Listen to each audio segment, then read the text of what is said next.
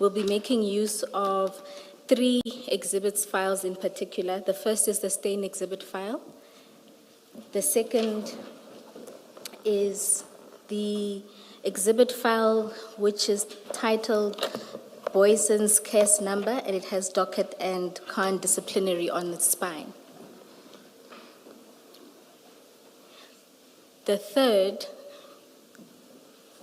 is, it also says exhibit file, and there it has IPID investigation.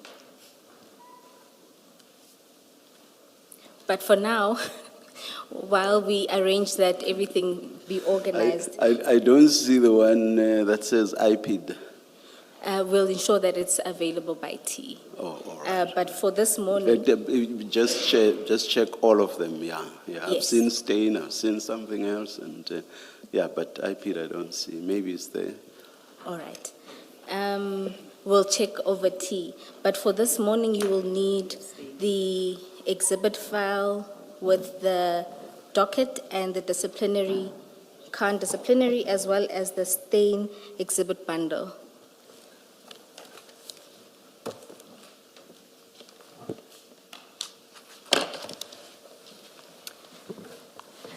And then you'll also need the statement of Colonel Sibula. And you would have also received a supplementary statement. So is the reference to General Khan on the spine? Yes, it says exhibit bundle, then it says Boyson's case 9807-2021, and it says docket and Khan disciplinary. The statement, it's the original statement. Yes, it's the original statement, and your files should have also the supplementary, which is 4 pages. 4. I did see an electronic version of the supplementary. I'll have a look on the hard copy. If I'm not, I think the best is for us to just adjourn for a while. I won't indicate a time, and then you'll tell us when to come back. all right, thank you, Chair. If the attorneys have to go upstairs to get everything, so be it. We'll just wait outside. All right, thank you, Chair. Let's adjourn.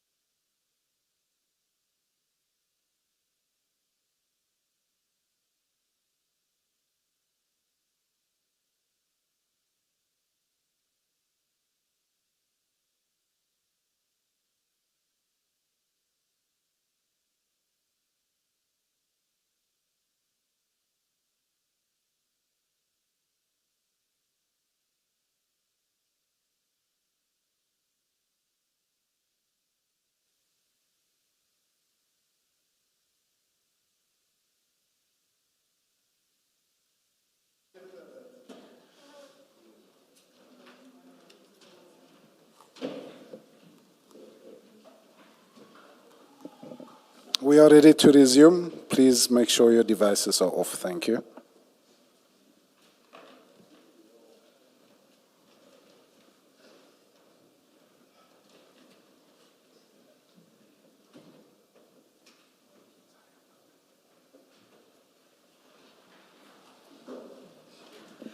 Are we sorted, Ms. Bowe?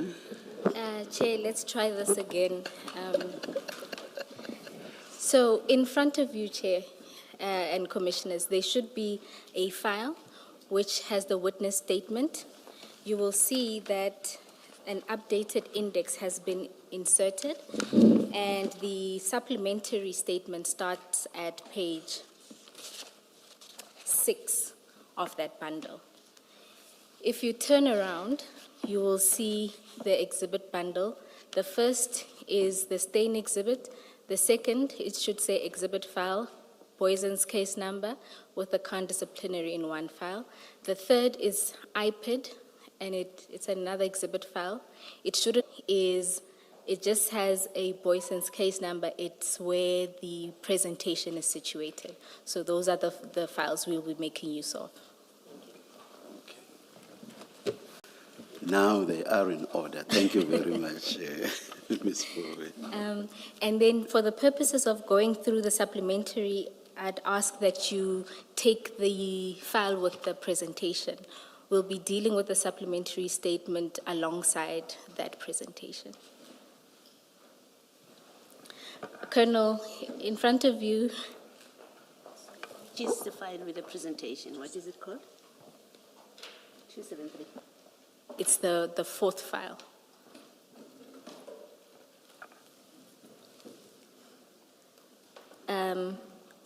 Colonel, in front of you should be your witness statement, and the supplementary is inside at page 6. And then please have handy the file with the presentation. It's the fourth file. Good morning, Colonel. Good morning, Commissioners. Let's take the oath again. Please place your full names on record. Nkwana Joseph Sebola. Do you swear that the evidence you are going to give is the truth, the whole truth, nothing but the truth? If so, please raise your right hand and say, "So help me God." So help me God. Thank you, Colonel. Thanks, Commissioner.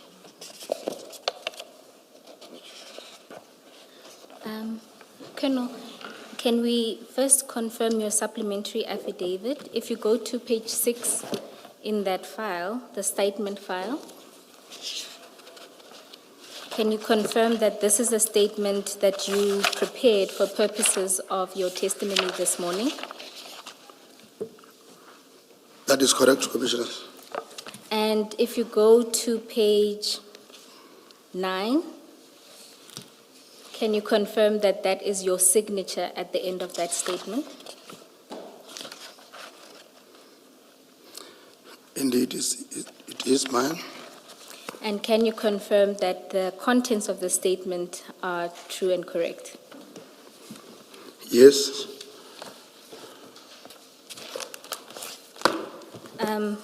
Colonel, we can start going through your statement. When we get to paragraph 3, we'll start looking at it alongside the presentation. And Chair, Commissioners, just to note that the presentation was not prepared by Colonel Sebola. It was prepared by an analyst within their office for purposes of the investigation, but it's a presentation that Colonel Sebola is familiar with. Colonel, can you confirm that? Yes. Colonel, if you can then proceed to paragraph 1 of your statement. On 2021-07-09, during the investigation of Poison Cast 98 of 7-2021, I confiscated the cellular telephones of Maruma Mogana, Boy Steve Pakula, Samuel Mashaba, and Tumelo Nku as part of the investigations. The devices were placed in the following forensic cell bags: PA Colonel, it's not necessary to read those bag numbers. Thank you. Thanks, Commissioner. You can then proceed to paragraph 2. All the confiscated cellular telephones were subjected to forensic downloading and analysis. Upon receipt of the downloaded data and corresponding forensic report, I, together with my analyst, examined the contents of the devices. During the analysis, it was discovered that one of the screenshots found on the device of the accused person contained the communication between Philip Plain, who was saved in the device as Tumelongu, and individuals identified as Alpha. Thank you, Colonel. Commissioners, just to deal with the identity, Philip Plain, if you can go to page 15 of the presentation.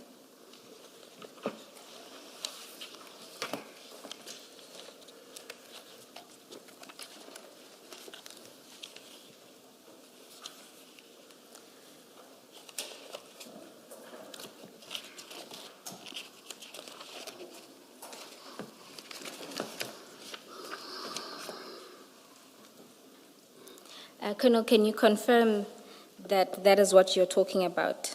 That is correct. Is Mr. Nku? Then the true caller, And that would be the first screenshot there.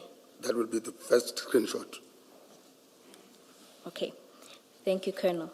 Then you can go to... Subject to necessary redacting, aren't we going to be flighting these? My apologies, Chair, it was just a slight delay. Just before I spoke, it was not up. Yes. Thank you.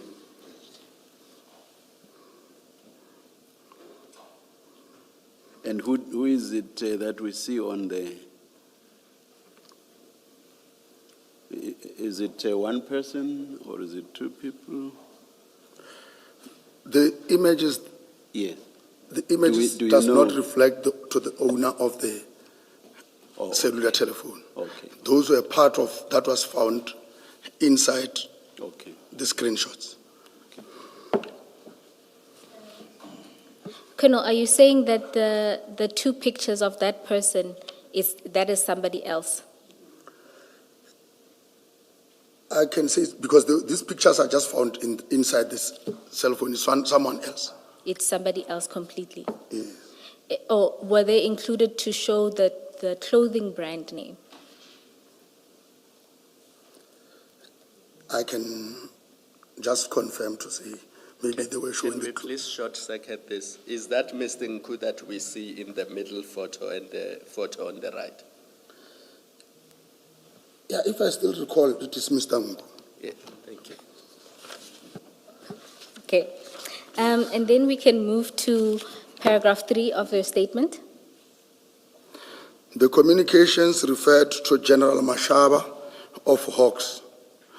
Further examination of Tumelongu's contact list revealed that the person saved as General Mashaba of Hawks was identified as Samuel Mashaba.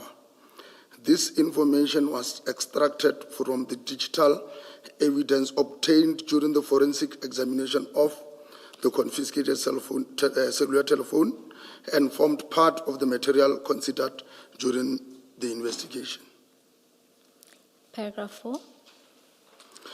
Further examination of Tumelongu's device revealed several screenshots containing communications relating to vessels, containers, and piers. The communications include the discussion regarding the taking of photographs of container and its seal. And its seal. And its seal. Okay. The sentence must end with its seal. Thank you, Colonel. Colonel, if we could then go to page 7 of the presentation.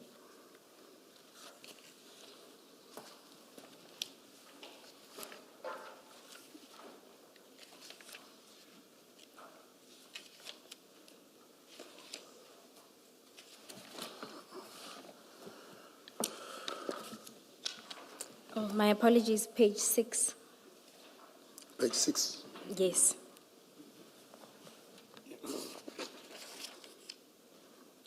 You explained during your last appearance that from the devices, you noted screenshots from a particular app called Trima. Yes. Is this then what is being referred to on this page? If you look, it says, during the analysis of the images that were saved on the above device, I then discovered the following screenshots of messages saved from an encrypted messaging application. I then searched for keywords which related to shipment of containers in relation to Boyson's Cass, where illicit drugs were found inside a container. That is correct. And can you confirm that those were the words that were searched in the devices? That is correct. And then on page 7, can you confirm that that is what Trima looks like? That is correct. And can you then explain why it is that an individual would rely on screenshots from Trima and not the actual application itself? Can you rephrase that question? You noted in the presentation, you note an explanation that Trima is unique in that it doesn't keep messages. Correct. Is that then the reason why you rely on screenshots? That will be the reason. Thank you. Let's check at page 6. Is that you who's giving a description, or is it the analyst? Who's speaking at page 6? This is what we are doing with the analyst, Commissioner. Okay. Maybe Ms. Bawe, if we could just get a fuller explanation of this Trima app, because there is an explanation at that end paragraph at page 6. We are not all familiar with it, so maybe how it works and why we've got the kind of screenshots we have on page 7. All right. Colonel, if we can then take a step back and maybe let's start here. You noted that there were different messaging applications that were used by the individuals. Yes. One of which was Trima. That is correct. Can you explain to the commissioners what Trima is? Can I just go through the Yes, description as and when we're doing the analysis, because it will be yes. Maybe, Colonel, to During- assist you, look at the last paragraph on that page, on page 6. Yeah. Yeah. Thank you. The messaging app, which most of the screenshots were taken from, okay, not this one.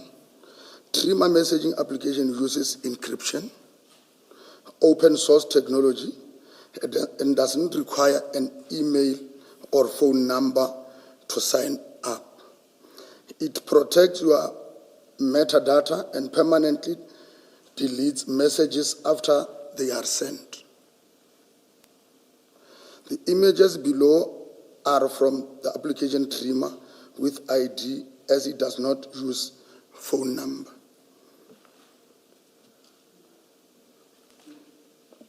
If messages are deleted after sending, what would you have been able to retrieve then? Can you please explain how that works? Okay. That is why they are captured on.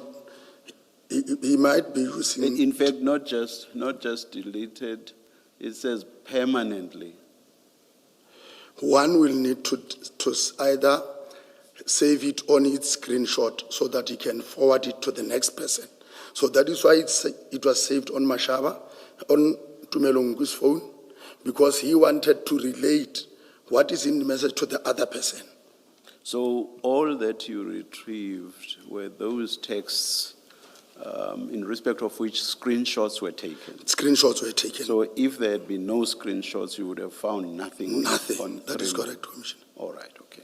Okay, Colonel, let's just take a step back. It can be that they disappear after they are sent, because then the person they are sent to won't see them. Surely the proper explanation must be after the recipient has read it, then it disappears. That is Because correct. the recipient must at least read it, because if it disappears when it's sent, then the recipient can read it. I understand it to be that it disappears automatically after it is opened and read, so that when you look at it again, it's not there. And the only way you can keep it is if you use another phone and you take the screenshot of the very first message. That is correct, Commissioner. Perhaps more clarity on that. The reference to deletion after sending, that's about the sender, is it not? It's about on the sender's device. It's just like And- it's just like a view once, Commissioner. No, I want to take it step by step. So on the sender's device, it disappears or gets deleted. So on the recipient's side, it is, as you say, like a view once. Correct. So it gets killed on both sides. Not definitely sure about the sender, but what I'm sure of, once I have read it, then it's done. It's no longer appearing on me. But with regard to the sender, that one I won't confirm, Commissioner. Then the statement that it's what? It protects your metadata and permanently deletes messages after they are sent. So the reference to sending does not make much sense then, if you are not able to comment on that side, that is the sending side. Yes, on the Do sending you get side. what I mean? Do you get what I mean? Because I read this to suggest that it disappears after it has been sent. It has been I'm not mindful of the point Commissioner Kumalo made, but there seems to be something that's sought to be made out of the reference to sent, which to my mind suggests that it disappears on the side of the sender as well. So it's not just a question of the view once on the recipient's side. Am I making sense? No, Commissioner. Otherwise it wouldn't make sense to refer to sending or sent. You want me to start again? No, Commissioner, I think what I will state, Yes. I'm saying, I am the sender. Yes. I'm saying it to the Commissioner. Yes. The Commissioner must read it and it's gone with him. It must not link the Commissioner with me. Yes. In fact, it creates a state wherein, But and I've heard that. And what happens on your side, you the sender? What happens on your side? Does it remain on your device? Commissioner, this one, I think it will depend because we don't know the sender to how many people is he sending. No, Because- let's just assume because the it's example. photos- No. Let's just assume the example you have given, which is just 2 people you have sent to me. Correct. What happens on your side? Does it disappear or not? That one, it has not yet been tested, but the belief is it can't disappear. It must still remain with me. Yeah. The only thing, it delete the connection between me Okay. and the person who is receiving. I'll step off this, but I will again make a point that I've made already, which is that because your focus here in this report is on sent or sending, so I thought the permanent disappearance is on the sender's side. So I'm surprised that you now say... No, it's on the receiver side, Okay. Commissioner. That is why the All right, receiver. all right. Thank you. Thanks, Commissioner. Thank you. Chair, if it's of any assistance, we can ask our analysts to have a look at it. But We won't have a witness on this, but I'll just read something that Commissioner Baloyi has found on Google. It says, no metadata. the app is designed to leave no data trail. Messages are deleted from the servers as soon as they are delivered. So that to me suggests that Both sides. it's dead on both sides. Correct. And indeed on the server itself. Correct, Commissioner. Yes, yes. Thank you, Chair. I'm sure a number of people in the country in the country are going to rush for 3 months. Yes, Chair, you have created a problem after you clarified the disappearance on both sides.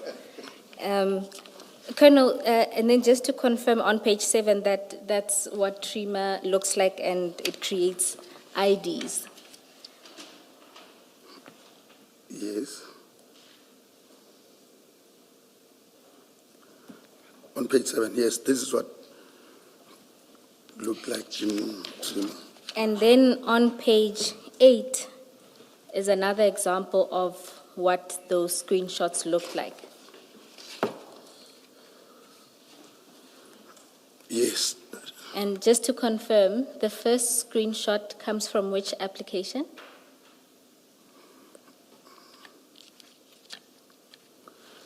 On the left, the first one on the page. The one that starts with Salam. Yes, is that a TRIMA screenshot? Yes. And No. This one is not TRIMA, it's WhatsApp messages.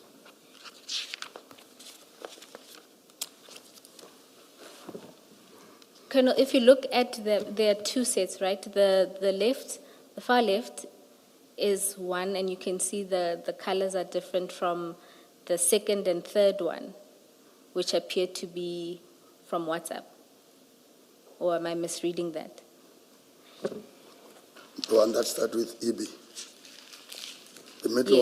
one says EB, and the You Far see, right. the first one starts at the top, it says alpha. Can you see that? yes, I'm asking, is that a screenshot from TRIMA?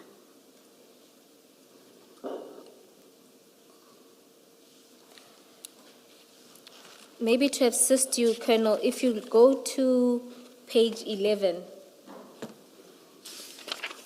there are other screenshots that, according to the presentation, are from TRIMA. Can you see that it looks like the first one?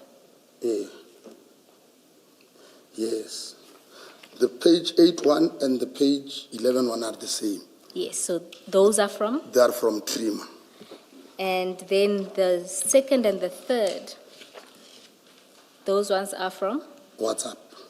Right, thank you. Now you say, Second and third on page, On page 8. 8. yes, And we know that the first sequence is from TRIMA. How do we know that? From looking at this, what tells us? This is as it was captured on the device. I guess what I'm asking, Colonel, is how do I know that the first sequence is from TRIMA and the second sequence is from WhatsApp? I guess the second sequence is more obvious because we are familiar with that format. So it's easy to see why you would say the second one is WhatsApp. What I'm asking is, what is it about the first one? What are the identifying features of the first sequence which tells us this is not WhatsApp, but it's TRIMA? Is there anything in particular? When I was with the analyst commissioners, I think if we can also look at the top side of the one that we say is on WhatsApp, Page? the page 8. Okay. The last two, Yes. there is difference between the captions there. The first one, we said it was sent, they got it via TRIMA, then captured on the screenshots, were captured on the indication on the phone, it shows WhatsApp. But on this one, it shows that it's through those encrypted charts of TRIM. But looking at it here, I cannot say here are the features and what. But what I understand, during the downloading, I was told this is Trimmer, this is WhatsApp, Commissioners. I want to, oh, sorry, sir. Okay. I want to take you back to a question that was asked by Commissioner Baloyi as to who compiled this report. And you said it was compiled by you and the analyst. I noticed that you have difficulties answering some of the questions we ask around the report.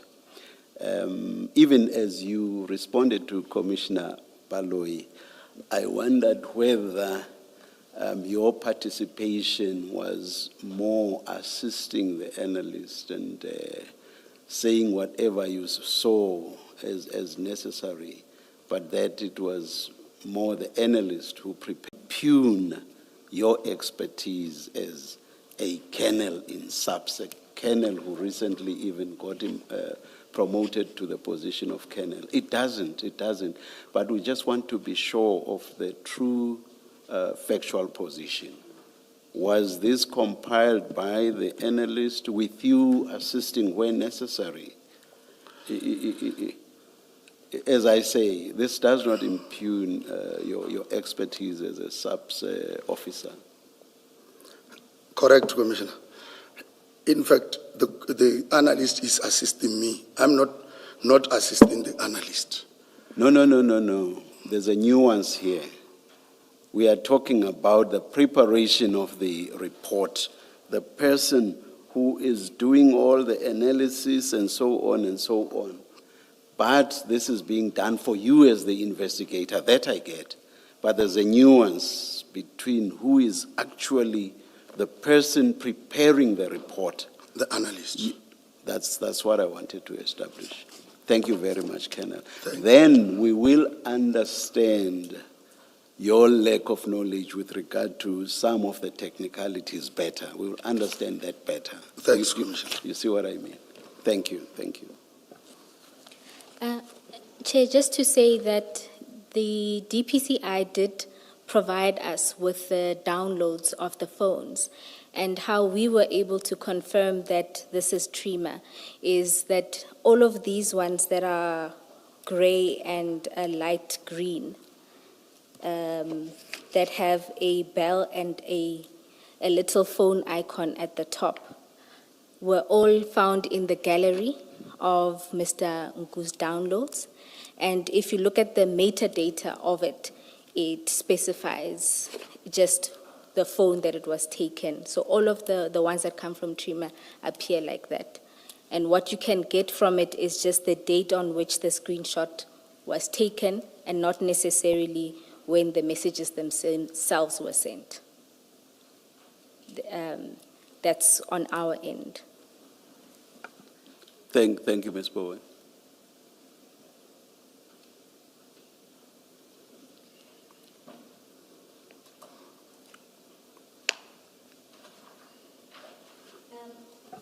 Colonel, Just a minute.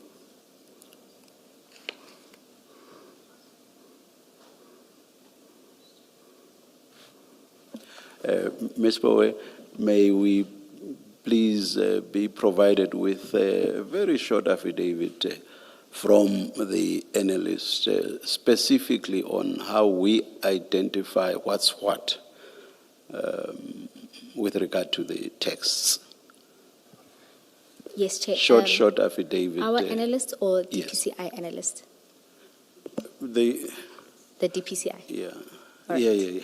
Yes, we'll do so. Yes, DPCI, yes.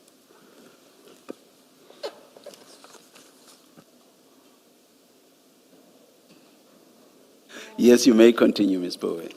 Colonel, you then say in paragraph 3 that you were able to ascertain that the individual saved as General Mashaba of Hawks was Mr. Mashaba, who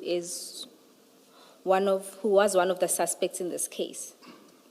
Correct, Commissioner. Can we then go to page 9?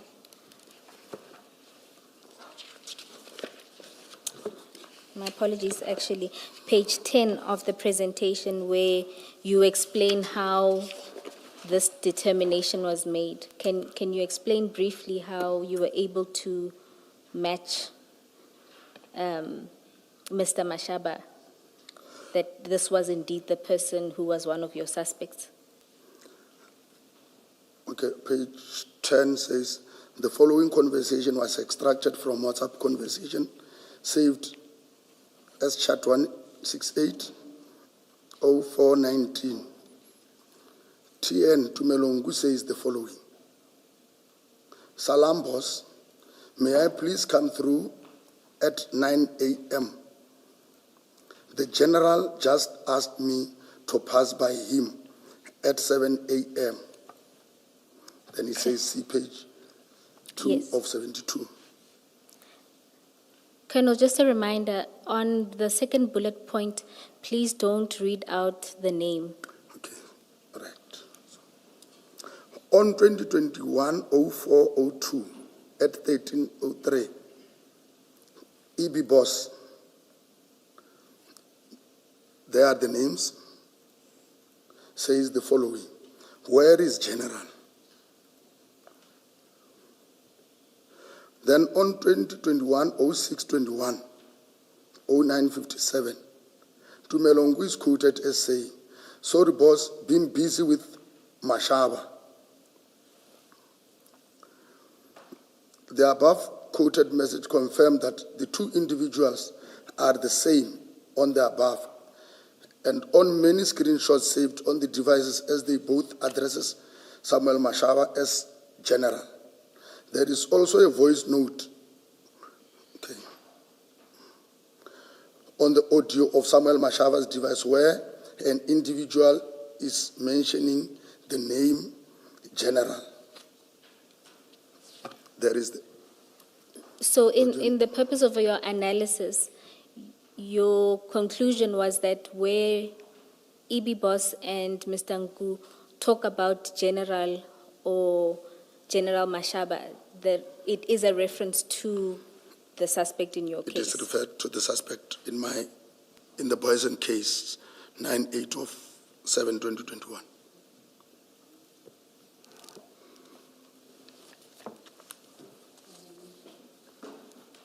General, Sir Colonel, I'm struggling to see WhatsApp messages to your suspect. Can you maybe just explain again what is it that makes you connect him and say it is the same person? If we can go to paragraph 3 of my statement. Of the statement. The communication referred to General Mashaba of Hawks. Further examination of Tumelongu's contact list revealed the person saved as General Mashaba of Hawks was identified as someone, in fact, in the communication of Tumelongu. The person who has been identified, who between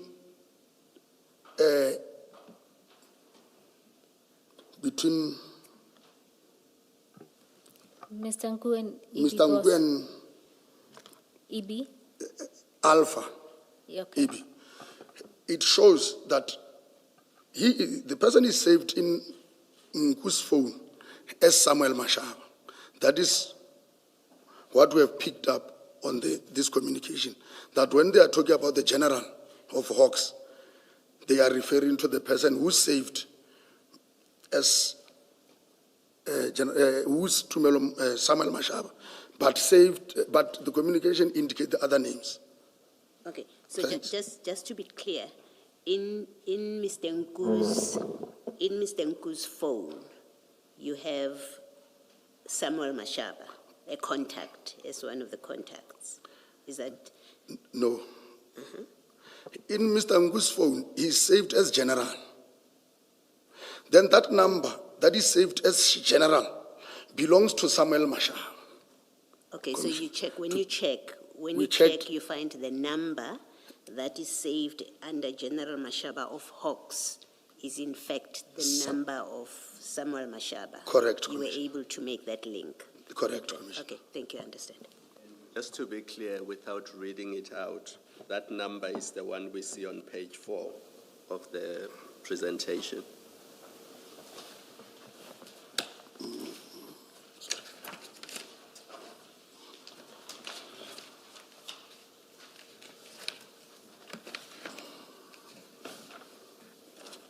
Do you see that on page 4? There's the person, there's the name, the ID, the rank, and then the cell phone number. Correct, Commissioner. That's the cell phone number that is saved in other devices as Mashaba General Hawks. Correct, Commissioner. Colonel, if we can then go to paragraph 4 of your statement. Further examination of Tumelongu's device revealed several screenshots containing communications relating to vessels, containers, and piers. The communications include the discussion regarding the taking of photographs of a container and its seal. All right, Colonel, just to clarify, were these just general chats and not specific to the Boyson's case? The ones that you're referring to in this paragraph? Commissioners, if I may state, because this communication date back to May 2021, which clearly indicates that these people have been monitoring certain containers before 21 May 2021, which also, upon discovery, we realized that their operation was successful on that day.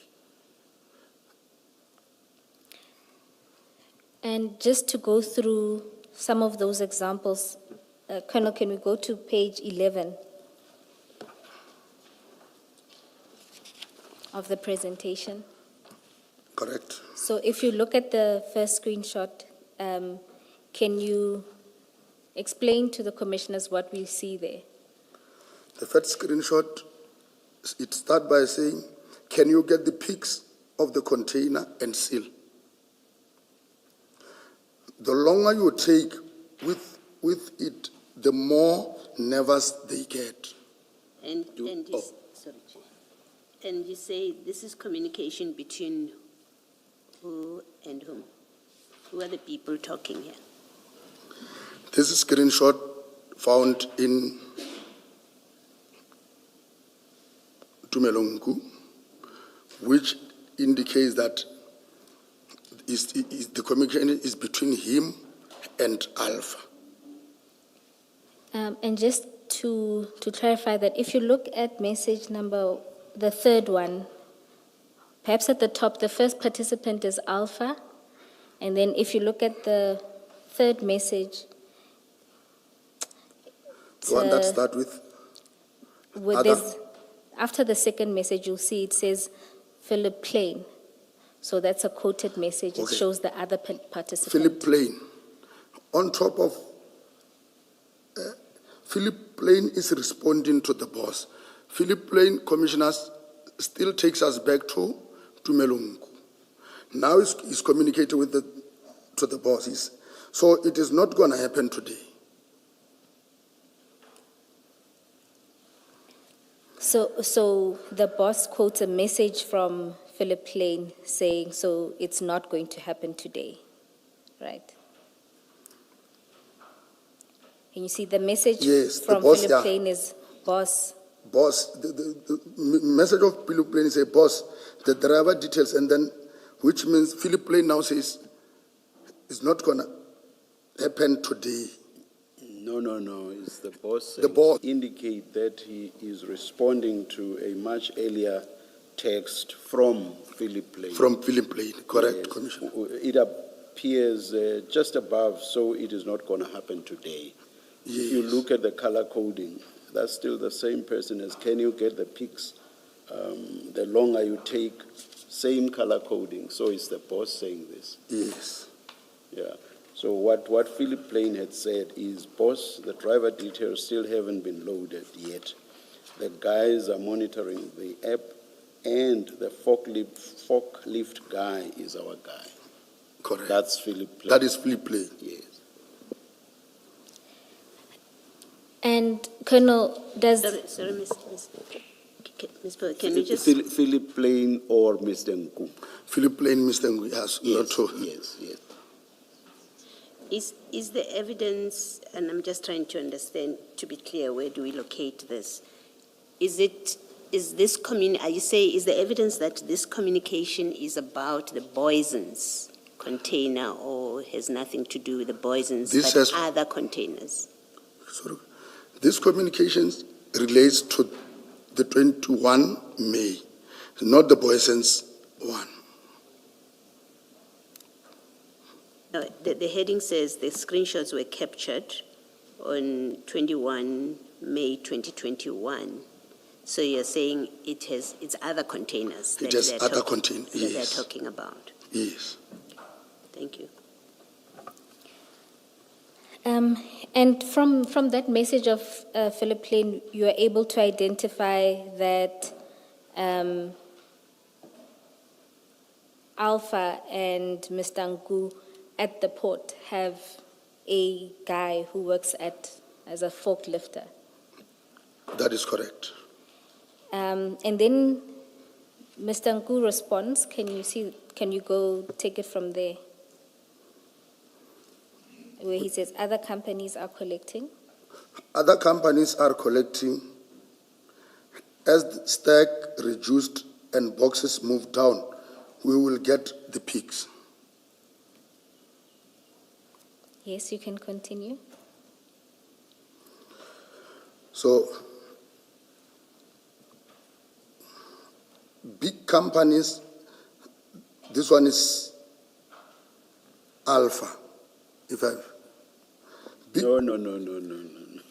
so this, It's Mr. This is Mr. Nku. This is confusing you, Colonel. No, it's just that, It's still. no, it's still Mr. Nku. What he's doing here is to respond to the message by Alpha. By Alpha. The message that said, "So it is not going to happen today." I say that because you can see right above this response now by Mr. Nku that he has what do you call when you just press the message you want to respond to and then it shows Recent, Ms. Bowe, Mr. Musigidi, you are younger and more tech savvy, but at least I do follow the conversations. What do you call it when you press a message to which you are responding and then it reflects just above your message? Yeah, What's it's the like technical term for It's that? a quoted text. So the one that you're Yeah. responding to appears in small, and your yes. response then appears bigger Yes, yes. below it.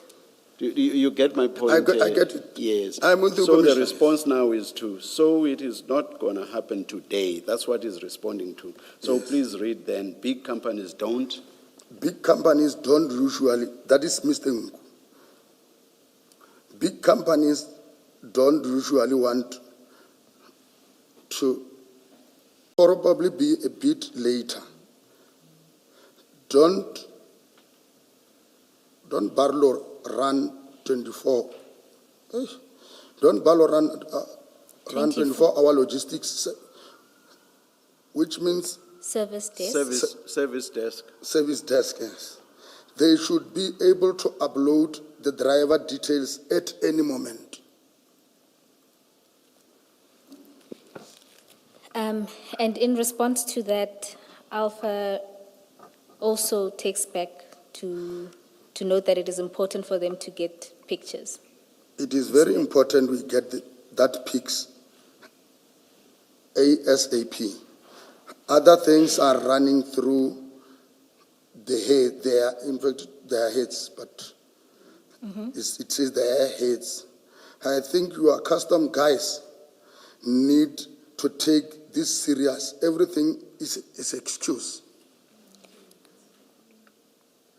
And so, from this screenshot, you're able to identify multiple players. Then we have the custom guys that is now being introduced on this chat, commissioners. All right. And then, Commissioners, there are other screenshots. I'm wary of going through all of the screenshots, but this is really to demonstrate that from the screenshots obtained from Mr. Nku, you see different role players. Is that correct? That is correct. And that other operations have been run at. And then just because there's other role players in the third screenshot, can we just go through that quickly? The third one. Yes. Our guys cannot, That's alpha writing. Please read then. Am I correct? yes, Alpha. Yes, yes. Our guys cannot even give us pics of the container and seal. I'm starting not believe anything anymore. There's supposed to be, no, Yes. It's still alpha. I yeah, know. there's supposed to be. The bosses? There's supposed to be the bosses or Yes. the bosses at customs. Here is still custom. Then Just sorry, on that, Colonel, does that then suggest that it's not just ordinary custom officials, the bosses. it appears to be senior? Yes. Okay. And then, Ms. Bowe, it will probably be quicker if you read and you ask the Colonel to confirm. And of course, in respect of each, you indicate who's speaking, who's writing rather. all right. And the last screenshot, Commissioners, that I'd want us to note is on page 12. And which one of the three? The first one.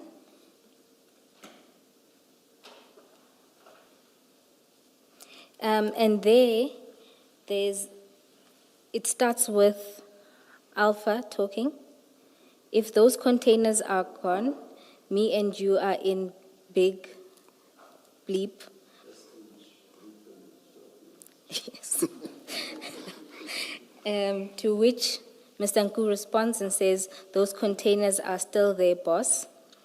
Alpha responds and says, then send the pics with the seal so I can show the people I'm getting heavy threats. Mr. Nku responds and says, give me till 7, boss. I'm pressing all these guys.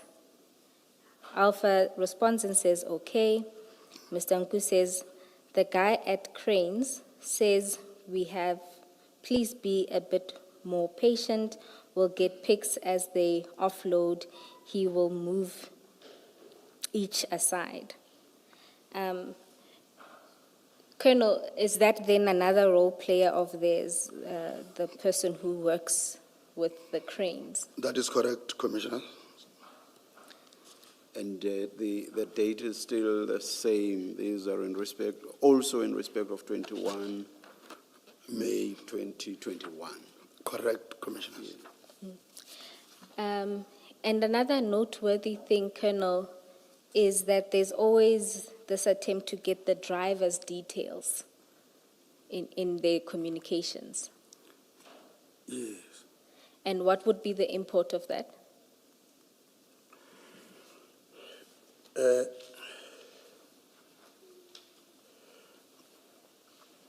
Even though I cannot say that much, but the thing is, if we will go further, you will see when the details of the truck and its registration number was also found on the same pics.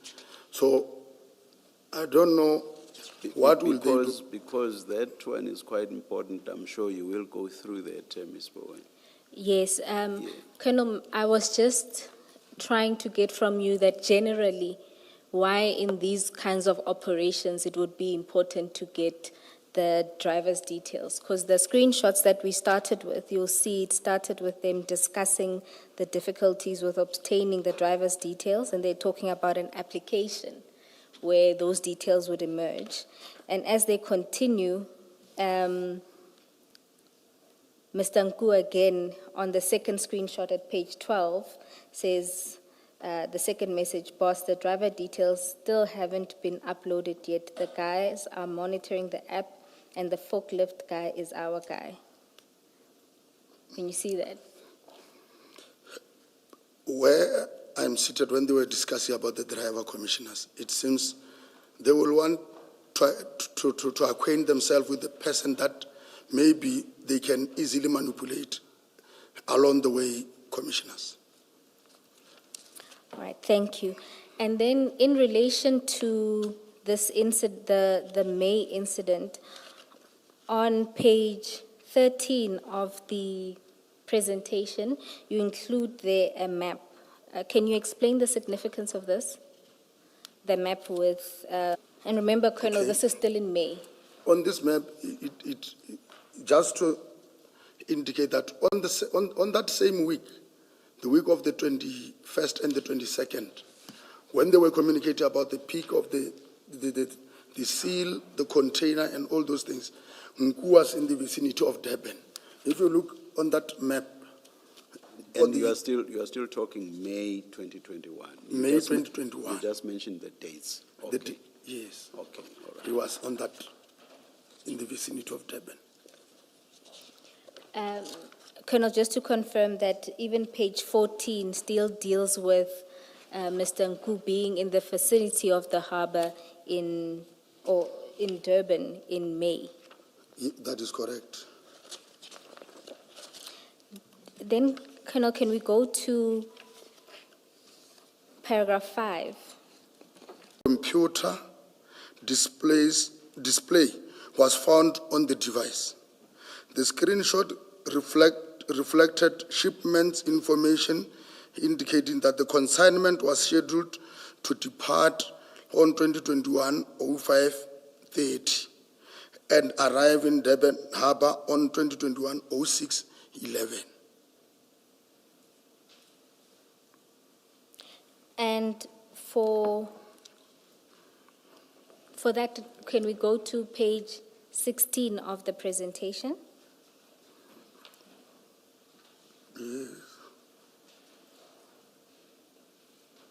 And there it's another screenshot depicting a conversation between Alpha and Mr. Nku.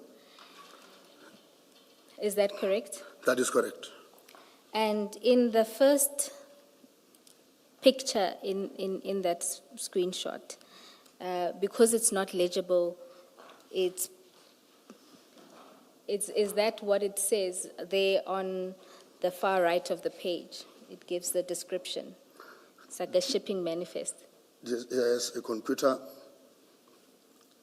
screenshot that indicates the departure time of the vessel from coast West Africa. And then it indicates where it will arrive and when it will arrive. It will arrive in Durban Terminal Pier 1. And so So it's... you've, or rather the essence of what's illegible on the computer screenshot is what's reflected on the far right of page 16. The substance of it, not necessarily everything. Is that it or not? That is correct. Okay. I can even maybe explain to say, this computer screenshot, commissioners, indicate that comes from the harbor itself. It's a property of Transnet, which means somebody from within Transnet captured this screenshot, forwarded it to this person. To Alpha. Yes. And then in that... And your investigations, were they not... I'm not going to get into the detail. We are not going to mention names or anything. But were you able to follow up on this? the I went computer to- information and so on. Yes, Commissioner, You- I you- went to Durban. If it's going to negatively affect your investigations, you don't have to go into that. Because most of the commission talk about Pier 1 and Pier 2. I just wanted to know the significance of those piers. Why are they so important in this? Because the direction, some of the communication will say they must direct it to Pier 1. And Pier 1, the Boysen's 1 arrived in Pier 1. If your answer is yes, we have followed up, or yes, we are following up, that's enough for my purposes. Yes, we have followed up. Okay, thank you. Colonel, just to clarify, Chair is asking about the, Sorry, Ms. Bowen. You may well be doing what I want. Chair is asking about, you know how you just testified that that screenshot comes from the harbor, Transnet in particular. Whether you have followed up on who or investigated who all may be involved with that. I have followed up, Commissioners. And you were able to establish the source? Yes, I have established that, Commissioners. Okay, thanks. Thank you. And then the two talk about Pier 1 and 2, and in particular, Mr. Nku responds and says, boss, can't they get Pier 2? We are going to have to pull another Mission Impossible. And Alpha responds and says, look here, the vessel is already set. Let's do last one, Pier 1. We do a Mission Impossible. I won't put pressure, at least we know the system. And just for our own knowledge, what is significant about Pier 1 and Pier 2? Is there anything? If you look at that communication, it seems they were worried about, boss, can they get to Pier 2? We are going to have to pull another Mission Impossible.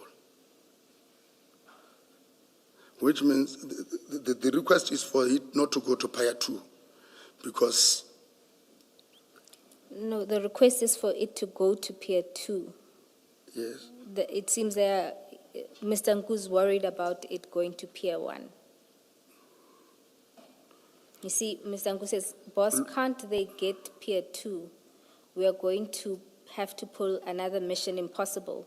To which Alpha responds and says, look here, the vessel is already set. Let's do last one, Pier 1. okay, yes. Is that correct? That is correct. All right. Can I just check, without you giving detail that concerns your investigations, I just want to understand what this seems to suggest. And please say if I'm correct.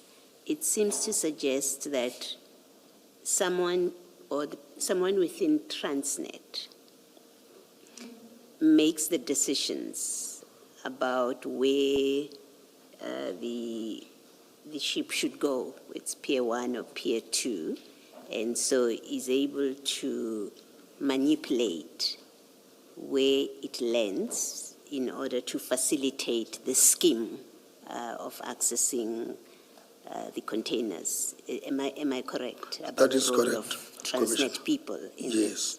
Okay, thank you. I am not sure, maybe I missed it. I'm not sure what your response to Ms. Bowe's question as to the significance of Pier 1 and Pier 2 is. May I ask this, if you know? It sounds like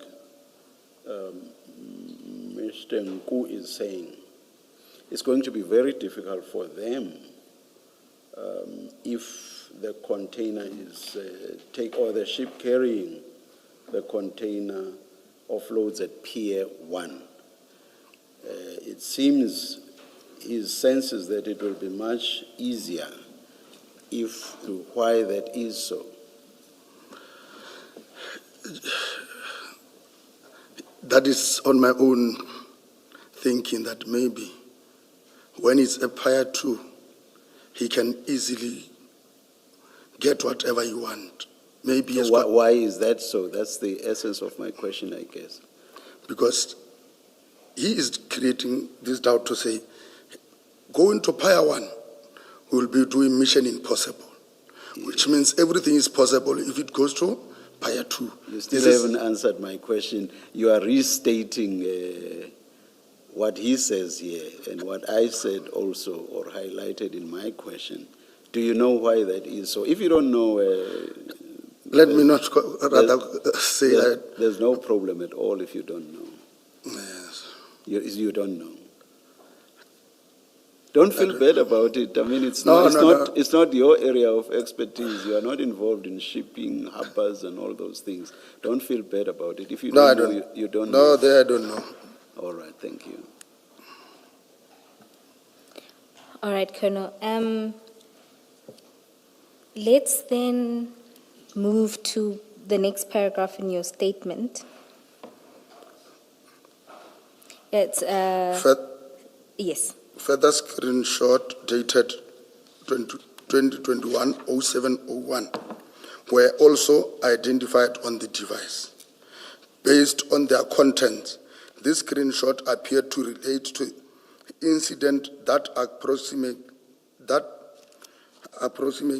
happened. It should be incident that happened approximately 1 week earlier, which form part of this The screenshot. Eriton drugs. It relates to the Eriton drugs, this one, screenshots. And the first screenshot there, again, it's a conversation between Alpha and Mr. Nku. It begins with a message from Alpha, who says, "I only got to know now." Mr. Nku responds and says, "But what is that container carrying?" Alpha responds, "No idea," and says, "Behind door." Mr. Nku responds and says, "Boss, these people are really making our jobs impossible by the day." And he also responds to the message of Alpha that said "behind the door" and says, "Please ask them, because if they load it on a car or anything that can be mobile from the container, it will be a Alpha saying, 'Boss, please tell the people that avoid any containers with metal or anything automobile. Only load goods or sugar. Anything that goes to Pier 1 or 2 is workable. Remember, there was a bust a week ago. Now we need to go offloading from trucks again." And there's an emoji. I must just comment that this is really confusing because all of a sudden now there is no problem with Pier 1. Yes. When earlier it was going to be mission impossible to access. Chair, that was in May. I'm not sure what Things may have happened between then May and and July, July. which now makes 1 and 2 attractive. So in this screenshot, Colonel, can you confirm that they were speaking about the Boyson's shipment? Correct. And it appears there that Do we say that? What is it in this line, in this sequence of communication, that tells us that they are speaking about the Boyson's shipment?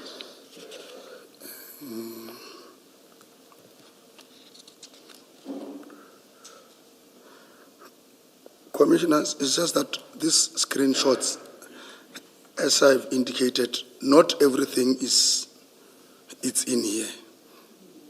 Because there were a lot of communications that was also, so this was done for the purpose of presentations. But for the investigation, but there were a lot of communications between the 1st of July up until the 8th, when the consignment arrived in Ireton. So, but in this instance that we are with here, that this screenshot does not say anything, I will agree. I cannot definitely, based on this, I cannot definitely say it relates to voices, but based on the investigation that we have done, I know what was communicated in here, Commissioners. So is that based on texts that either followed or preceded what we see here? Is that what makes you to come up with that connection or to make that connection? That is correct. Did you actually see those? Yeah, because I remember there were communications that shows that even on the 4th, because I don't have them here, between the 1st and up until this 8th, there were a lot of, there was something that was happening. Are you able to explain why those would not have been included? I do hear you that you say that this was a presentation and so on, but I understand it to be a presentation that's capturing everything that was important. So I would imagine to make the connection that this is about Eriton, texts or chats that actually make the connection would have been quite crucial for that purpose. So are you able to tell us why those were not included? Commissioners, I also tried to get hold of those who are the custodian of this.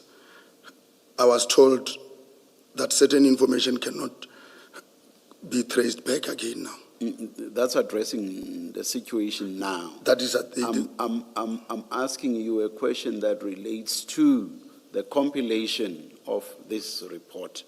I'm saying, do you know why those chats that make the connection to Eriton were not included in this report as part of this presentation? No, I don't know. Thank you.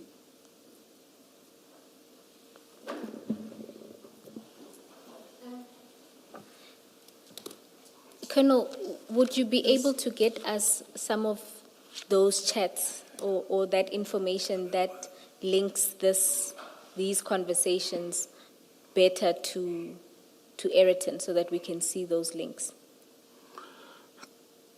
Commissioners, I don't want to commit myself on that because I was trying to say, I tried to make follow-ups.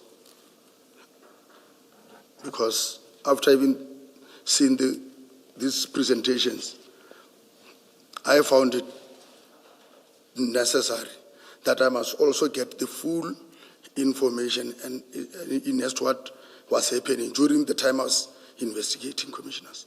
So I don't want to commit myself to say. Can I ask you this question, Colonel? What in these chats, especially the ones on page 18, leads you to believe that they are connected to the drugs that were discovered, I believe it was on the 9th of July 2021 at Ireton? What in these charts leads you to believe that they are connected to that? Commissioner, in this chart, none. In this chart, I can say no, there is nothing. I don't have anything to back what I was saying up. Is it fair to say the best that you can do is that the suspects that were identified on that day were communicating in chats and they were communicating about drugs and their shipment into the country? And that's as far as you can go. Looking at these chats, there may be other chats somewhere that are not with us now, but looking at this, it's fair to say that Mr. Nku is communicating with somebody in the week leading up to this date, and they are talking about drugs and shipments and piers at the harbor. That will be fair, Commissioner.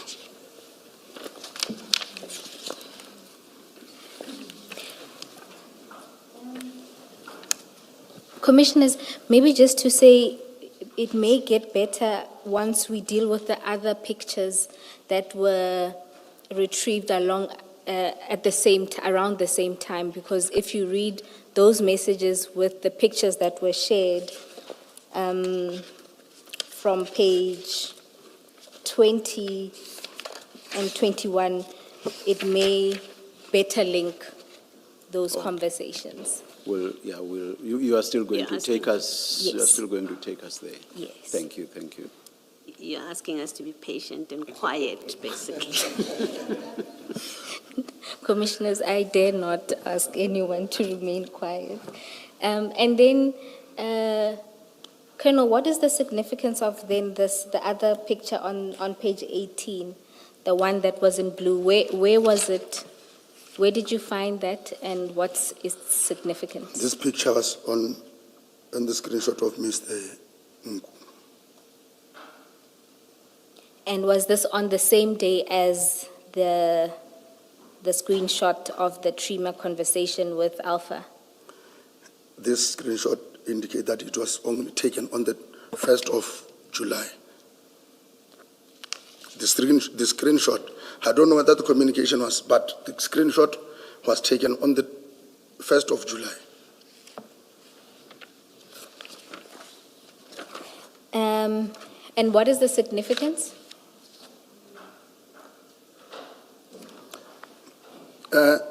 As I indicated, I don't want the communications, I can't, but the significance of the price list of drugs, the one that is reflected in blue, that is the price list of drugs.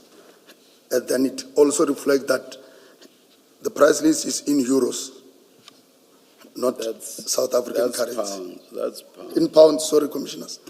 Sorry. All right. And then let's deal with the other screenshots that were found together or in the days after this, the one on the 1st of July. Can you read paragraph 7 of your statement? Another computer screenshot was identified depicting yellow jersey truck that was indicated as being designated to collect the container. These screenshots were extracted and preserved as part of the digital evidence obtained during the forensic examination of the device. Commissioners. And to explain this, can we go to page 20 of the presentation? Yes. Colonel, the first picture, what is that? That is the screenshot of the computer. And that computer, is it the same one that we saw earlier? Yes, we can see at the bottom there, it will also indicate Transnet. At the bottom of the picture. And then in the screenshot itself, No. Where about is Transnet? I don't see. There is something written in red, commissioners. yes, can you, there at the bottom?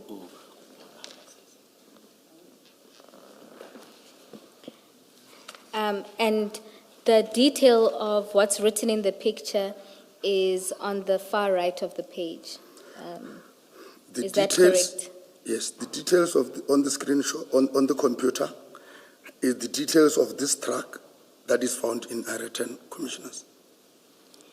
And the Area 10. And from that, you can see that it corresponds with the picture from Mr. Nku's phone. It corresponds What features of it correct? left.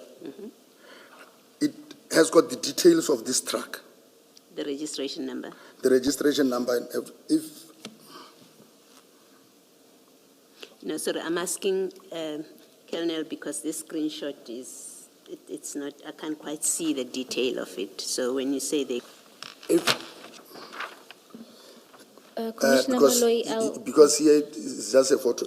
What is written on the far right?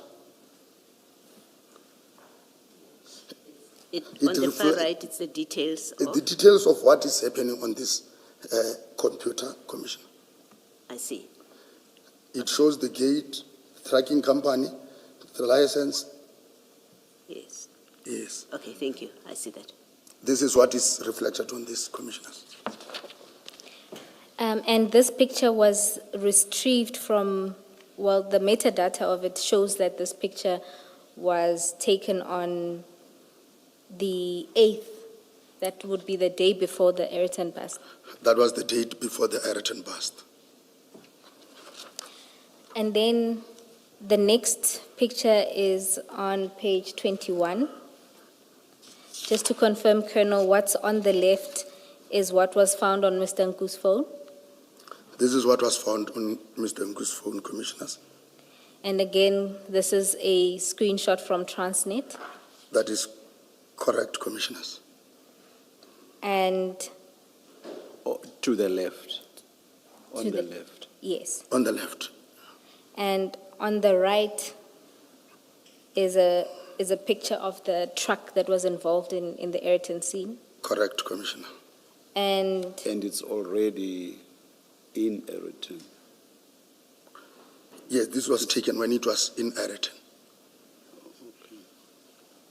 Is this on the left? Let's just focus on the left. The heading says track and trace. I'm assuming this is how Transnet tracks this truck from Durban to Johannesburg, That might be correct, Commissioner. because it has the details of the registration number, the time in, time out, and then it has details of where it stops and stuff like that.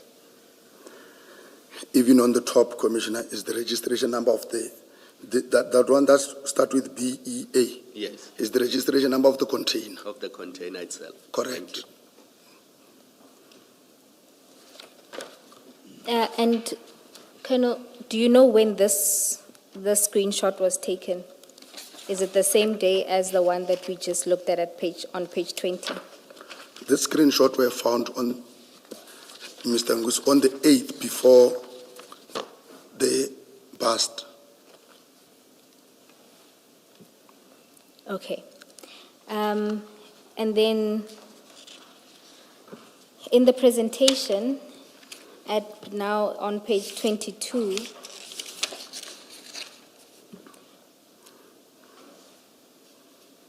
you also did a tracking exercise. Can you explain what we're seeing there?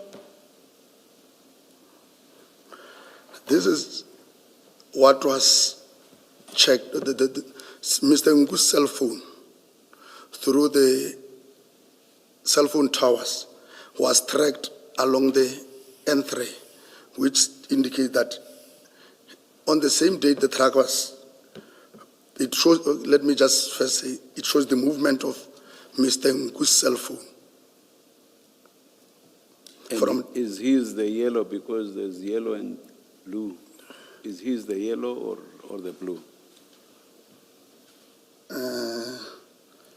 Chair, it's all him, all the colors, it's just different dates. Oh, The Yes. key is in that oh, little box there. Is that key- correct? That is correct. Key top right, okay. Top left, I'm sorry, top left. And so does this then, what does this show? What was Mr. Nku doing? This movement was on the same, some of the movement was on the same date. This tracking company was from Durban. And it also shows that on the same date, Mr. Ngu was from Durban, either following the track or because he was on the same route as the track. So you're saying that it showed that he was either following the truck or moving alongside it? Oh. That can be the No, I'm asking what. following it can be, Following it. yes. Do we have the movement of the truck itself that corresponds to this at page 22?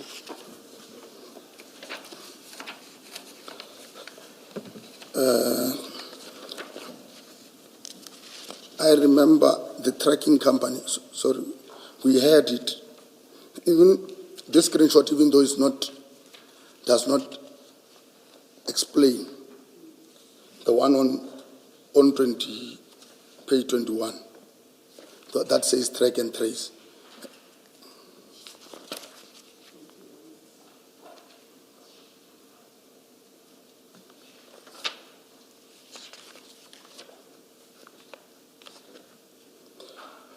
Sorry, so you're saying that page 21 is the movement of the truck? But it's not that much explanatory as the one that appears on Mr. Nku's cell phone data. But that one I can definitely confirm to say the truck was on the N3. If I can still remember, it arrived around 8 in the evening on the 8th. But for now, I don't have anything to back that which I'm saying.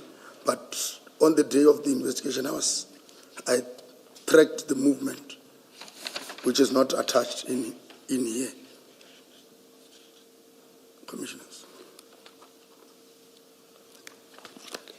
For this to make sense, Colonel, the yellow on the 7th of July must be coming down from Gauteng to Durban. The yellow. The yes. yellow. The truck. No, I'm not talking about the truck. I'm talking about Mr. Nku's telephone. Commissioner, I could not. If we say the blue, maroon, and yellow, if we say that's Mr. Nku, what I'm saying is, for this to make sense, then on the yellow, Mr. Nku must have been coming down from Gauteng to Durban. That will be correct. The date being the 7th of July. If we look. Then the blue must be Mr. Nku moving from Durban back to Gauteng. Correct. That's the date is the 8th of July there. It is even shown on the left corner. Then the maroon is the date of the past. Correct. Thank you.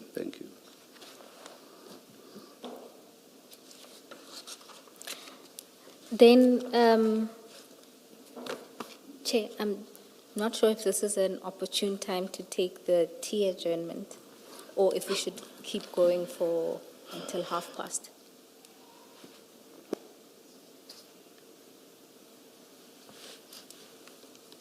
Let's continue until past. All right. And then, Colonel, if you can then go to paragraph 8 of your statement. Missed the explanation. At page 22, you confirmed to the chair that this is Mr. Nku's movements. The yellow indicates Mr. Nku's movements on the 7th. From the 7th? From Gauteng to KZN. To KZN. Okay. And then page 23 is the 8th. Okay. So at page 23, the blue is the 8th. Him going, does that mean going back from Durban to Gauteng? If I look on the top left-hand side, the blue is reflected on top, Yes. dated 2021, 0708. And is this when the truck came up? from That is Durban? correct. Okay. All right, thank you. It must have stopped for quite some time in the Free State. I'm just noting that if you look at the maroons, there's a lot of circling around the Free State on the 9th. So 9/07/2021, if you look at that maroon, because anything below Vanderbijl Park is the Free State. And then once you get into Gauteng, that's where you are. But you see there's the 3, I don't know what you call them, circles Yeah. in the Free State, and it appears to be on the 9th. So I'm assuming there's a truck stop somewhere in the Free State where they spent some time before they got into the Gauteng province. On which page are we, Commissioner? 22. 2. Look at where the blue and the yellow and the red converge. Do you see that? Yes. And that That's before Vanderbijlpark and slightly before Sasolburg, so it must be the Free State. And then but it's usually a case of if there's a truck stop there, then maybe the truck stopped for quite some time before it moved into the Gauteng province. Commissioner, sorry, on page 22 Yes, is the movement of Nku, not of the truck. yes. No, yeah, so let's focus on Nku's movement. As Chair has said, on the 7th, he appears to have gone to Durban. On the 8th, he was coming back, and that's the blue circles. And then the red is now the 9th. Yes. And you see that there's a lot of movement in that part where red and blue and yellow converge. And then we see later on, if you look at now Aeroton or Johannesburg, there's another, a lot of movement there where you see a lot of red circles next to a lot of yellow circles. Yes. But nothing turns on it. It was just the sequence of how they appear to have moved.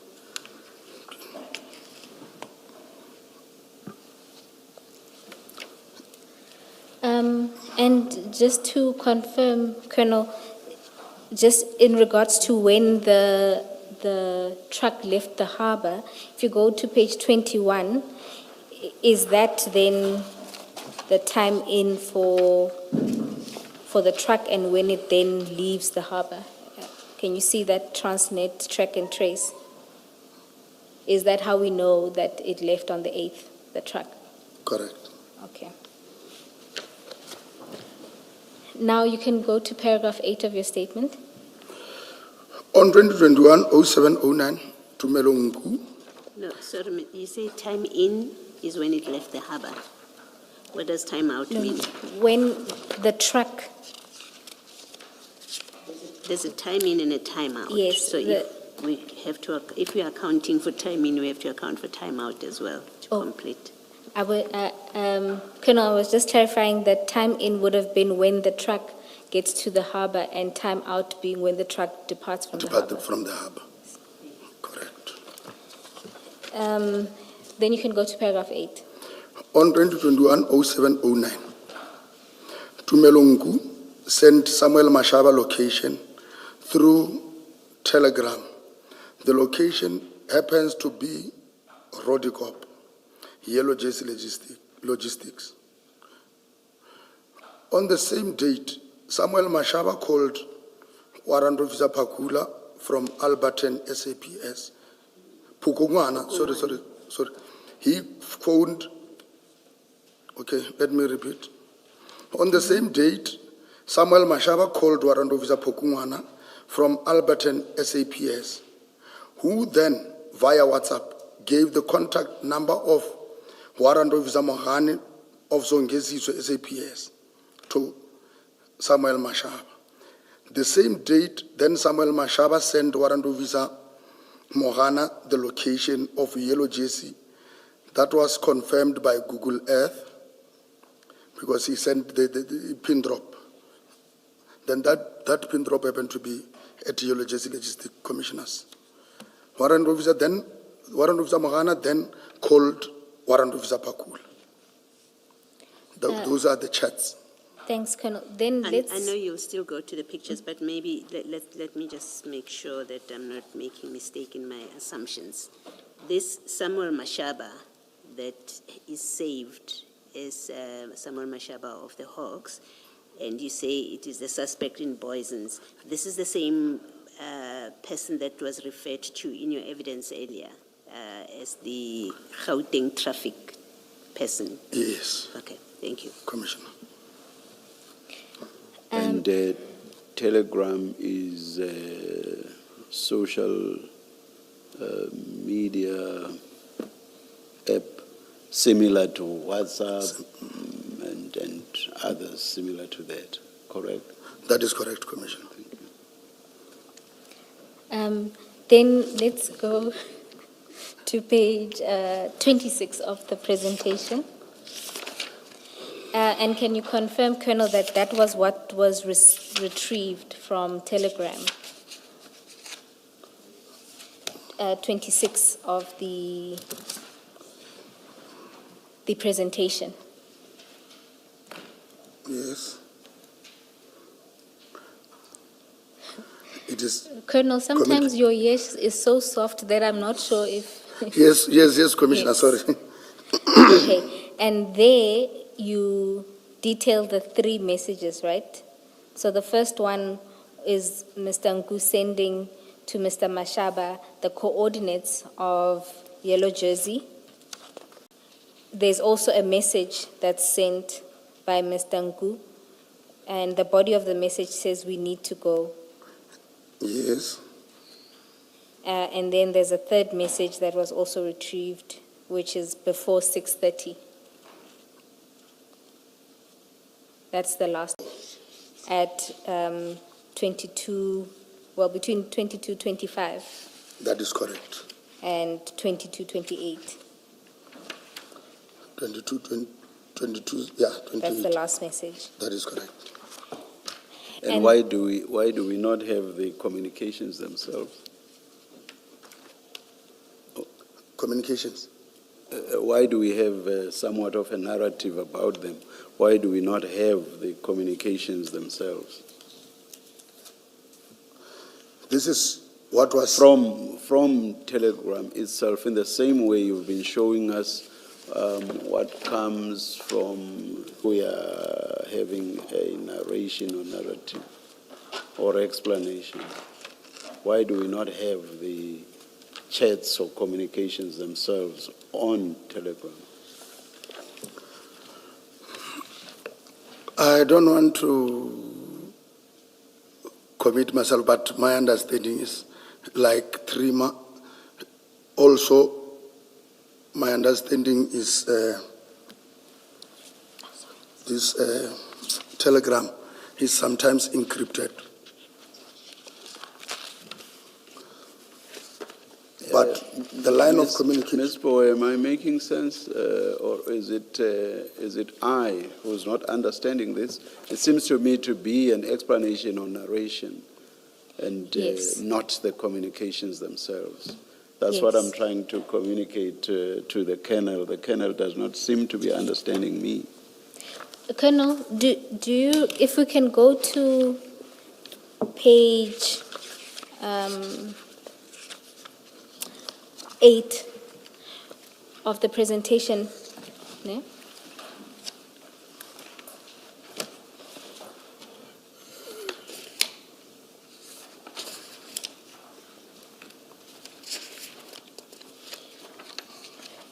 Remember, you told us that for Trima, we would see these kind of screenshots, so Correct. that's from the app. And then from WhatsApp, because we're familiar with it, it's the 2 on that page. Correct. You see? Now, for the extraction from Telegram, what we have is what looks like a narrative of this person sent this at this time and what the body of the message sent, and not the actual extraction of or a picture or depiction of the actual application. Chair is asking why this is. I can't explain, Commissioners. And then, Colonel, on page 27, we see there the calls that Chief Mashaba makes to Warrant Officer Pokungwane, Yes, and then the call that's then made to Warrant Officer Mahan. correct. So that's just a representation of what you said in paragraph 8. Yes. Okay. Just to You say clarify, it is calls made by? calls made by Mr. Mashaba. What does it mean that the first part of it shows the name of Pukungwane and then Mashaba follows after that and then Mahano? If you look at the arrow, if you see the second one, the one that says Mashaba, Samuel Mashaba, you see the arrow goes up to Pokungwane to depict the call. Is that correct, Colonel? It shows, in fact, what happened here. Mashaba phoned Pokungwane. And you say we see that on this depiction by what? By the arrow facing up from Mashaba, it goes up to Pukungwane. Is that what tells us that Mashaba called Pukungwane on the day? Then Mashaba, Pokungwane is on top. Yes, Then in the middle is Mashaba. yes. At the bottom is Mohana. Yes. So we just The need gre- confirmation that it's Mashaba who calls Pokungwana. How do we see that? Is it the arrow?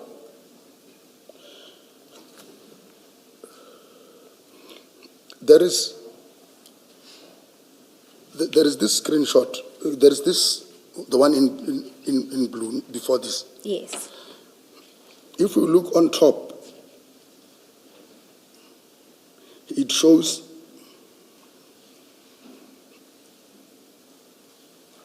this one of Albert. The first one, I think, is for Pokungwana. Let me check. I do not see any names that I recognize there. You are referring to the one right at the top. That's blue and light blue. If we You are can, referring to that. okay, Commissioner, let me just I make don't it see simple. any. I do not see any names that I recognize. The first one on these arrows, on this one. Yes, we- bottom. the Let's one- look at the number that will end with 794. Yes, I see that just above the On name. top of that screen, there is the 714 number, 2794.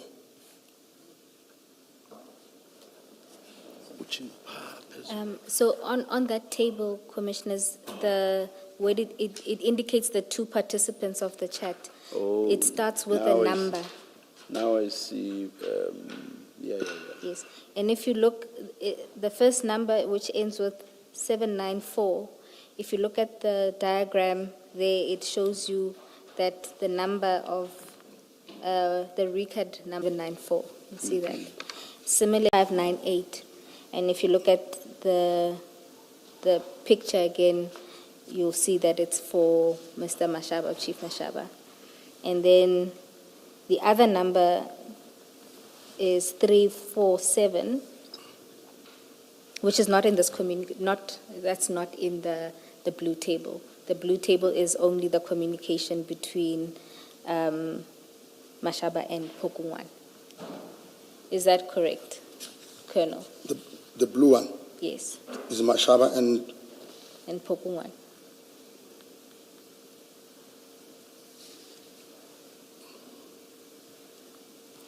yeah, it's Mashaba and Poku.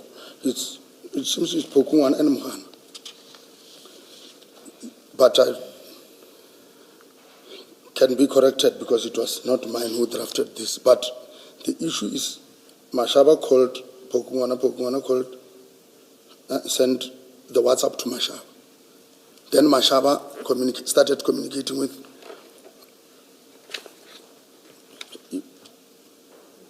I don't know as to whether maybe I will be jumping. Can I just try to?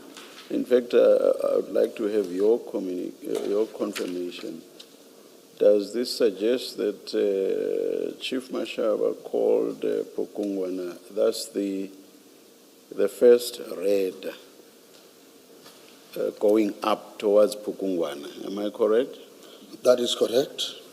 And then there's the blue far right going down. So Pukungwana called Mohano, correct? Let me just say it can be correct, Commissioner. You are supposed to be interpreting this for us. I'm following the arrow. Yes, I'm also following, but I cannot commit myself because I did not. But what I know on the If we chart. do a correlation with your confirmation with regard to the first red going up, then it's only logical that the blue coming from the line where Pukungwane is must mean that Pukungwane called Mohano. Correct. And then Mohano called Pukungwane. That's the long red going up from the line where Mokgano is, there's a long red Long going red, all yes. the way up to where Pukungwane is. It is reflecting You like see, I that. seem to understand your graph or whatever this thing is, not a graph. Your figure, I seem to understand it better than you do. Correct. You are correct, Commissioner. And then, Sorry, Ms. Bill. I'm anxious that we get a proper explanation of these graphics. The Colonel has just agreed with the chairperson that Machano speaks to Pukungwana,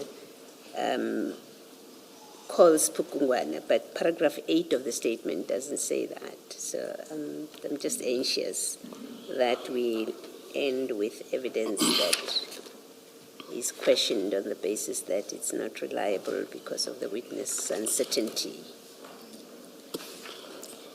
Is there a reason that we can't get a proper explanation from the analyst what all of this mean? there is no reason that we can't get the analyst, and we will get the analyst. Yeah, and our focus earlier was on the one aspect we were dealing with then. So, yeah, the analyst must just cover everything because the witness testifying on these things does not seem to understand them perfectly himself. We are trying to make sense of what we see. Yes, Chair. Yeah. No, we appreciate that. For purposes of proceeding, Chair, my proposal is that we focus largely on the statement and complete, and then we call or obtain a comprehensive statement from the analyst. That way Yes. we can avoid confusion. Yes. So basically, they must explain everything. And Chair, we went beyond 11:30. Might this be an opportune time to take the Let's TSN? adjourn and resume at 12 o'clock.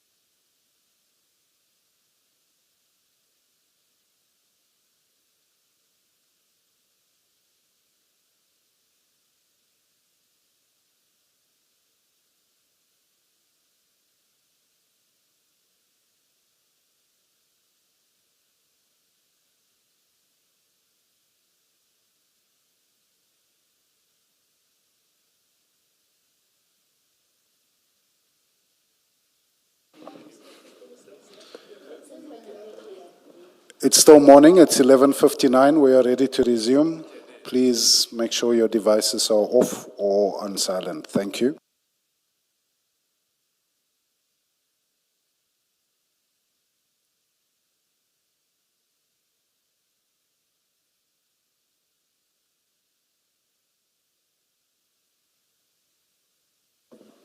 Yes, Ms. Bowe. Chair, my proposal is to allow the witness to read the rest of the supplementary statement. There will Yes. be one or two questions after that, and then for a comprehensive explanation of the presentation, we will endeavor to call the analyst to provide that Yes, testimony. that makes perfect sense.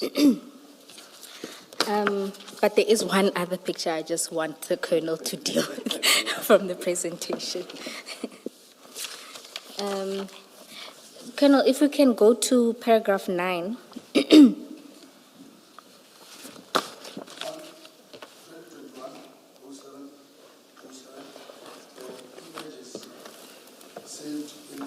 Oh, my apologies, Colonel, can you switch on your mics and then we can start again? Sorry. Thank you. Okay, thanks. Sorry.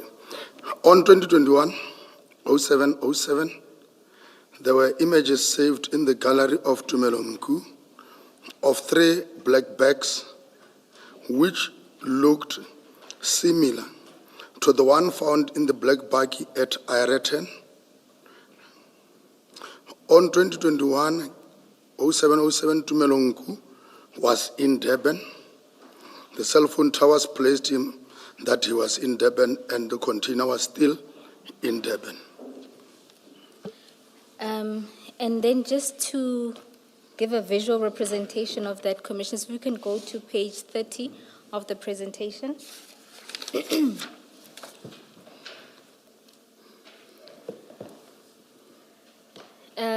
Colonel, just confirm that the first 3 pictures were those seen or retrieved from Mr. Nku's phone, That is correct.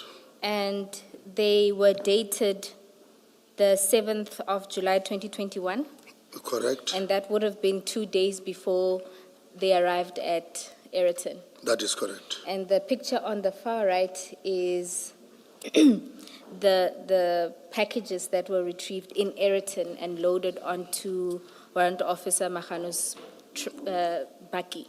That is correct. And your suspicion is that,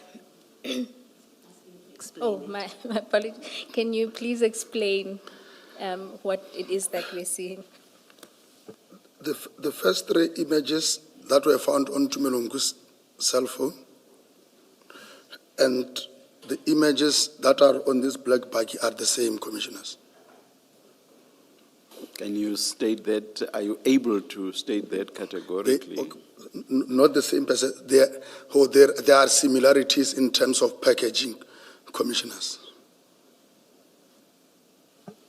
And if you look at the pictures themselves, can you tell with the first 3 pictures where they're taken from?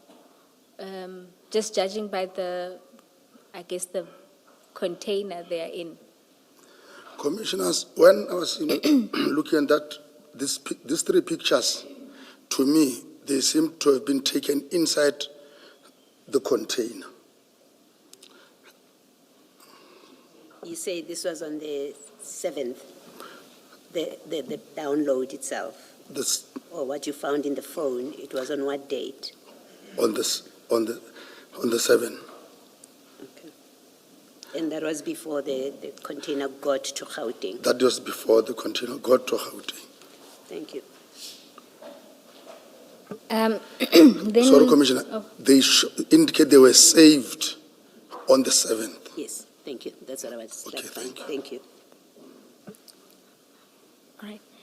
Thank you. And from the phone, did you establish whether Mr. Nku took the phone with that device, or was it pictures that were sent to him? Was there anything in the metadata that explained where the pictures came from? These were not sent. It seems even if they were sent, it's either they were sent and saved in the gallery, because this was found in the gallery of the phone. not as sent. Oh, so they were found in the gallery, okay. Correct. Thank you, Colonel. Then we can go back to your statement. Is it the same for the van with those plastic bags? There are similarities between Okay, these pictures and the one in the black bag okay, I understand. Thank you, in terms of packaging and wrapping. thank you.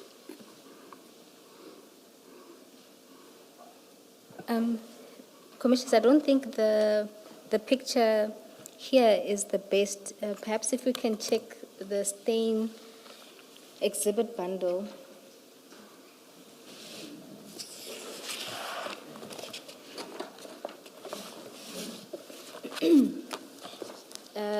The pictures start at page 4.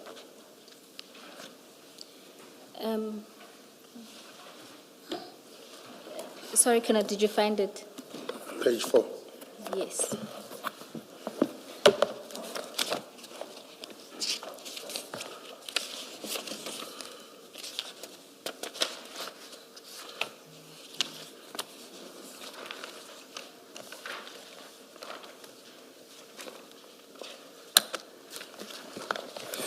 Yes, the best picture of the bags is at page 4, and a close-up is at page 5.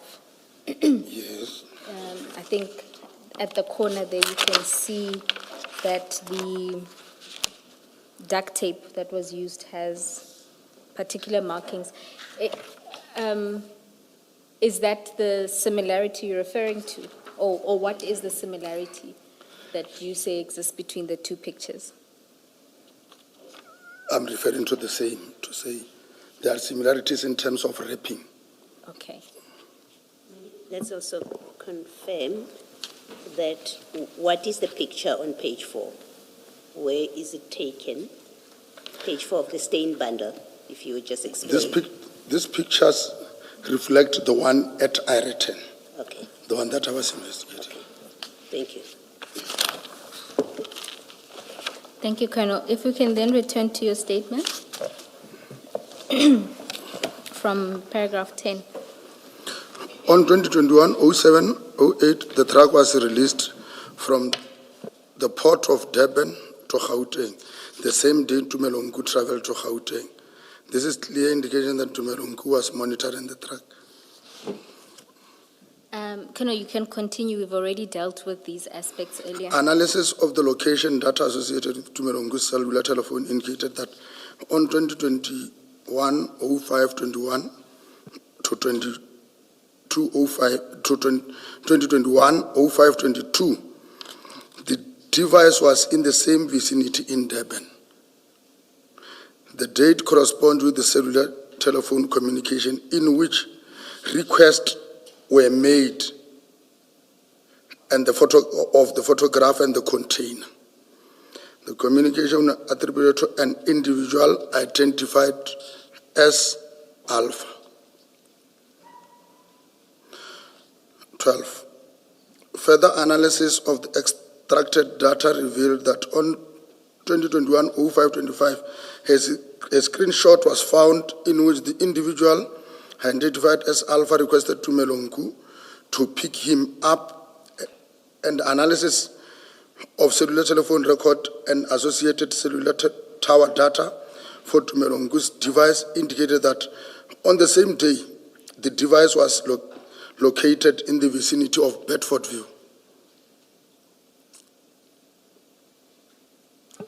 Yes, you can continue.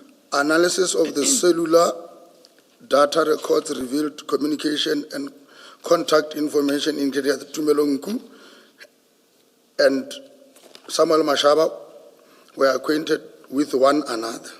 The record reflects the interactions between the two individuals date back to 2019. I have carefully reviewed IP report concerning the investigation conducted against myself and my colleagues. Upon the consideration of the report, it appears that the recommendations therein were based primarily on complaint by Mashaba Mogana, and Pakula. Furthermore, the allegation and complaint appear to have supported by statement of information provided by Lieutenant Colonel Maluleke, Sergeant Pakula, and Sergeant Sapi. The recommendation do not appear to have adequately considered the objective evidence obtained during the investigations, including the digital forensic investigation and the cellular telephone data records. It is my view that a proper assessment of all available evidence should have been undertaken before any conclusion or recommendations are made.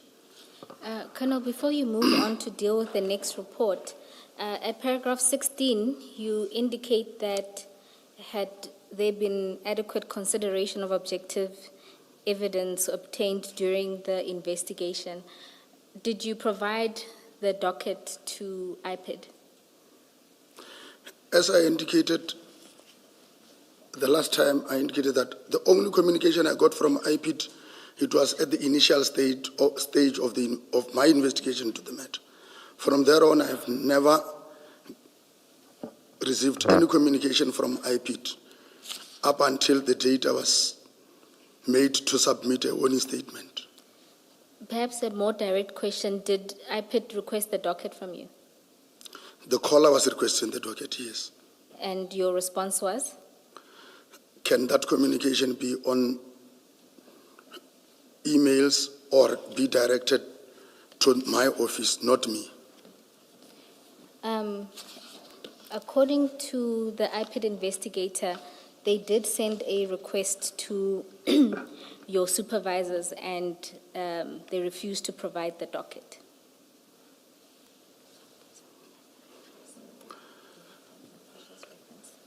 It is strange, commissioners. That will be strange to me because I've never get that communication. My apologies, Colonel, you said? I said, in my response to that, it will be strange because I was never told. The only time I heard of IPID was when I was submitting the warning statement. So what, you're saying that it is strange that they wouldn't have been provided with the docket? Strange or that what I was is strange? Strange that my supervisors that you are mentioning never communicated such to me. All right. If my recollection is correct, I think Director Maposho. Yes. Is it Maposho? No.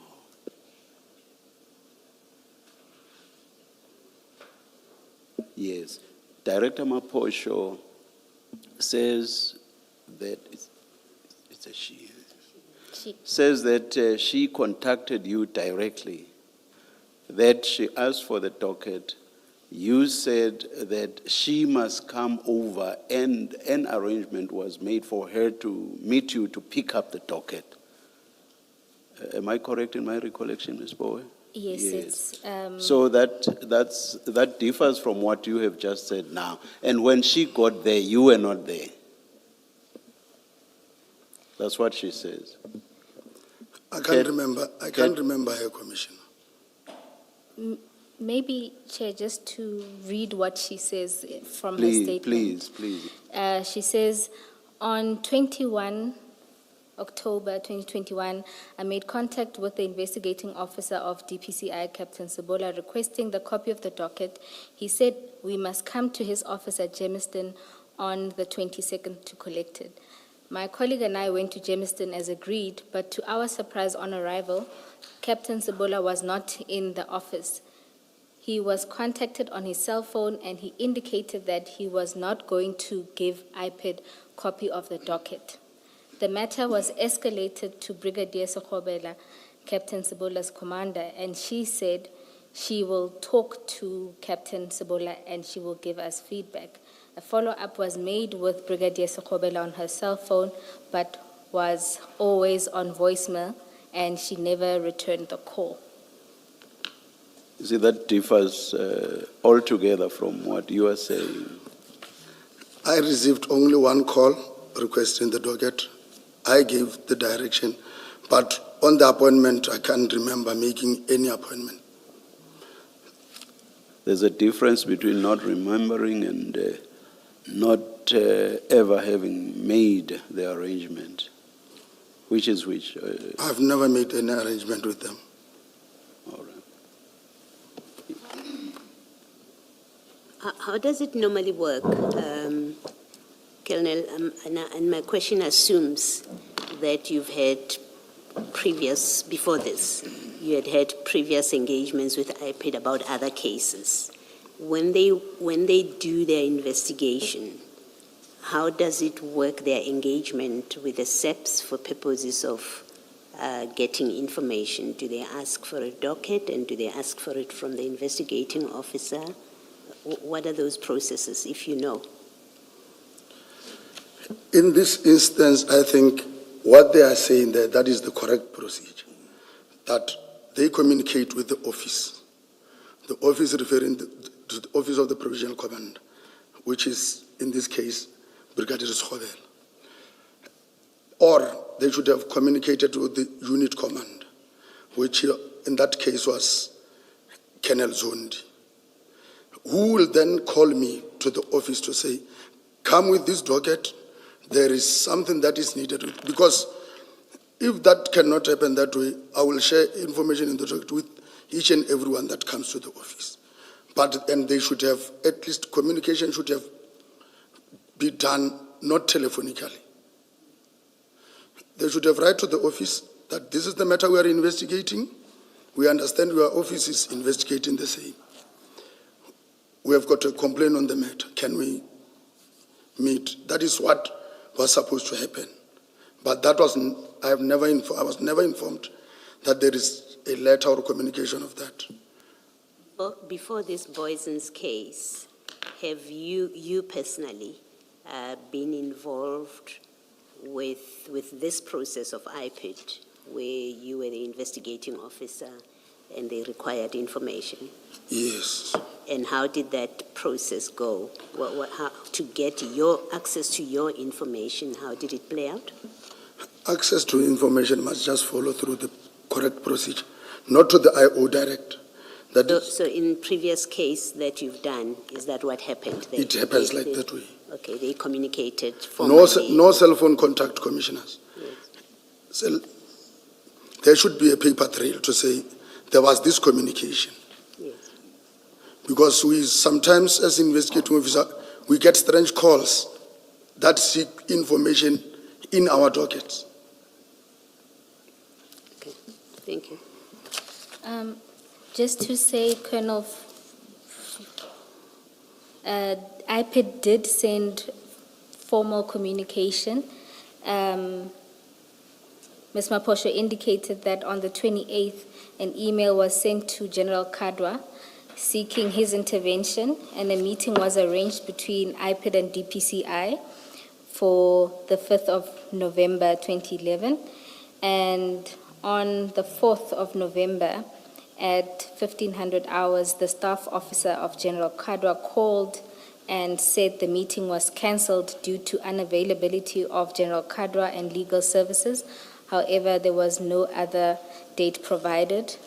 IPID also sought intervention from General Libya and requested assistance there. A letter was drafted on the 24th of November.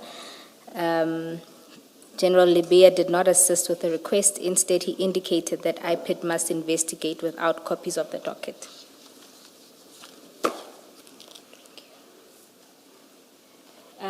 So they did follow procedure in trying to obtain copies of the docket, but That is ultimately correct. didn't succeed. And do you have any observations why it would be that DPCI at all its ranks refused to assist IPID? I can't respond for General Kadwa for not adhering to the request, and also for General Libya for not, but I think the direction to General Libya was for IP to investigate, of which I don't know how they communicated, commissioners. So I can't comment on. And so you're saying that neither General Brigadier Sekgobela or General Kadra or even General Libya at any point talk to you about IPID's communication? That was when I was in Limpopo. To sign the letter for misconduct, nothing else. The letter for misconduct related to this investigation? To this investigation. Oh. So that would have been at the point that IPID had made a recommendation? That is maybe correct. That may be correct. I don't know what Okay. made them come to that decision, commissioners, but indeed there is a communication between them and the office. Maybe they were aggrieved by the outcome of their meetings with my bosses, then they ended up reaching that conclusion. All right. You can continue with the statement. Let's deal with what Major General Gerber had to say. Paragraph 18. I have also reviewed the findings of Major General Gerber. According to his finding, he was unable to identify any evidence that would warrant the findings of misconduct against against any DPCI members implicated in the IPT report. The findings indicate after the consideration of evidence available, there was no evidentiary basis to support allegations of misconduct against implicated members. This finding should be considered alongside all other evidence and report relevant to the matter.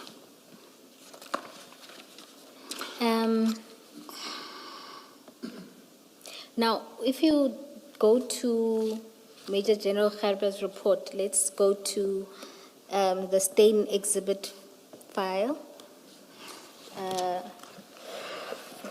The report itself starts at page 81.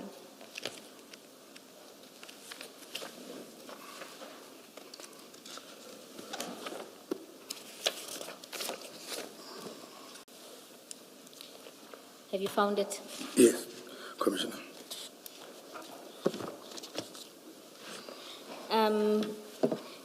You will see there that General Gerber,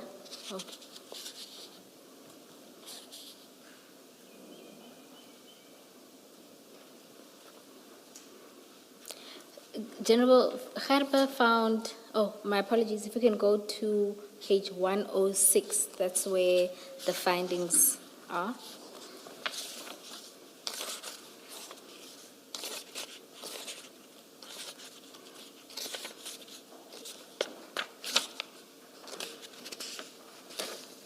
Are you there? Yes, Commissioners. So you'll see the first finding relates to the fact that he or she found no evidence indicating wrongdoing on the part of the DPCI members, including yourself. Correct. Right? And the findings also that you acted bona fide within the scope of your mandate of the DPCI.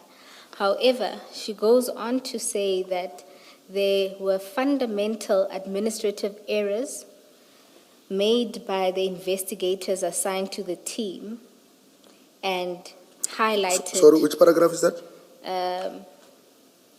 It's just after the list of names. Can you see that? After? After the list of names, so Okay, lists yes. you, Lieutenant Colonel Sebola, and then Yes, says, okay. in any wrongdoing. So the sentence starts with, I could find no evidence implicating any of the following members, list the members in any wrongdoing. Goes on to say, on the contrary, they acted bona fide and within the scope and mandate of the DPCI. There were fundamental administrative errors made by the investigators assigned to the team, and I highlight this although they have no bearing on the IPID recommendations. You see that? Yes. And there, she lists 7 fundamental errors. Yes. And in your statement, when you deal with this report, you don't deal with these. So can we have a look at them? Yes, I'm looking at it. Okay. Now, They note there that there were errors in relation to serial numbers on the evidence bags. Did you witness or see any of this? No, Were you told of any of this, the administrative errors? no. Goes on to say, statement of Captain Norkia and Warrant Officer Morris, who performed the seizure together, differs, but was rectified and found to be an administrative error. So she notes there that the two officers that were in charge of the counting, their statements initially differed. Yes, I still remember. I can remember that there was a statement that was rectified and sent to the docket by Captain Norkia. Sent to who? To me, that was To you? with regard to, but at that time, if I still remember, it was with regard to the last bricks that was alleged to have been left out, but not with regard to the packaging. So He was making an additional statement to say this thing was also left out. Then it was sent together and with those. It was sent to where the first package was sent. No, it appears, you'll see there that the error relating to the one brick that was recovered later is dealt with as point 4. Yes, yeah, I can see it. So this appears But to be other than related that, to a different mistake. Commissioners, other than that, I was never informed of any other error. This is the only one that I know. All right. And then you see the third bullet talks to number of evidence collected. Statements indicate 700. FSL received 715. Several witness statements also confirm 715. Can you see that? Yes. And we heard testimony, and I think we did the numbers as well. There was a difference between what the officers on the scene recorded as well as in the SAP 13 register. The numbers got up to 700, but it was at the lab where they said 750. Correct. I'm aware of that. You are aware of that error? Yes. And then there's the one brick that was recovered by LCRC and handed over to DPCI. That is one that And the criticism there is that it indicates members did not fully explore and receive all exhibits. It's categorized as a human error, or in her view. Yes, yes. And were you aware of this error? Yes, I'm aware of those errors. And when did you become aware? I can't recall, but what I know, when they were taking the exhibit there, even if a forensic bag can have, that is what Captain Norkia told me, that they had to put another bag or to put another, the first forensic bag in the other one. That one I was aware. I think you are talking about a different error. There, where they put the bag in another bag was when FSL refused to take the bags because some of the evidence bags were damaged. Were damaged. This- That is what I. This What point I know. refers to the one brick that was recovered by LCRC. Do you know what happened with that one brick? I know. How it was missed? I know when Captain Norkia said he was called to come and collect that brick and he sent it to FSL. I'm asking if you know how that happened. I think that can be contained in Captain Norkia's statement, Commissioners. Okay. And when Captain Norkia informed you of this, you didn't ask how it happened, why exhibits were missed? The only thing that I can remember is that it was left in one of those bags. How? When you say one of those bags, what bags? The bricks were taken out of the black sports bags. Yes. Then the indication, even though I'm speaking on what I was told by Captain Nokia and what should be, I think it should be covered by his own statement because he submitted the statement of sending late the other exhibit.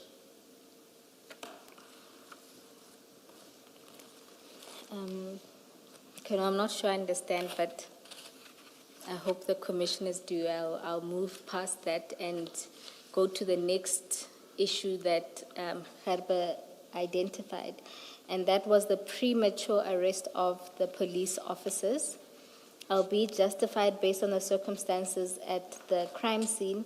If allowed time to investigate, a different outcome may have been achieved. You see that? So one of the criticisms is that there was a premature arrest of the police officers. As I indicated earlier, commissioners,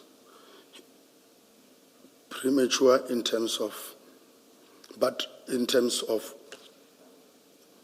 the dealing in drugs and possession of drugs. But in terms of their purpose of trying to defeat the end of justice, commissioners, I'm still against this findings. So you accept? Had it not been for me to say, the main purpose of these members to be there had other motives other than that of assisting the state. If we can go back, if maybe I had to advise General Gerber to say, the very same members, they are contravening their own instruction. When it says crime scene management, how the crime scene must be managed, we have got national instructions that guide us to say, this is how we approach crime scene. Which means deviating from that itself, I think in General Gerber's report, he should have noticed that the very same members deviated from National Instruction 1 of 2024, that of saying crime scene management. Colonel, isn't the issue that when they were arrested, the Section 35 certificate or notice that they had to sign said they are dealing with drugs? Now that is premature because at the point nobody even knew that these are drugs. They were arrested at a point where all they had done was interfere with the crime scene.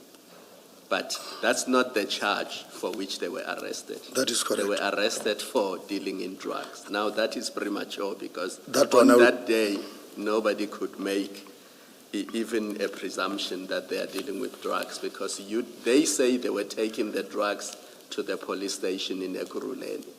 So to say they are dealing with drugs is premature if you don't even know where they are taking them. It may be that they were clueless about what the prescripts are, or they deliberately violated the prescripts. But it's a giant leap to say what they did amounted to dealing in drugs. In that instance, Commissioner, I will concede. Yes. Thank you. Colonel, then the next is a lack of follow-up on alibis, thus allowing defense to obtain statements and providing such to their representations to DPP. Can you see that? Lack of follow-up on alibis. Just for context, Ms. Poe, please remind me what the alibis were. I'm just thinking, for example, is it Warrant Officer Mohana was there. He was at Eriton. The bags were on his buggy. Warrant Officer Pakula was physically there. He was found at the scene. Chief Mashaba was also there at the scene. Just remind me for context what alibis are referred to here. Chair, I'm not saying there aren't any. I've just forgotten the context altogether. From the context, my understanding of this criticism relates to calling the supervisors of the various officers at the scene, because from the interviews at the scene or the calls made, they were informed that commanders didn't know where these officers were. But subsequently, the statements that were filed by the various officers indicated, at least in the case of Officer Mahano and Pakula, that they were aware of the members' operations. So perhaps it's not worded. Or then it's probably a wrong use of the term alibis, because I understand it to refer to, I was not there, I was elsewhere. Yes, Yeah. I discerned it from the context. But what you say makes sense in the context, yeah. Yes, because if you also... So it's the person who wrote this that used the alibi wrongly, it seems. General Yes. Gerber. Yeah. Thank you, Ms. Bowe. Please repeat your question. Chair, I even forgot what the question was.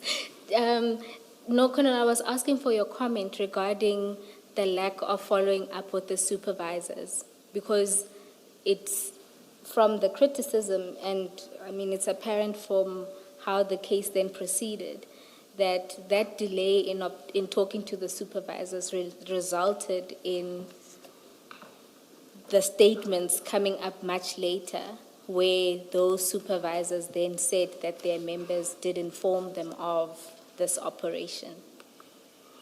And just to say that it's this criticism is also shared by the NPA in their report. Isn't maybe the first question to ask whether, Colonel Sibula, you know what alibis are referred to here? Who are the alibis? Do you know who the author of the report would have been referring to as alibis that should have been followed up? Commissioners, it's just that maybe I know what alibis are. I know for sure it's Section 36 and 37 of the Amendment Act with regard to certain properties. Then if I found somebody in possession of something, he gave me certain information to say, yes, I'm in possession of this. I got it from this person. That is the alibi that I can follow. But having somebody coming from somewhere, I can even state in this instant, I know Lieutenant Colonel Maluleka, who's one of the people who wrote this statement. His commander was Colonel Sohobe. I phoned Colonel Sohobe. Do you know where? Because we are from the same division. He is not working narcotics. He is working EPR. So if what he was saying is alibi, to say he was there at the scene, the question is, what was his purpose? What did he do at the scene? No, my question, maybe to go back to my question, Colonel, that so there's a criticism here that you failed to follow up on alibis. So my question is, go back to the scene. Who were the alibis here that you should have spoken to, that it is said you failed to follow up on? Do you know who they are referring to? No. All right. Yeah, I can't do more than that. Okay. That's fine. Maybe let's then deal with the last, well, I think it coincides, statements from commanders, but initially indicated telephonically they were not aware of what their members were doing, but later changed their versions, should have been obtained immediately. What is your response to that criticism? Which paragraph? It's the last bullet point. Statement from commanders. Commissioners, it's me who called the station commander of Zongesishu. It's me who sent warrant officer, I think it's Mbawani, to obtain the very same statement and to get the job description of warrant officer Mohane. So I can't understand this bullet point, Commissioners. Maybe just to remind you that if we start with Warrant Officer Mahan, the statement is, if you can go to page 196 of the exhibit file that has the docket and disciplinary papers.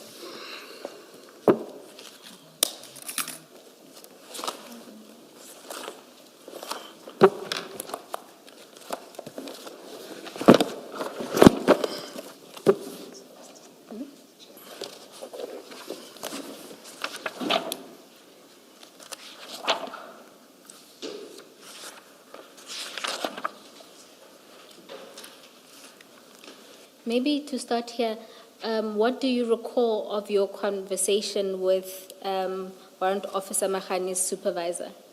What did he say? Did he indicate that he was aware of his whereabouts or not on the phone? Commissioners, even after having communicated with, now I know it's Colonel Chauki, I talked to him personally. And what did he say? He said he does not know the whereabouts of Mohana. But Mohana is supposed to be in the office because he's performing these duties, which is SIMEC. Yes. So you see, when on the phone with I don't know the designation, Lieutenant Colonel Chauke, he informed you that he didn't know Warrant Officer Mahanu's whereabouts. But if you go to his statement at page 196, and if you look at paragraph 3, he says, on Friday, the 9th of July, 2021, around 8:05 in the morning, I received a call whilst on duty from Warrant Officer Mahana, herein after referred to as a member who is serving under my command, and told me that he is following information on drugs. I asked him where is he following the information, and he replied by saying that he is in Ayrton with other members from provincial office. As a commander, I was not aware of the operation since the members' duties are office-bound, doing crime information management analysis coordination, CMAC for the station as per the attached. So what he does confirm is that he was aware, he was told by Officer Mahani that he was following information on drugs. Commissioners, I did investigation on this matter. I know the communication charts of Warrant Officer Mahana in the first place. The only office people that he called, the very same child was never called on that day. So if he is telling, on his statement, he is saying he was called by Mohana, that I will say he was definitely lying, because I think the same numbers, if they're there, investigation could be done to those to indicate that he never received call from. And Officer Mohana called because I think he went so far as to say even before he actually got to Yellow Jersey, he called as a superior. I don't know, maybe my memory is failing me. He did not just drive and only call someone when he was already at Ayrton, which is what this paragraph 3 suggests. After having been called after having been called by one of his colleagues, he called a superior. That's what he suggested. When we were, the certain calls made by Mohana, they were made immediately after I informed him about their actions. He called by then one member from our office, which is Captain Cry, but the call could not go through, as I can remember. He tried to call Brigadier Loela. At that time, Brigadier Loela was approaching the scene. The call also could not go through. The only calls that were made on the 9th, that started around 6. It was between him, Pokungwana, and Mashab. By saying he called these people, I still maintain he would be lying. So this is the alibi that I could not fall, because yes, at the initial stage, but during the investigation, I did not have anything to obtain from or to get except for the station commander to say where was his member.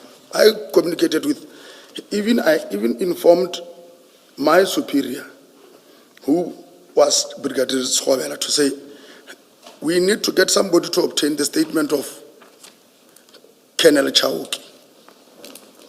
He is stating this way, but seeing his statement this way, it seems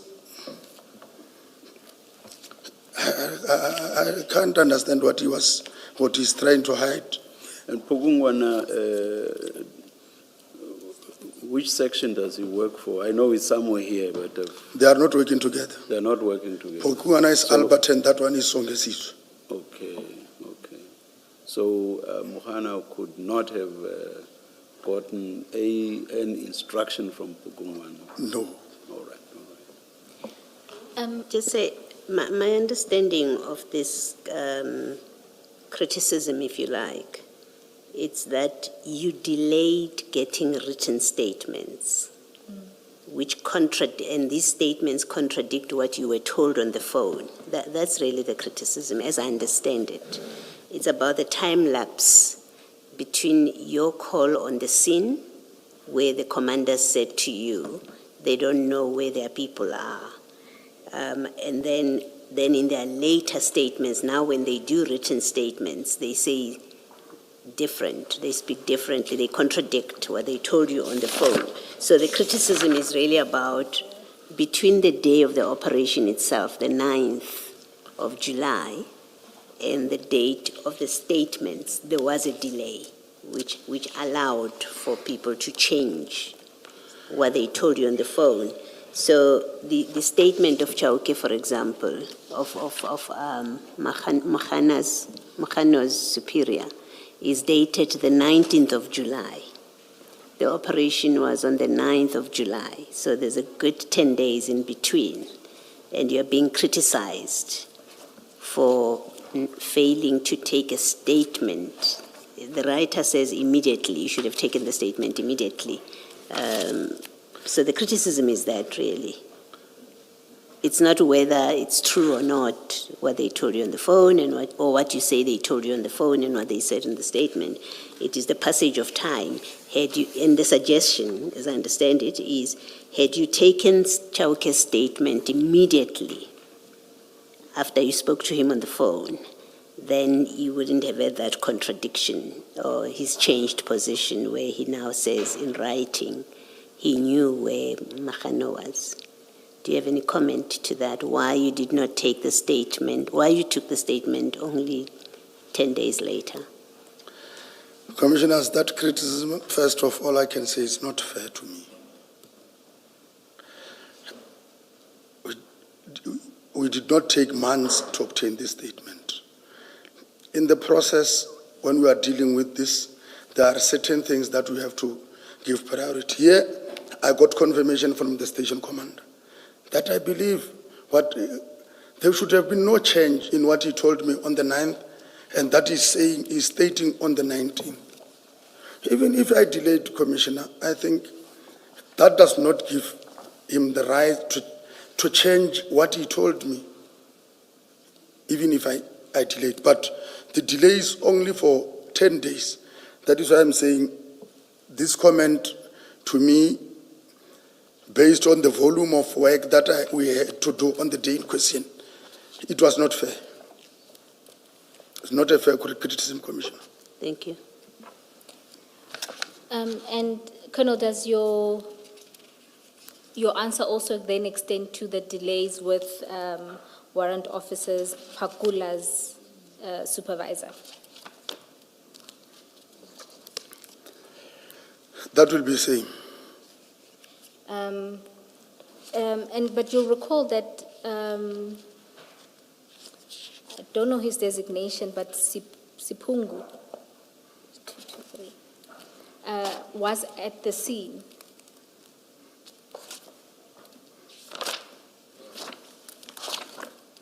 Apologies? Colonel Sipingu, who is Warrant Officer Pakula's supervisor. What I can tell the commissioner is that I did not see Colonel Sipungu on the scene. I only heard. Then I even heard from him that he was there at the scene. That is when, if I remember well, we met again the arrest was on Friday. We met at Alberton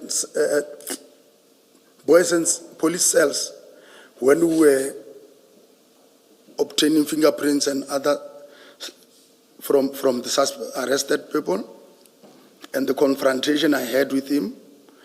The second time I met with Sipungu was on Monday, when we were placing the matter on the court roll, when he volunteered to give me the statement, on-duty statement, as the commander. That is the 2 days that I interacted with Sipungu. Wasn't the issue also that because he was on leave during the early part of July, he should not even have been involved with these things? That I think I testified to that effect to say. Because he came back on the 12th of July from leave. Yes, So it was. when these things were happening, he should not have been anywhere He should near. not have been there. That is why I said his interaction with me with regard to the case and the presence of Pakula there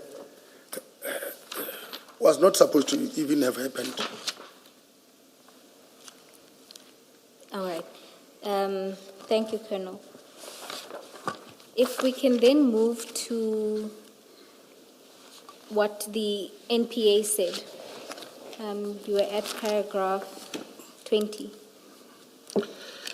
I have also considered the decision made taken by the National Prosecuting Authority in relation to the matter. Following the representation submitted by the BTK attorneys, the Director of Public Prosecution for Gauteng Local Division, Advocate J.M. Serepo, ruled on 2022-06-23 were unsuccessful and prosecution should proceed. Subsequently, on 2024-01-29, the Deputy National Director of Public Prosecution, Advocate R.J. de Kock, considered the matter and decided not to pursue the prosecution.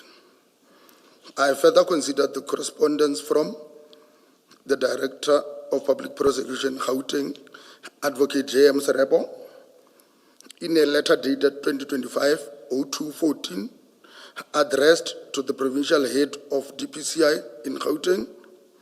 Advocate Serebo confirmed that there was, in his view, a prima facie case relating to the alleged contravention of Drugs and Drug Trafficking Act. This is a clear indication that there was sufficient grounds for me to believe that the 4 accused should have been charged in dealing in drugs, alternatively possession of drugs. Thank you, Colonel. Maybe, my apologies. Are you done with that? Yes, paragraph 22, I'm done. If we go, just to remind me, when did you stop being involved in the investigation? When you moved to Limpopo?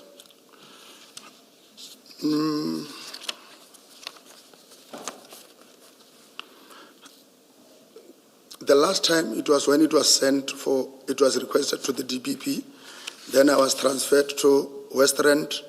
From West Rand, I went to Limpopo. When was it when you were transferred to West Rand?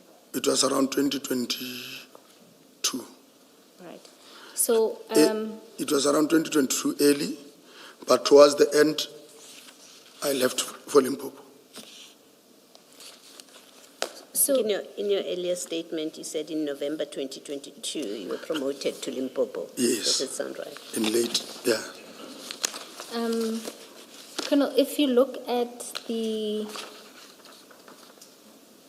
the reasons, so just to recall the history, initially the matter was going to proceed, and then the prosecutor decided not to proceed with the prosecution. This was in 2022, recall that? Yes. And this was a decision taken by Advocate de Kock. In 2022. Yes, in 2022. Maybe let's just go to page 1 of where's this one? The exhibit file with Boysons and Khan disciplinary. Page. Page 1.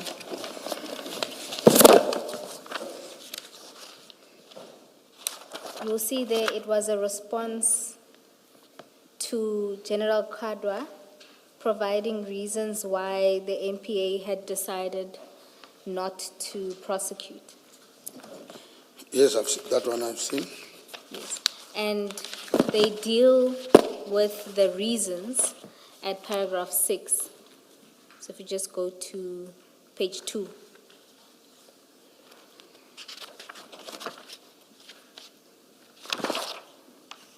Yes. You'll see there that the prosecutor lists a number of reasons why they decided not to prosecute. And a lot of them relate to this issue relating to supervisor's knowledge. So if you look at the first one, at 6.1, there was a statement from General Khan stating that he contacted Warrant Officer Pakula's supervisor, Colonel Sipungu, who informed him that he didn't know that Pakula was involved in the operation. And it materially contradicts the statement of Detective Sipungu, who states that Pakula did inform him of the operation. Yes, I'm seeing that. Yes. Do you want to comment on this criticism? Or you still maintain that it was because, I think it's Commissioners, Commissioner if I had to, Khumalo with the assist regarding Colonel Sipungu's role.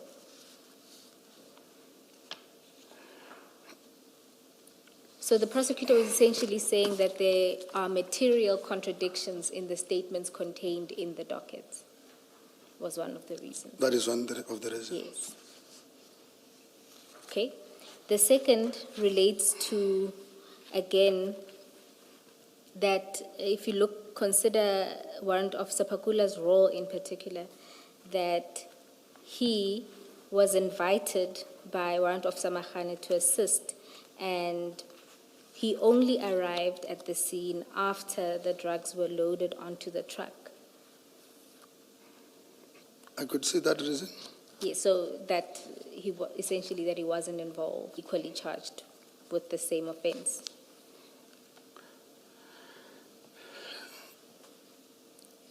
I don't know how to comment on this reasoning, Commissioners, because You don't agree with the reasoning? I don't agree with, because it seems they were checking for what, if I will have to put it on my own way, Yes. those who were deciding on this case, they were only looking at the best reason that they can give or to convince me why we are not proceeding with your case. This is me sitting here reading at these reports. They were not dealing with all these material facts that are within the dockets. We have got other things that they have looked into. I don't even get clarity why they were not overlooked. But to me, the reasonings are not fair. So your general response, we don't need to go through all the reasons. Your general response to the criticism is that you think there are critical things that they overlooked That is correct. and that the criticism is unfair. Very unfair. Then we can go to paragraph 23 of your statement. I was concerned by the conduct of certain senior police officers and the role they played in the crime scene. Based on the information that I have reviewed, certain actions and decisions taken at the scene raised questions that, in my view, warrant further scrutiny and further investigation. The circumstances surrounding their involvement create an appearance of possible improper motives or interest. However, I acknowledge that any determination in this regard should be based on thorough assessment of all available evidence and findings of the appropriate investigative authorities. It is also noteworthy that certain senior officers sought to involve themselves in operational matters relating to the investigation. In my experience, the extent of their involvement in these operational activities was unusual and raised concern in my mind regarding the nature and purpose of their participation. As a result, their level of involvement created doubts and prompted questions as to whether their actions were entirely consistent with the expected role and responsibilities. Who are you referring to specifically?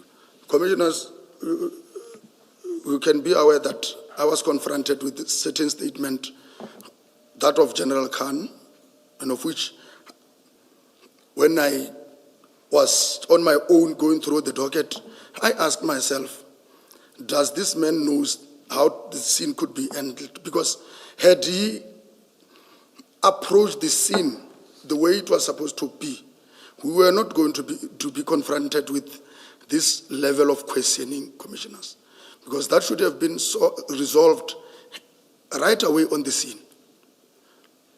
But based on their interferences and other things, what was supposed to be a good case has been lost. That is my view, commissioners. Just to be And then, Commissioner, also, We know one senior official that you have mentioned and that we know was on the scene, General Khan. Who else? Because you speak in the plural. Who are these senior officials? I'm aware that General Kadwa was present on the scene. I'm aware that General Kalakala was on the scene. But one can ask what role were they playing, but except for that of General Kadwa to say, I was sent.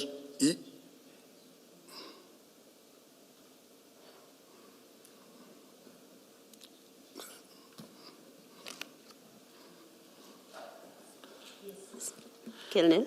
And then also to the fact that I got instructed, because I'm investigating the matter, then I'm referred to obtain certain statements from the accused person, more in particular, the one of Pakula.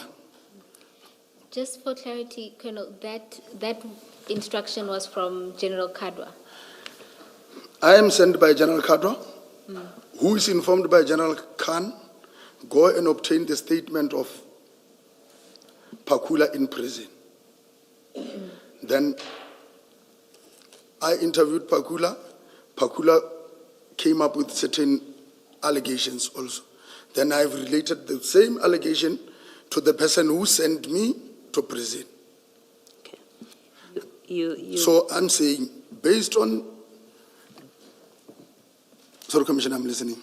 Now, I was going to say, you've given us 3 names of senior officials, and then you have now given us one instance that you consider or considered to be interference where you get instructions from Kadwa, from General Kadwa, who is giving you instructions obtained from General Khan to go and speak with I think it's Warrant Officer Pakula, if I'm not mistaken. What other instances of interference are you referring to? Let me just refrain as I'm dealing with this one. Not to mention any other thing that I still have to, I cannot, but I understand what was happening on that day. Rather leave any other thing that I cannot state, Commissioners. Colonel, so are Okay, you saying? you can't state because you're holding back or because you don't have other examples. You see, you make a statement here that there was interference with your investigation by senior officials. You've given us one example, that's fine. I just want to clarify, you're not giving more because there are not more than one, or what is the reason that you're stopping at just one? No, it's this one, Commissioner. It's the only one there is. Okay. Sorry, Ms. Bo. No, Commissioner Baloyi was on the same wavelength as you. Colonel, it seemed from your body language and just what you had said that your reluctance was not that there was just the one incident. It was rather that you don't want to touch on the other incidents.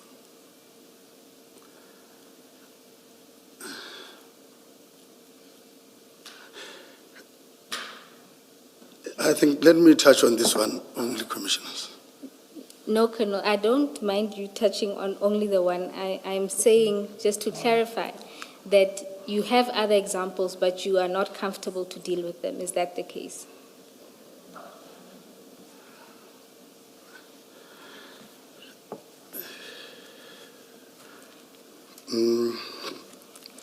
Chair, to the extent that we are allowed to rely on body language, it seems to me that Colonel is reluctant to answer the question.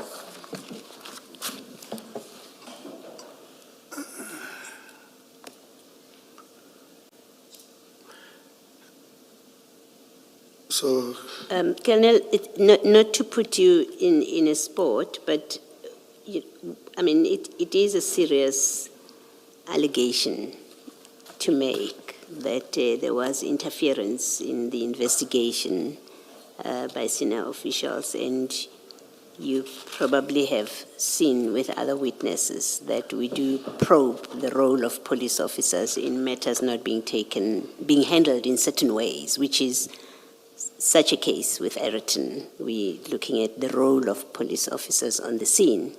You speak to your investigation being interfered with. It's for that reason that I'm probing further. And it may be, if you're unable to say, as you're sitting there, that the chairperson may well have to find another way to assist us in presenting whatever it is that the concern that you're expressing in paragraph 25. Commissioners, it's not only one incident. Things have been happening. Things are happening. I will give an example, Commissioner. At one stage, I was deployed at the airport. I worked at the OR Tambo Airport. At one stage, we were forced to return what we confiscated there back to the owner. I've got reference to that. At one stage we confiscated the dollars at OR Tambo. We sent them to the Reserve Bank as per procedure. We were instructed to give that money because it was falsely, in fact, the presentation there, when they were declaring, they declared something else other than the dollars. But we were instructed to take them back to those who declared. So there are a lot of incidents that were happening. So that's what I'm saying, there was interference. In coming back to this case, is it the kind of interference, and I'm trying to see if it will be of assistance to this discussion, is this the interference in this particular case, the Ayrton case that you are expressing a concern about, is it of the kind which, in your view, seeks to undermine the successful prosecution relating to the drugs discovered? Commissioner, in some instances, some of our seniors or our generals, if I may say it, we can't even understand when they are assisting or they are fixing. Because going back to Ireton and going back to what I've experienced before, then I could safely say there is a lot of interference. I don't know what is pushing them, but the one that I've just indicated, commissioners, I'm still having reference to that. Still have documents to that, which can substantiate it at a later stage if there is a dispute on that. And with Ireton, are you, and Ireton, I'm now discussing not the 3 police officers and their arrest and their prosecution. I'm focusing on the drugs themselves.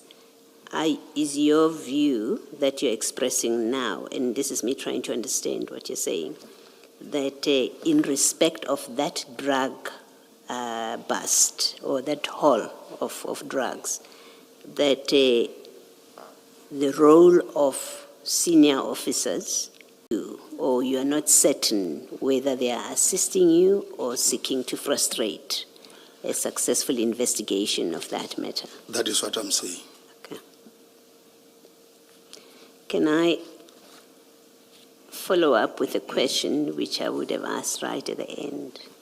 We've looked at the graphics earlier today, which have people's names who look like they are, well, it suggests, or in fact it shows, that the Alphas, the Nku, Philip Plain and them, and there are customs officials, there's Transnet, all of those role players, crane drivers.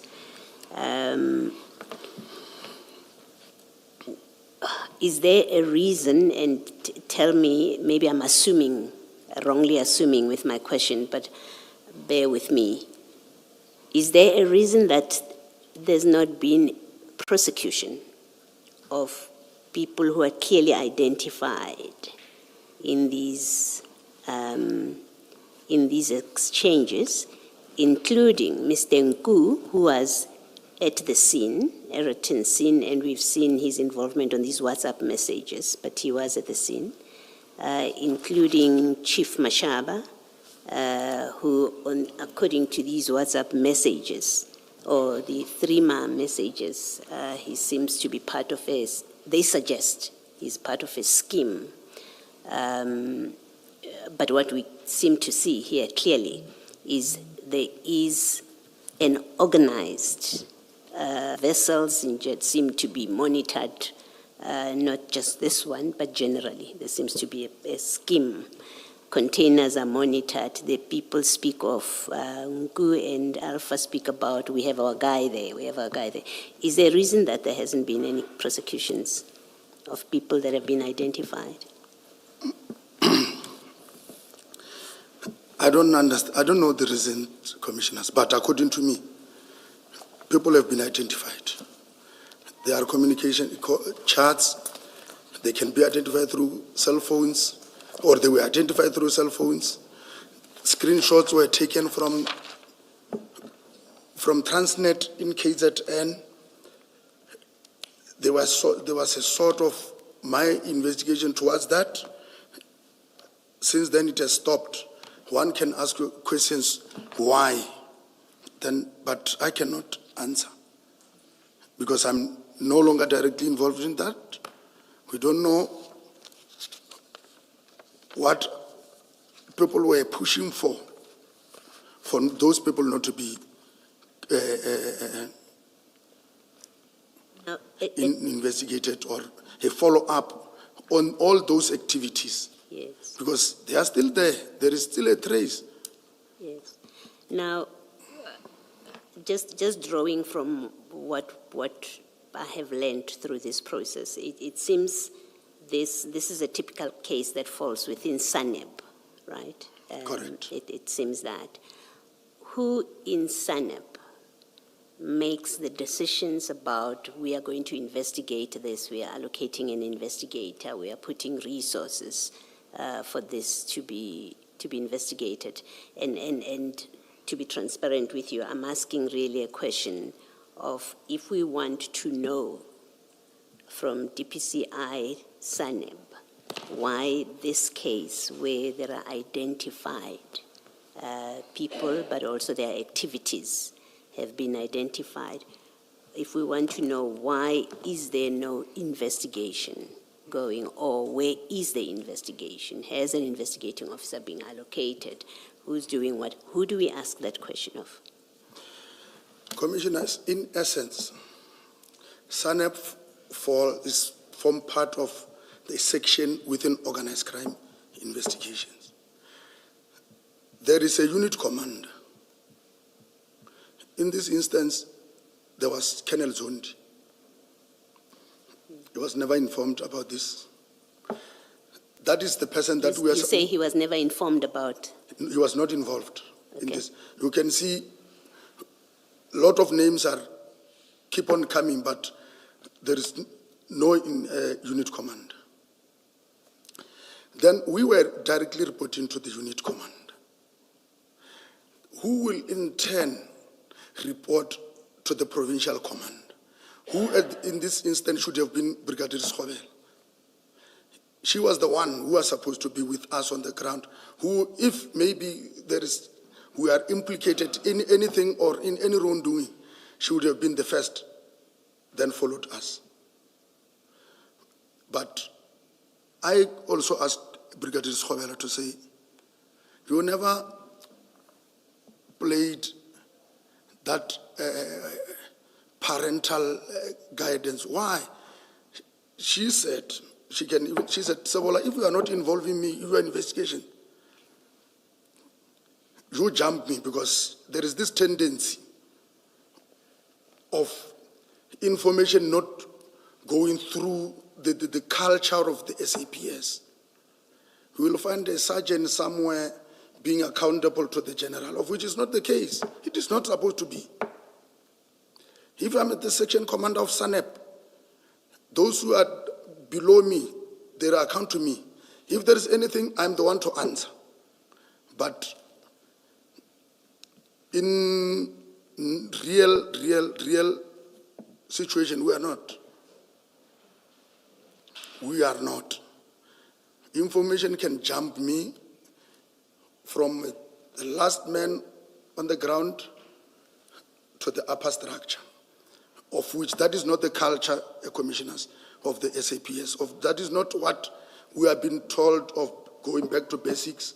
That is not what we are being taught of, the levels of communication and the instructions. So is your answer that Brigadier Schobela would be the person to account why this case of where drugs are found, and there's this bust, but also there are people identified, and keep in mind, I'm not speaking about your SAPS members, the Pakulas and them. I'm speaking about Mr. Nku. I'm speaking about the Alpha person. So I'm speaking about the people that are outside of the SAPS, but also anyone in the SAPS who may be part of that scheme. I'm speaking about Chief Mashaba. I'm speaking about those kind of people, that kind of case. That are you saying to us that Brigadier Schobela is the one that must account or give an explanation why has no investigation, and possibly, I know prosecution is a decision of the NPA eventually, but I'm going to throw them in anyway, but starting with the investigation, why has there been no investigation of this matter to bring it to trial, to bring Nku to trial, to bring whoever he's been working with to trial? Are you saying Brigadier Schobela is the person that would account for those decisions? If the investigation did not jump her, then she was to hand to account. And when you say it jumped her, it ended where? Who other than Skobela, who got involved here? Is it Commissioners- General Khan? Commissioners, let me just explain it this way, maybe. My understanding is that General Kadwa was informed. Kadwa? Yes. Okay. That is that is what I knew when we were going to the scene. Then he should have informed. I'm not giving generally the instruction, but the communication channel says from him, from General Brigadier Skobela, there is this and that information. Which members have you dispatched, or which members can you dispatch? Okay. That is a clear line of march. Okay. I understand. Thank you. Thank you. Colonel, just before I let you go, I just want, there's two more role players in the scheme that I just want you to quickly identify. In the course of the presentation, you identified Ngu and Alpha, Mashaba, there was the crane guy, there's the forklift guy, there's reference to custom officials. You indicated that you also investigated the person within Transnet. There's two more that I'd like you to deal Who with. sent those computer Yes, screenshots? for the computer screenshots. There's two more. If we can go to page 19, don't show me, of the presentation.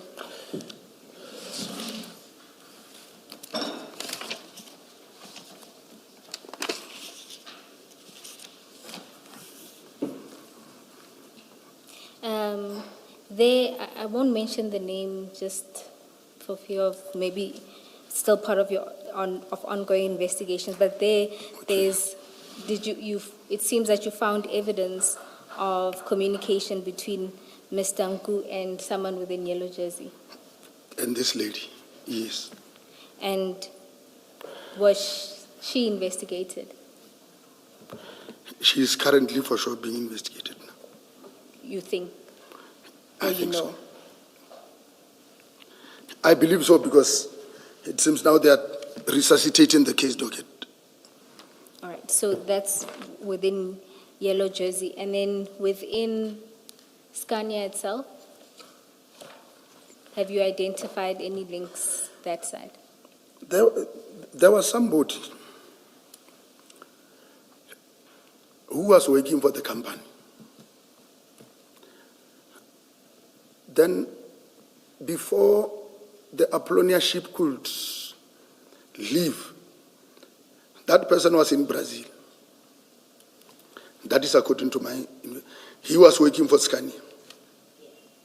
For Scania in South Africa. For Scania in South Africa. But at the time, he was. So I was trying to link the dot to say, this person was in Brazil weeks before this could leave. Then he was in here when it arrived. Commissioners, through my investigations when I was communicating, it seems other people were getting or sourcing information from me. The person resigned. Other people were sourcing information. No, you mean I'm saying SAPs? it seems the information reached because I was informed by one of the employees of Scania that you were asking us about this person. Then he resigned. Who gave him the information? Because if this can be followed up, there was somebody who resigned in that Scania during the period of this investigation. I don't know whether he's still back in the country or out. I don't know. So you suspect that somebody within your investigative team, or who are you suspecting told him? It's difficult to can pick up who, because at the level that it was investigated, but my team, I won't say they have, because some of them did not have, they were just going with me to Durban, doing this. maybe, as and when we are doing the presentations on all those other things, we happen to give information to wrong people, maybe. You think the person, they would have been tipped by SAPS members? Is that your suspicion? That is my suspicion. And just for completeness, you say that you gave presentations about this case to other people. Do you recall which forums or meetings did you give presentations about this case? And who was in attendance? Commissioners, normally, if I can just take you through drug investigation, when I was still here, when there is a bust or something that we discover that deals with drugs, we have our own group chat to check or to investigate those activities. Up until when we were investigating, we know, sitting here now, I understand why somebody will request the seal number or the seal, the photo of the seal, because normally they create a false seal. That is what they were doing. And again, they want, normally, there have been some incidences along the entry where they will stop these trucks. People will have their own roadblocks that specifically deals with this. So the question of rip on, rip off, that is where it came from, to say they will find Sebola as the driver of the truck. Like we've seen, they wanted to know the person. When they stop him on the roadblock, they know he has got, normally he will have the invoices of what he's having. He does not know the content. He only have the invoices that he will have to submit. Then the thing is, we want to check inside. You don't worry. They will open, take whatever is theirs, show you that your invoice is still all right, then they lock. They've created that, their own, that seal, a replica seal, so that when it reaches the owner, the consignment is still the same. You look at the seal number, you open, you take what is yours. Never suspect, you even don't know what happened along the route. Because the driver at that time would have cooperated with those who were on the road. That is the study that we were doing when we are investigating, commissioners. I have more questions than where I started. When you say people, just to clarify, who do those roadblocks, you mean police officers or law enforcement officers? Law enforcement officers, commissioners. Okay, so that was the trend that you were seeing. That was the trend. And then using this investigation, you did a presentation to other law enforcement. That is correct, commissioners. And your suspicion is that through those presentations, word may have gotten to the wrong officials to leak the information. Correct. Okay. And would you be able to provide us with information of these presentations? When they were done and to whom they were given? It was done to different provincial heads. We did it here in, what is that hotel? I can't remember, but we did it there. All right. Thank you, Colonel. Commissioners, I have no further questions for this witness. Colonel, I don't want an explanation. I just want a yes and no. And I don't want you to tell me why. I just need clarity on this. Mokhana, Pakula, and Mashaba, as far as you know, were they charged internally for misconduct for their part in interfering with the crime scene at Iroton? I will say I know of Mokhana and Pakula. You know they were charged internally? Yes. And the outcome of that internal DC process, do you know? I was of Mohana, the investigation was conducted, but they could not find any wrongdoing. And let's just be clear, I'm not talking about dealing in drugs, or I'm Yes. talking about interfering with the scene. Yes, Commissioner. They were charged separately. Yes. Mohana, the understanding or the reason what I was given is that they could not find any wrongdoing in him. Pakula, yes, they did. He only came back through arbitration.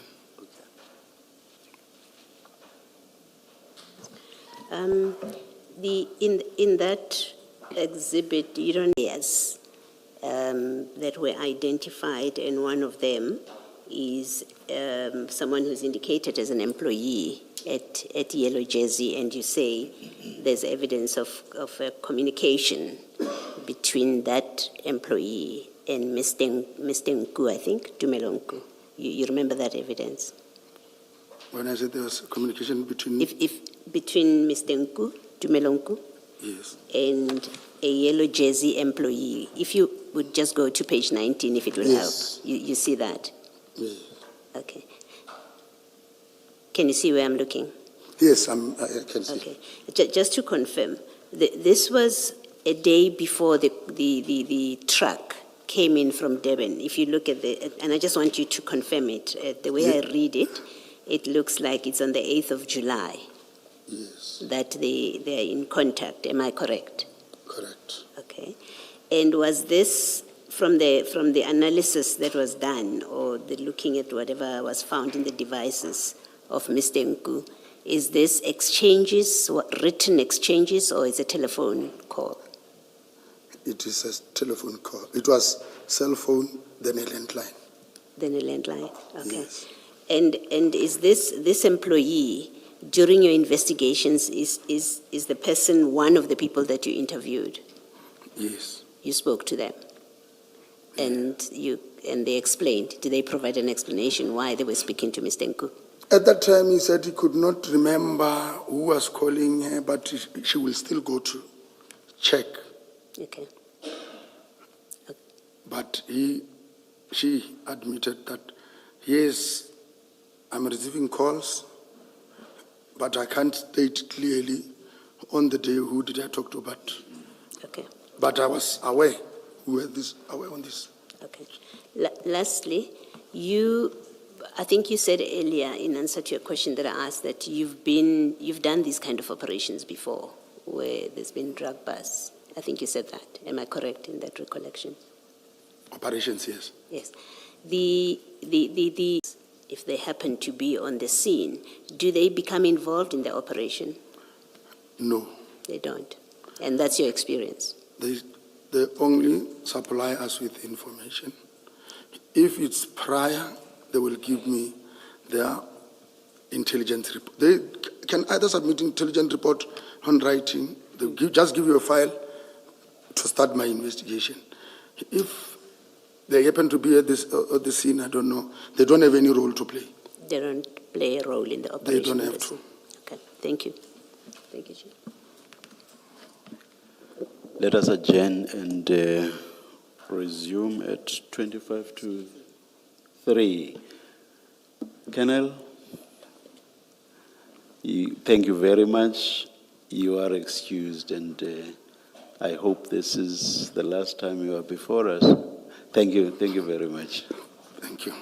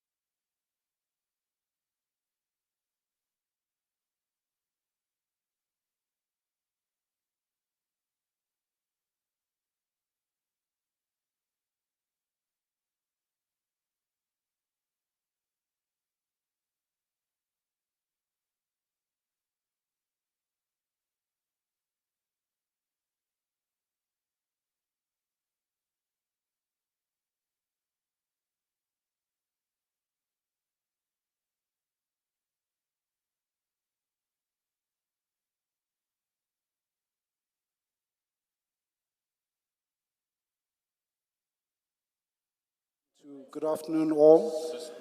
It's 14:34. We are ready to resume. Please switch off your devices, put them on silent. Thanks.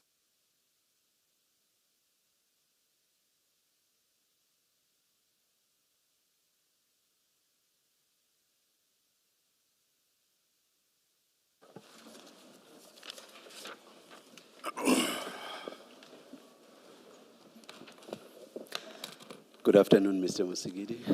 Good afternoon, Chair. Good afternoon, Commissioners. Chairperson, today, this afternoon at least, we have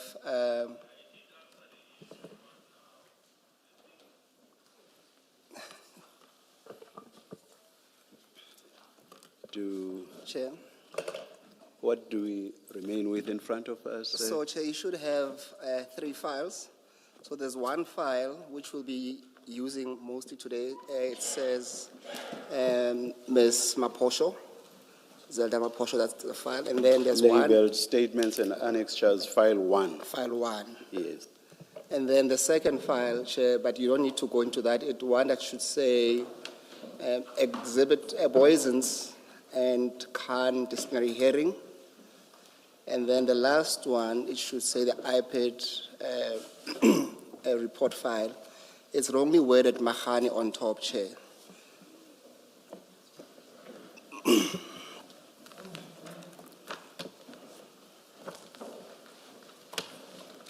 Let's start. I hope I will see them when we get to them. Yes. If I don't, I will share with Yes, Chair. my And then, co-commissioner. Chair, you'll see on your desk there should be a blue file as well, with a blue folder. That will be a file that I would say it's a view once file that we will discuss but not make public, Chairperson. We will deal with it in due course, Chairperson.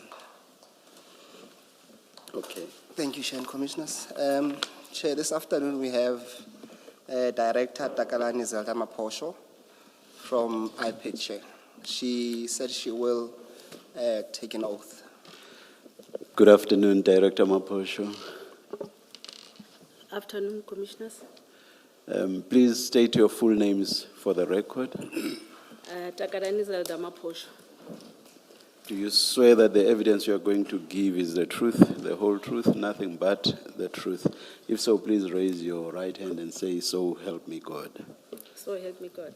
Thank you, Director. Thank you. Director, just to confirm, at least for the purpose of this afternoon, I need you to focus on the file that will say Ms. Maposho's statement and annexures. Do you have that in front of you? Yes, I do. Thank you. And then if you open that file, you will see that on the first page, it's an index to a statement.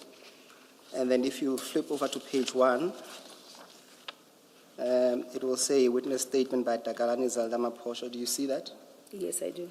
Thank you. And do you confirm that is your statement? I confirm.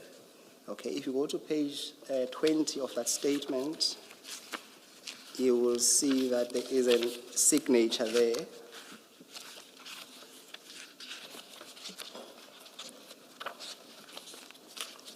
The bottom. Yeah, that's correct.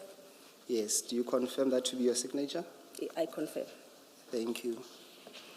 Chairperson, just for context, Director Maposho conducted an investigation into the events that arose at Egerton, which is what we were discussing a bit earlier on.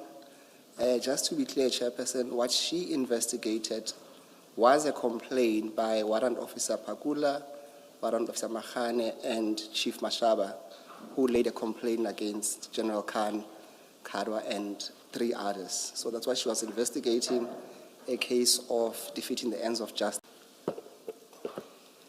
Chair, lastly, how I plan on dealing with her evidence, Chair, is that because her statement contains subtopics, I would propose that we deal with the subtopics and then ask questions so that we get through the statement quicker, compared to going through the statement and coming back to deal with the issues, Chairperson. Thank you.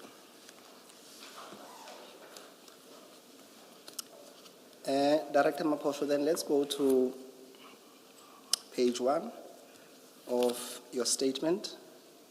When you start reading into the record under introduction, just don't read the personal number that's there.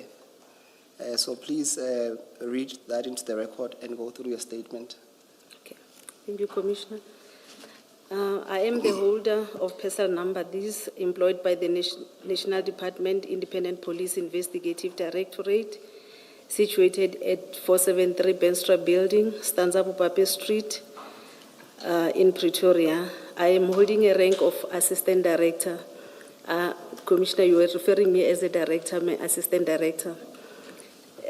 Investigations at the head office with the following contact details. The following facts to which I depose here too falls within my personal knowledge and belief are both true and correct unless otherwise stated. Just for the future perhaps, but I've noticed some people do exactly what's been done here. If you say the facts are within your personal knowledge and belief and are both true and correct unless otherwise stated, what that means is that you are in the same document going to be stating facts that are not true and correct. No, Commissioner, I withdraw that. You see, what you say there, that unless otherwise usually refers to what's within your personal knowledge and belief. Oh, okay. So the otherwise blah, blah, blah relates to that, but I not understand the that. truth. Okay. Thank you. Okay. I'll continue. On 2026-0504, I received a notice in terms of Rule 10.6 from the Commission of Inquiry into Criminality, Political Interference, and Corruption in the Criminal Justice System, referred to as the Commission. Shouldn't we skip what the notice Okay. said? Should I skip that? Yes, We can, please. yes. Okay. Yes. Perhaps go to 3.3, then you can go to 4 Okay. on page 2. Thank you. Okay. 3.3, I was also asked to provide the summary of the recommendations made with a focus on recommendation made against the key role players, in particular senior law enforcement officials related to these, an update on the status of the recommendations. Should I go to 4? Yes, let's go to 4 under academic qualifications and Okay. in-house training. Okay. I'm matriculated at Ranger Secondary School. I have a diploma in policing obtained from UNISA. I also obtained my BTech degree in policing from UNISA, also an LLB degree from UNISA. I have completed the following training course: South African Police Basic Training Course in 2003 at Pretoria West College Training Academy, Detective Learning Program, that is Resolving of Crime course in 2010 at Hammanskraal SAPS Training Academy, Detective Commanders Learning Program in 2014 at SAPS PAL Training Academy. Please continue under work experience. Okay. I have started working as a constable at the SAPS in 2003, stationed at Sentin Police Station, working in the Client Service Center. I was transferred to Sentin Detective Service in 2008. In 2011, I was promoted and transferred to the Independence Complaints Directorate, ICD, as a senior investigator stationed at Gauteng Provincial Office. In 2012, ICD changed to IPID. I was then appointed in terms of Section 22 of the Independent Police Investigative Directorate Act 1 of 2011. The objective of the Independent Police Investigative Directorate is to give effect to the provision of Section 206 of Subsection 6 of the Constitution to ensure independent oversight of the South African Police Service and Municipal Police Service, to provide for independent and impartial investigation of identified criminal offences allegedly committed by members of South African Police Service and Municipal Police Service. I perform my duties in terms of Section 24 of the Independent Police Directorate Act 1 of 2011, read with Section 206 of the Constitution of the Republic of South Africa, Act 108 of 1996. In 2015, I was promoted to be an Assistant Director Investigation at IPID Gauteng Provincial Office to supervise senior investigators and investigators. The IPID, positions, do they have equivalent positions within SAPS? I just want to get an idea of where exactly Assistant Director is in relation to SAPS ranks. Yes, the equivalent with SAPS is Lieutenant Colonel. Oh, thank you. Within SAPS. Thank you. That's relatively senior. Okay. All right, thank you. You can continue. Okay. In 2020, I was transferred to IPID National Office, working at National Specialized Investigative Team. That is called NCT within IPID, that deals with the high-profile cases and the complex cases that are reported at IPID. Okay, before you move on, just on that last sentence, Director, what do you mean by high-profile cases? How do you classify that? We classify high-profile cases in terms of the suspects involved, if it's a high-ranking officers, or it is a case that is on the media. Yeah, I can. The rank of the person involved and the media inquiries, we classify those as high-profile cases. Okay, and out of interest, the case that we are concerned with today of Ayrton, would you classify it or consider it to be a high-profile case then? It was a high-profile case. All right, thank you so much. Let's move to the next page, and there we are dealing with the Boyson's. Maybe before you do that, what makes the Ayrton case a high-profile case? The rank of the people that were involved. Against whom the complaint was laid? Yes. Okay, thank you. Thank you, Commissioner. Can we then move to the next page? We're dealing with the Boyson's CAS 25210 of 2021 investigation. And there we're dealing with the complainant. The complaint? Yes. Okay. The matter was referred from the Office of Executive Director. On 2021-10-13, the complainants, that is Chief Mashaba, Warrant Officer Pakula, and Warrant Officer Makhano, came to IPID National Office to lodge a complaint of defeating the ends of justice. The complainants were interviewed by the members of NCT, and I was part of the interview. The complainants were advised to open a case at the police station and provide IPID with the case number. The case was opened at Boyson's police station and registered as Boyson Case 252 of 10-2021. After receiving a case number, on 2021-10-19, a referral memorandum was drafted for the approval by the Executive Director or someone delegated by the Executive Director to register a case in terms of Section 28(1)H of IPID Act. This Section 28(1)H of IPID Act, it refers to any other cases that the police officers are involved, but they are not mentioned in terms of the Act between paragraph A to G of the IPID Act. So if it is a case that was referred by the Executive Director, we register that as Section 28(1)H. The referral memorandum was approved, and then I've attached the memo as my TK1, and the file was registered as per CCN number 2021-10-0314 in terms of Section 28(1)H, that was defeating the ends of justice.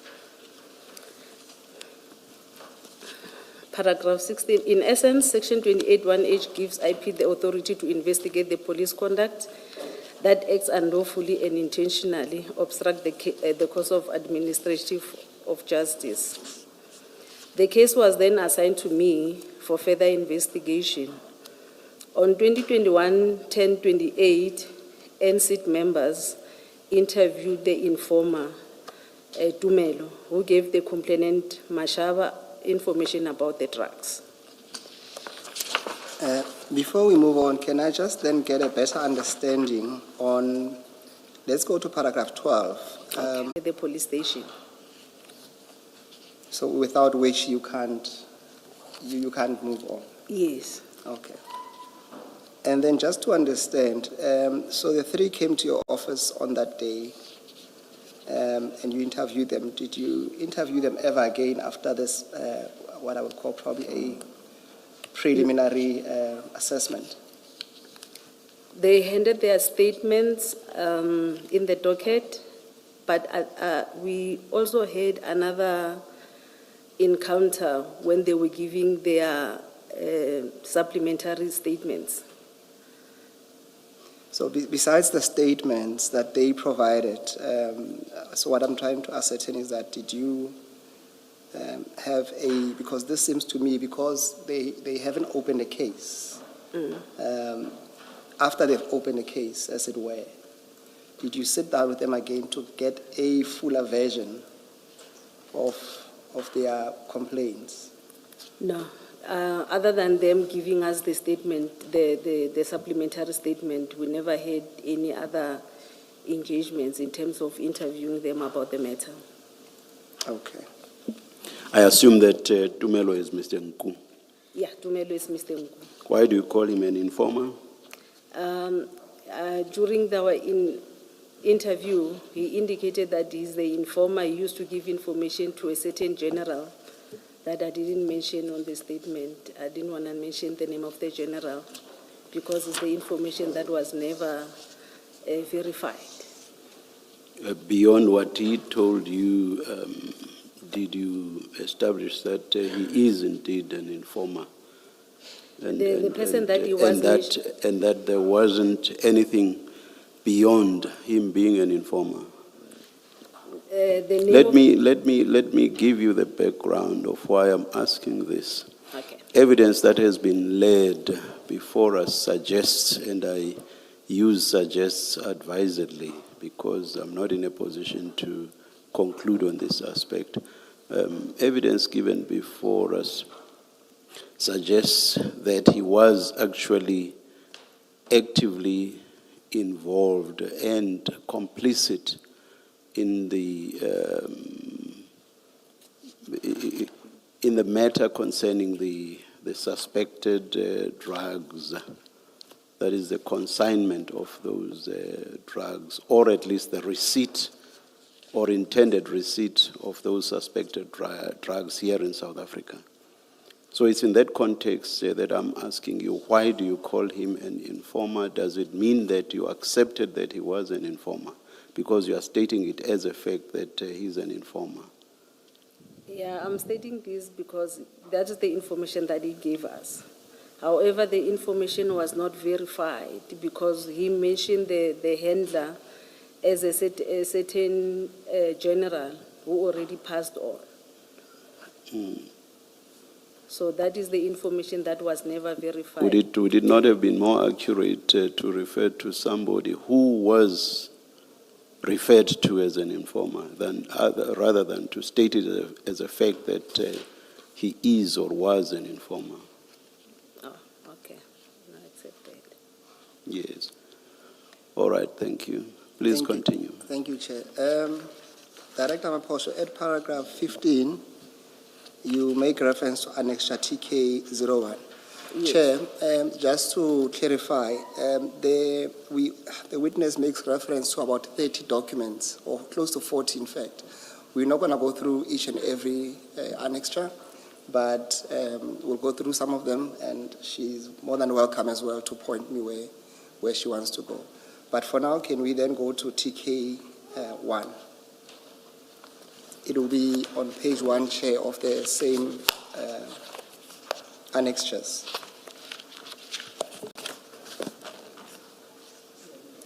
It's the same bundle, Chair. So you might need to keep one hand on where we are on the file as we go through the annexures, Chair.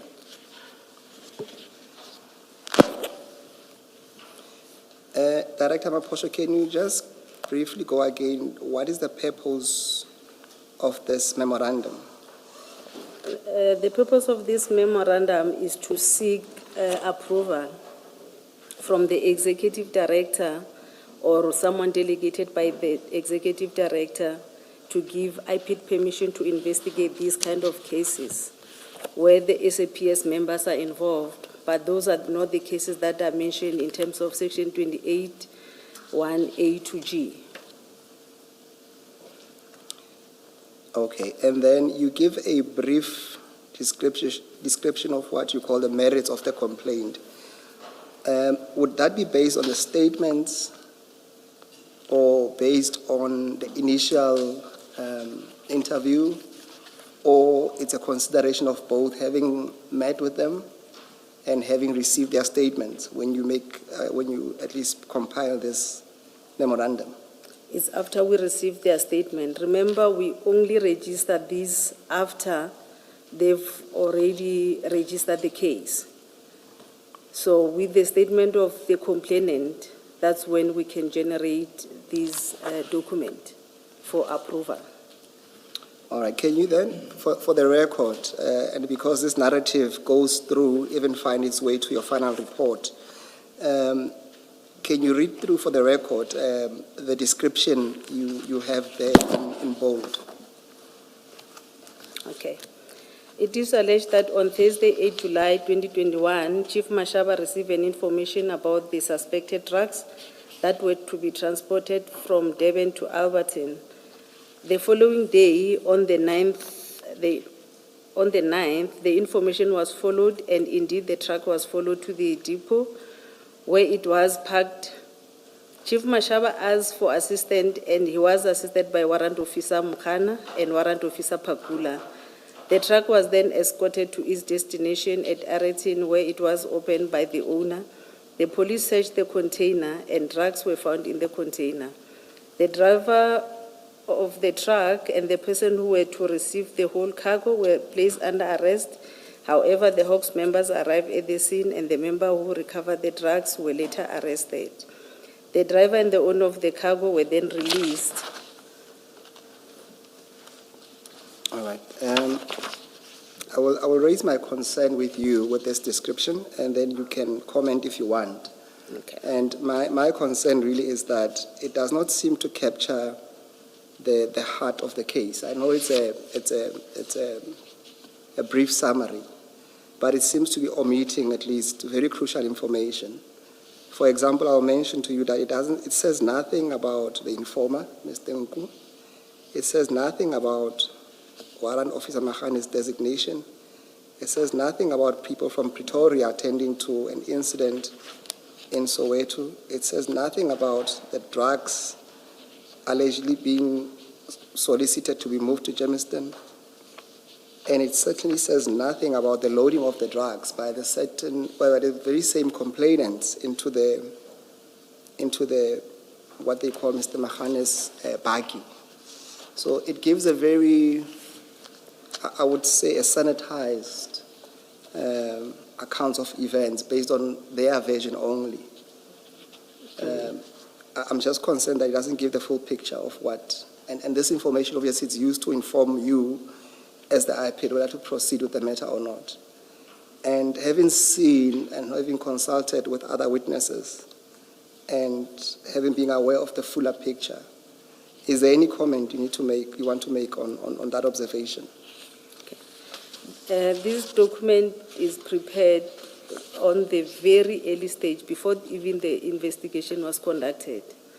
At this particular time, we will only have maybe the statement of the complainant, coupled with what we come out from the interviews that we had with the complainants. It's not the fuller version of what transpired during the investigation, because at this particular time, we haven't even started with the investigation. That's correct, and that's my very concern, that you didn't have a proper, or at least you were not provided with a full version by the complainants. Yes. But let's move to page 2, just out of interest. It says there in the middle of the, of the page, when you deal with the prospect of successful investigation, what does that mean, and how do you arrive to that scoring of 50%? Because we haven't even started with the investigation, and because we don't have the version of the other members, the suspects. So for us, it's 50-50 chances whether they're telling the truth or not. So we cannot say it's above 50 or below 50 because we don't have the version of the other members who are involved. Okay. But I would assume because there is a below and above, there are circumstances where you might score below and above. I haven't even found something like that. For me, it's always 50-50. No, I'm Yeah. just saying on the document, it does give an Yeah, option of... in the document, yes. Yes. All right, thank you, Director. Can we then proceed on page 5? You deal with so we're going back to the statement, Chair. Statement. We deal with a summary of allegations. Can you pick it up at paragraph 18, where you deal with, it's an A1 of Mr. Samuel Tsiani Mashaba. Okay. The complainant alleged that on Thursday, 2021-0709, they were following up on an information about drugs from Brazil that they were in a container and were going to be delivered at Scania, Aretin. He was assisted by Warrant Officer Mokana from Zonkeziso SAPS, who was referred to him by Warrant Officer Pokungwane. These annexure 3 and 4 is the statement of Mashaba and the statement of Warrant Officer Pokungwane.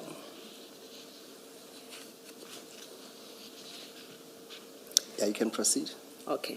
They arrived at Aretin at about 8 o'clock. The information was positive and the drugs were found inside the container. The driver of the truck, the lady was about to receive the goods and the manager was present, were placed under arrest by Warrant Officer Pakula. I've attached Warrant Officer Pakula's statement as an annexure as well. While the police officer were busy at the crime scene, opening the case and waiting for relevant role players to come, 2 police officers from Boysens arrived and inquired about what was happening, and they explained to them about the drug bust.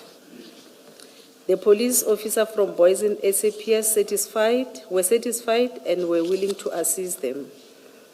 They even gave feedback to radio control 10111, indicating that all was in order, and then I've attached the report from 10111 as TK6.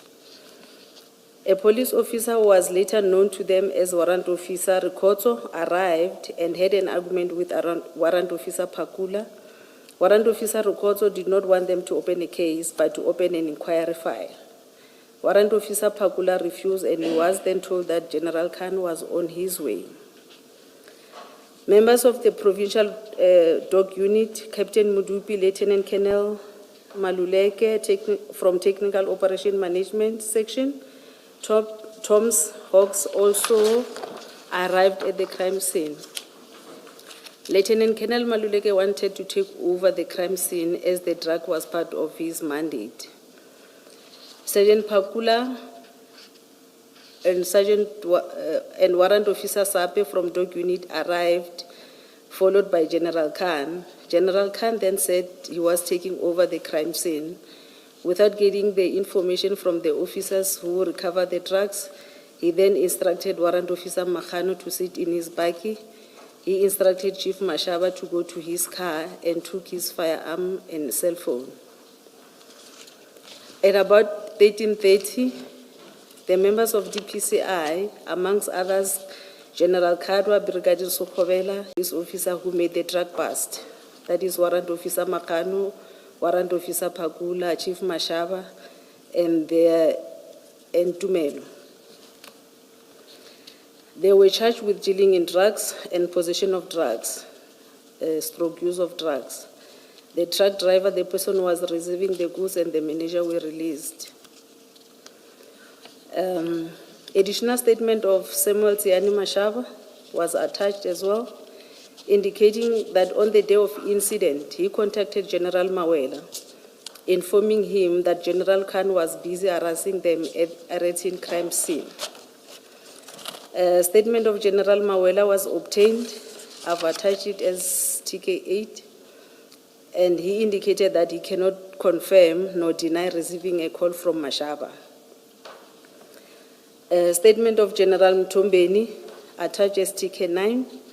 He also stated that he alleges that he remembers speaking to an official attached to Gauteng Traffic Police who introduced himself as Mashaba, who indicated that they were following the information on drugs, and he was complaining that the police were about to arrest them. He referred the complaint was also attached as TK10. He stated that he had a conversation with Mashaba relating to the following up on information about drug trafficking at Aratin, and they were accosted by a member of SAPS Crime Intelligence, Hawks, and want to arrest them. He referred him to General Kadwa of DPCI. They opened a case as per Poison 98 of 7/2021, and it was investigated by DPCI. A member, Captain Subula, I believe now is a lieutenant colonel. Yes.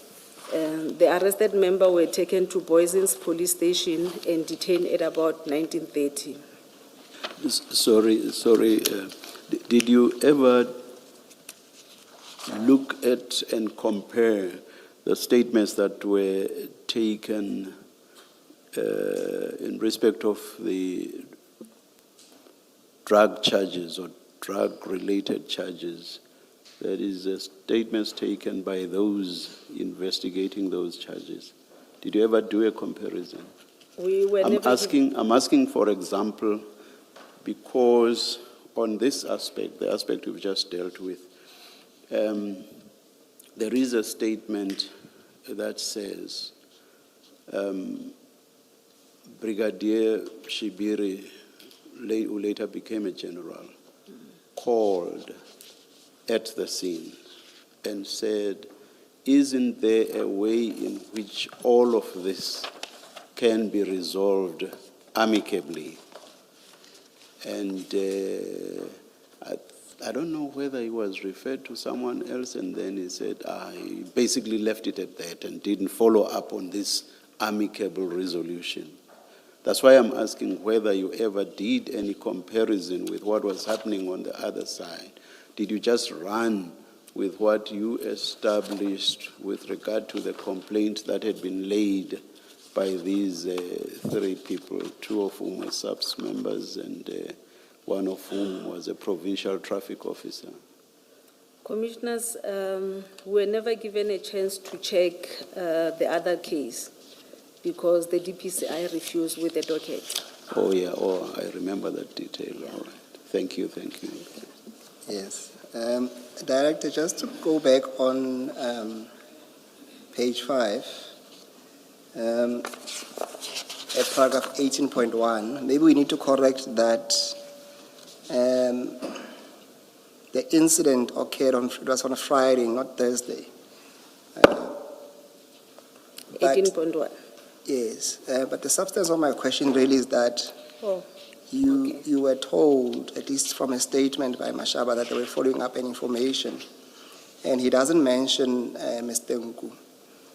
But you had testified earlier on that you guys had an interview with Mr. Nku. Can you assist us from your recollection?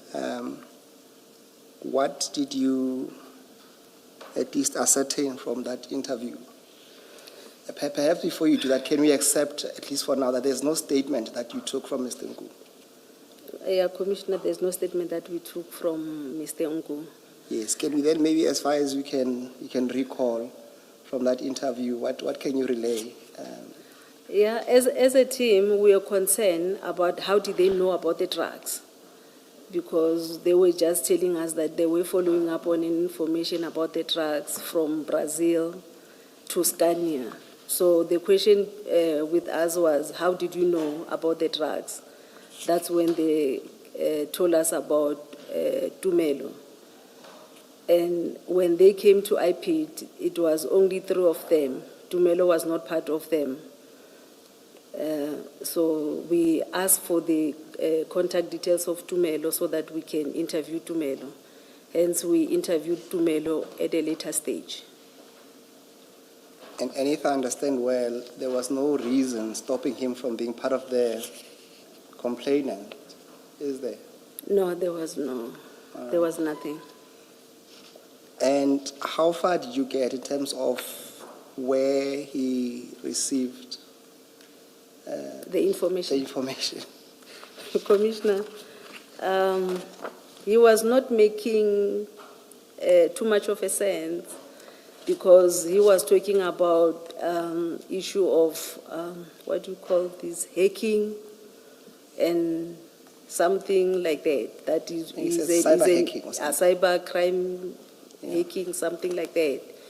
And he kept on telling us that he is an informer of that, the late general, that he was giving the information to the late general. In your So conversation, was the point that he had hacked onto a system that revealed that there was such a consignment? Or what exactly was this hacking about? He was talking about so many things. He was not talking about only Let's just this. focus on the hacking for a minute, please. No, he was talking about hacking in order for him to get this kind of information about the illegal transportation of things. It can be drugs, it can be any other thing. It can be any other trafficking. So he was talking about so many things. But he was not giving us anything to work on. Did you ask for anything concrete? Because surely there would have been records of the hacking. No, he didn't have anything. It was just Did you ask what he for? was saying. Did you ask for the records? Commissioner? Did you ask for the records? Yeah, we asked for the record, but he didn't have anything. It was only what he was saying, and of which we didn't have anyone to confirm what he was saying. Okay. He's been giving out information to these police officers, and he doesn't know whether the information was positive or not. So this time he was trying to make sure the trucks will be there. That was his response. And was your sense that he is an informer/informant registered with SAPS, or was an ad hoc, if I may use that term, an ad hoc informer?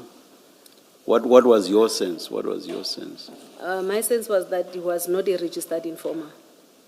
Because if he was a registered informer, he was going to tell us about the handler, the general who passed away, but the general was working with other people. So from my understanding, like, he was not a registered informer. Okay. Yes. Director, one thing that immediately stands out when you look at the statements of Director Mashaba and Joseph Makana is, in the case of Director Mashaba, it says he's based in Sidibeng in Vereeniging. That's the first thing that stands out. In the case of Makana, it says he's in the CIMAC Crime Information Analysis Center in Zonkizizwe. Does that not immediately raise a question? What are you doing in Iroton? If you are a traffic director in Vereeniging, or you are a crime analyst in Zonkizizwe, what are you doing in a drug bust? Because those two jobs have nothing to do at all with being involved in a drug bust. Before you even get to what happened, just their positions. A traffic officer in Vereeniging should have nothing to do with a drug bust in Johannesburg. A CIMAC officer, we've heard that they are desk bound because they analyze stats, crime stats, to assist those who are operational to do their job. When they say to you, we conducted a drug bust, isn't the first inquiry, what were you doing there, because that's not your job? Yeah, Commissioner, it was our concern that why, especially with Mashaba as a traffic official, but he told us that he normally get this kind of information. I don't know his job description where he's working, but he indicated that he do get this kind of information, and then he normally assists with this kind of operation. He was saying he used to work with General Mawela. So I don't know his job description. I'm looking at the affidavit that he gave you, paragraph 1. It gives his name, ID number, and he says, I am employed as chief at Gauteng Traffic Police, Sedibeng in Vereeniging, on page 6. It's your annexure TK2, which you referred to in your statement. Okay. So Sedibeng is a district, it's in the Vaal. Yes. And he says, I'm following a truck in Ekurhuleni, and I'm following it to Johannesburg, and I'm conducting a drug bust. So where he works, that's problem number 1. Problem number 2 is he's a traffic officer. What is a traffic officer doing? Conducting a drug bust. Commissioner, we try to find out from him. That is why maybe he also gave his supplementary statement to indicate that he used to work with General Mawela. That is why on that particular day, he also phoned General Mawela. I don't know how they work at the traffic side. I don't know whether if you are working in Sedibeng, you can also attend to the issue of Tshwane, for example. I don't know. But Why I'm raising this, IPID has testified before us. okay. And one of the issues they took with EMPD officers conducting a bust in Rosebank or Killarney is that A, that's not the job description of traffic officers. And secondly, they are outside of their jurisdiction. And for those 2 reasons, their conduct was unlawful. And we heard that from IPID when it was testifying.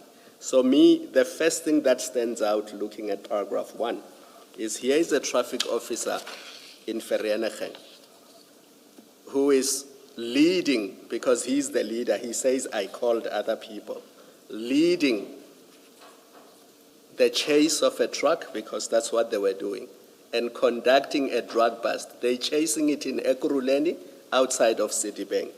They are chasing it all the way to Johannesburg, outside of Sedibeng. But he's a truck officer. He has no business opening containers and finding out that there are drugs in those containers and arresting owners of those containers or the recipients of the goods that are in the container.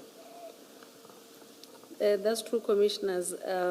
Like I'm saying, we don't investigate the traffic officers. I don't even know their jurisdiction, whether a person from traffic in Sedibeng can also come and work in Tshwane or in Johannesburg. I don't know. But don't, as an investigator, don't you follow up, check those kind of things? I mean, I'm not sure that it's open to you to say, I don't know what he does, what his job is and his job description, because if it turns out, at least in my mind, if it turns out that his job has nothing to do with what he did on the day, then you, as the investigator, you probe further into why was he actively what you're saying. You took his word at face value and made no interrogation of it. He said, I was following up on a tip-off and then we conducted this operation, when in fact, perhaps had you asked, what do you do where you work? Let's speak to his superior and find out whether what he got involved with is part of his job. And if his superior had said, no, it's not part of his job, he had no business to be there, it may have led you down a different line of inquiry. I understand, Commissioner, but those were our complainants. And as IPID, we don't investigate our complainants. That was the role of SAPS. I believe SAPS investigated whether they were supposed to be at that crime scene or not. However, we did manage to obtain the statement of their supervisors to try to find out whether on that day they knew about the operations or not. But you test what the complainant says. That's why in that form you say 50%. It's because Yeah. you eventually must test what they say. Yeah, we did test that because with Mashaba, the supervisor indicated that he didn't know about the operation. Yeah, but isn't that kind of answer to you, isn't that what should pique your suspicion? That he's in an operation that his superior says, I didn't know anything about it, it's not his job. That would have piqued your suspicion about him to inquire further about what in fact was he doing there. Because the complaint, as we understand it, their complaint is that they were arrested when they were conducting a lawful operation. Operation, yes. Yes. So if they were interrupted conducting an unlawful operation, you wouldn't have found the police officers guilty of any, you wouldn't have made a negative recommendation if it turned out this was an unlawful operation. So that you don't investigate, you don't test, that even after his superior said, I have no idea what he was doing on the day, is disconcerting? I understand, Commissioner. I find it quite disturbing that you say you don't probe your complainants. That's quite disturbing. I think that's a wrong approach to investigation. What's your comment? Commissioners, at IPID, most of our complainants are suspects on the SAPS cases. I'll give you an example. You'll find maybe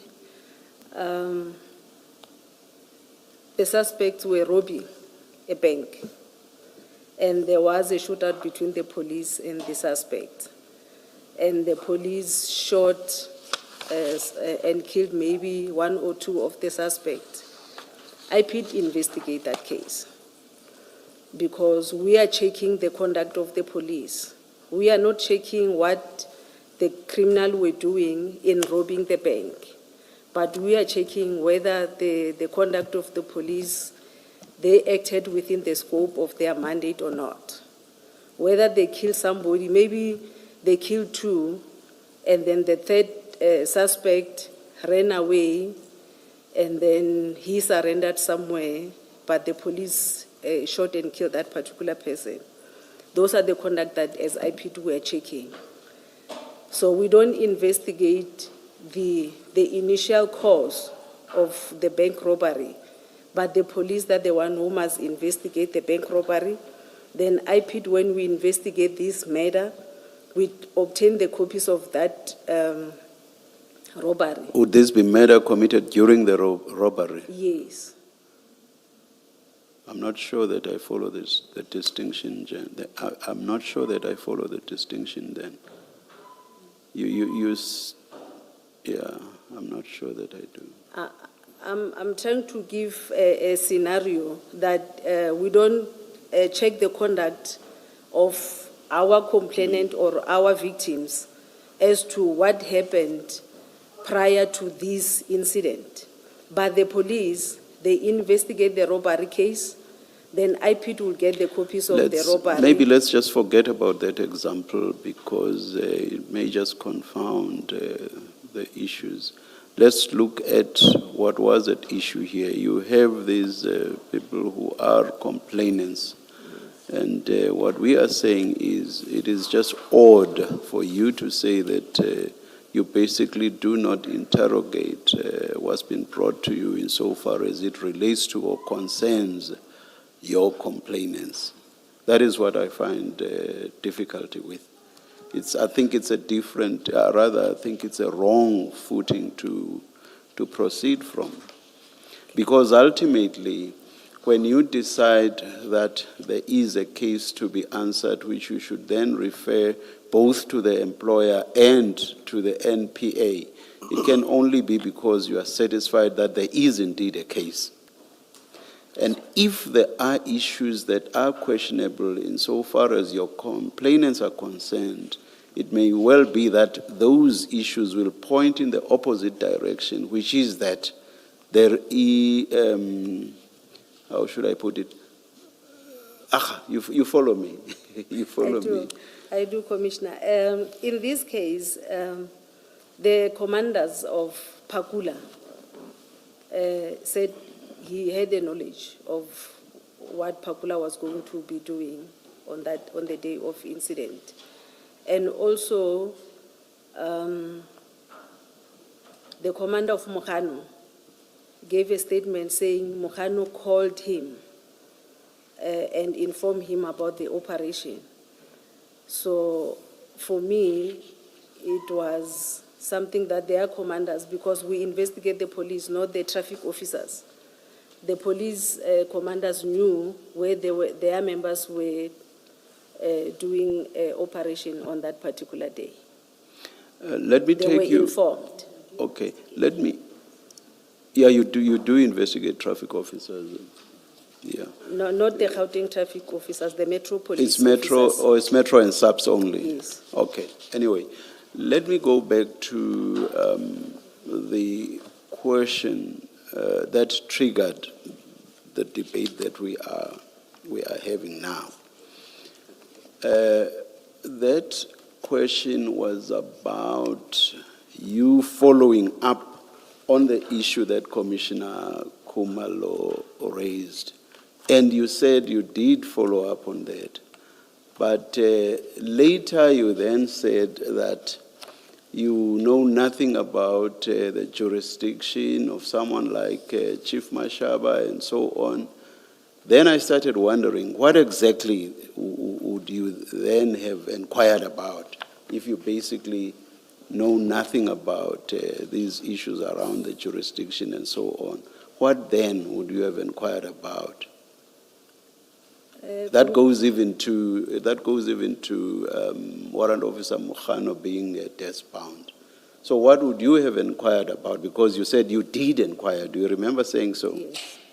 Now, if later in the debate you say you knew nothing about those issues, that in my mind raises the question, what then did you inquire about in this regard?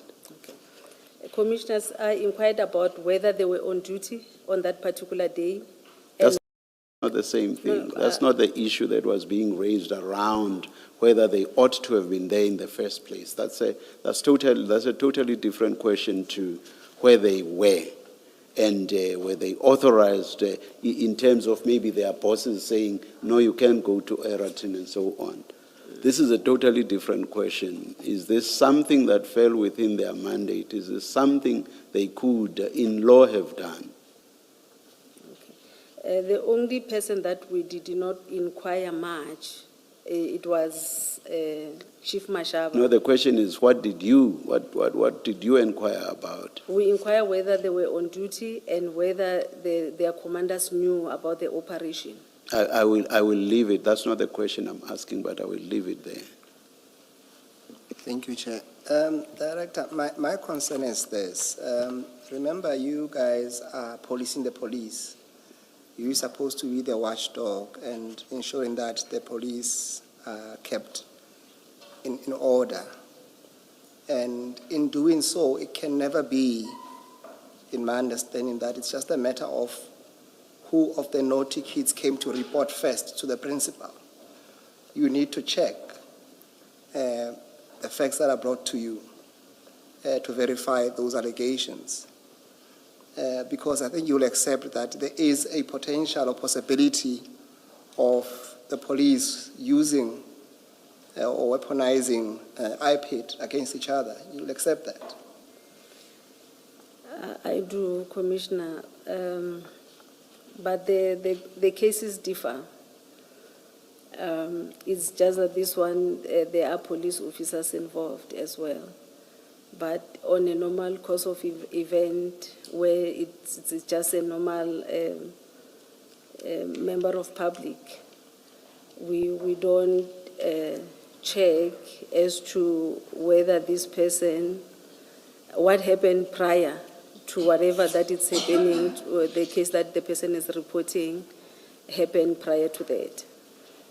With this one, yes, I understand it was the police officers who reported this matter. However, we have two cases. We've got the case, the 98 case and the 252 case. So we couldn't do what the case 252 was, the case 98, the investigating officer of case 98 was doing, because it will seem as if now we are interfering with their cases. So hence we only dealt with case 252.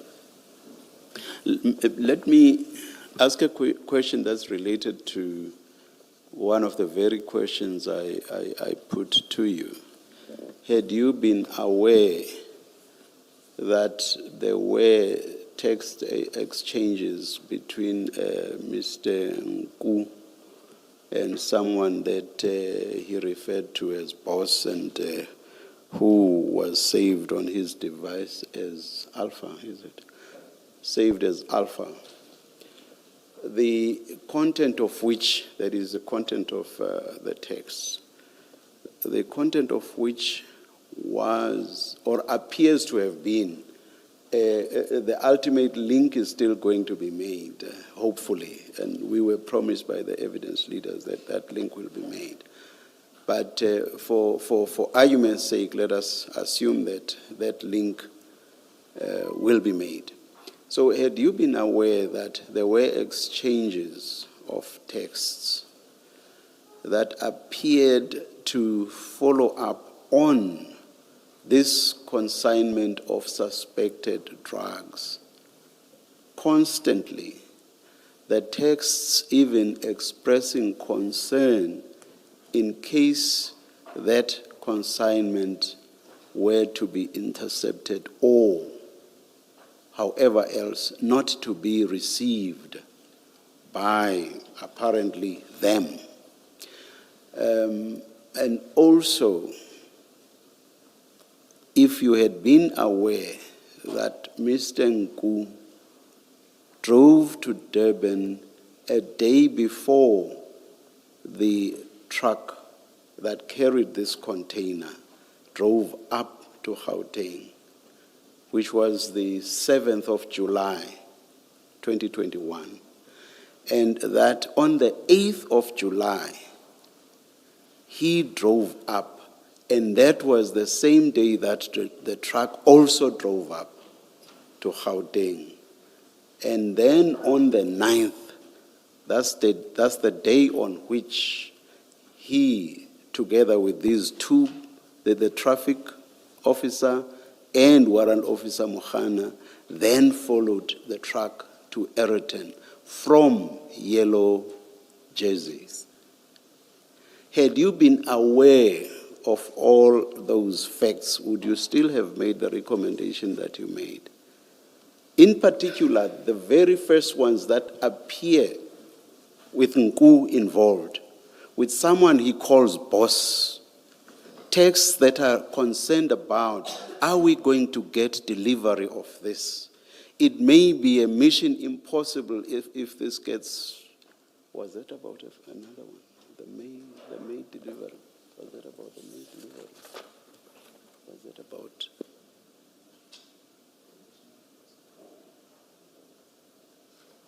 No. I'll leave out the concerns and Mission Impossible and so on, but I will retain everything else that I've suggested to you. Had you been aware of all of those things, would you still have taken this to be the mere actions of an informer? Or would you not have suspected that this is actually someone who is complicit in the delivery of this consignment, delivery and receipt of this consignment? Yeah, Commissioner, with regard to Unku, yes, if we had that kind of information, we were going to look at these things differently. That's why I'm saying, had you had? Yes. Okay, Yeah. all right. We were going to, even maybe the kind of investigation was not going to be the way the investigation was. If we had that kind of information, unfortunately, we didn't have. Okay. Just advise me, yes, I know you tried to get hold of the poison docket. Yes. You did not succeed. Just remind me again, how high did that request or inquiry about the docket, how high did it go on the IPID side? Who was the most senior on your side who tried to get hold of the docket after the meeting that you referred to had failed? It was the NHI, the National Head of Investigation. Okay, all right. Is that the highest you could have gone? Couldn't you have gone to, was it already General Libya then? Yeah, it was General Libya, but the NHI was supposed to have escalated the matter to the Executive Director, of which I don't think the matter was ever escalated. Yeah. So it was beyond you at that stage? Yes. Couldn't you have made the request to the head, your head, to escalate it to General Libya? The matter was escalated to General Libya, but It was? It was Oh, it escalated was. to General Libya. Within the Hawks, yeah. Yes, but we did not get any positive feedback. Okay. Did you get to, what did General Libya do? Do you know? General Libya, I think he spoke to my supervisor, the one who drafted the letter to him. No, I mean with subs, on the sub side, what did? On the subsides, it was General Libya. Okay. Oh, I see. This is. Okay, at paragraph 24 of your statement, you say General Libya did not assist IPID with the request. Instead, he indicated that IPID must investigate without the copies of that docket. Yes. So he didn't Yes. engage subs on the matter. Yeah. All right, thank you. Can I just ask on the back of the discussion that you've just had with the chair, had you known certain things that have now come to light about Mr. Nku, whether you would have still proceeded the same way?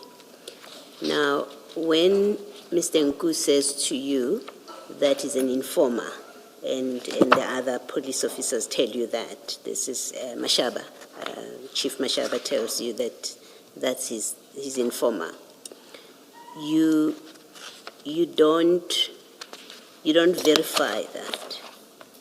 You've said that he told you that his handler is someone that has passed, but you do know subsystems, that they do have registered informants. I'm sure you have an idea that they don't necessarily work alone, so even if a general has passed on a handler, there may well be somebody. You didn't, and you don't check that to verify who this supposed source is. No, well, we did not verify. You did not do that? No.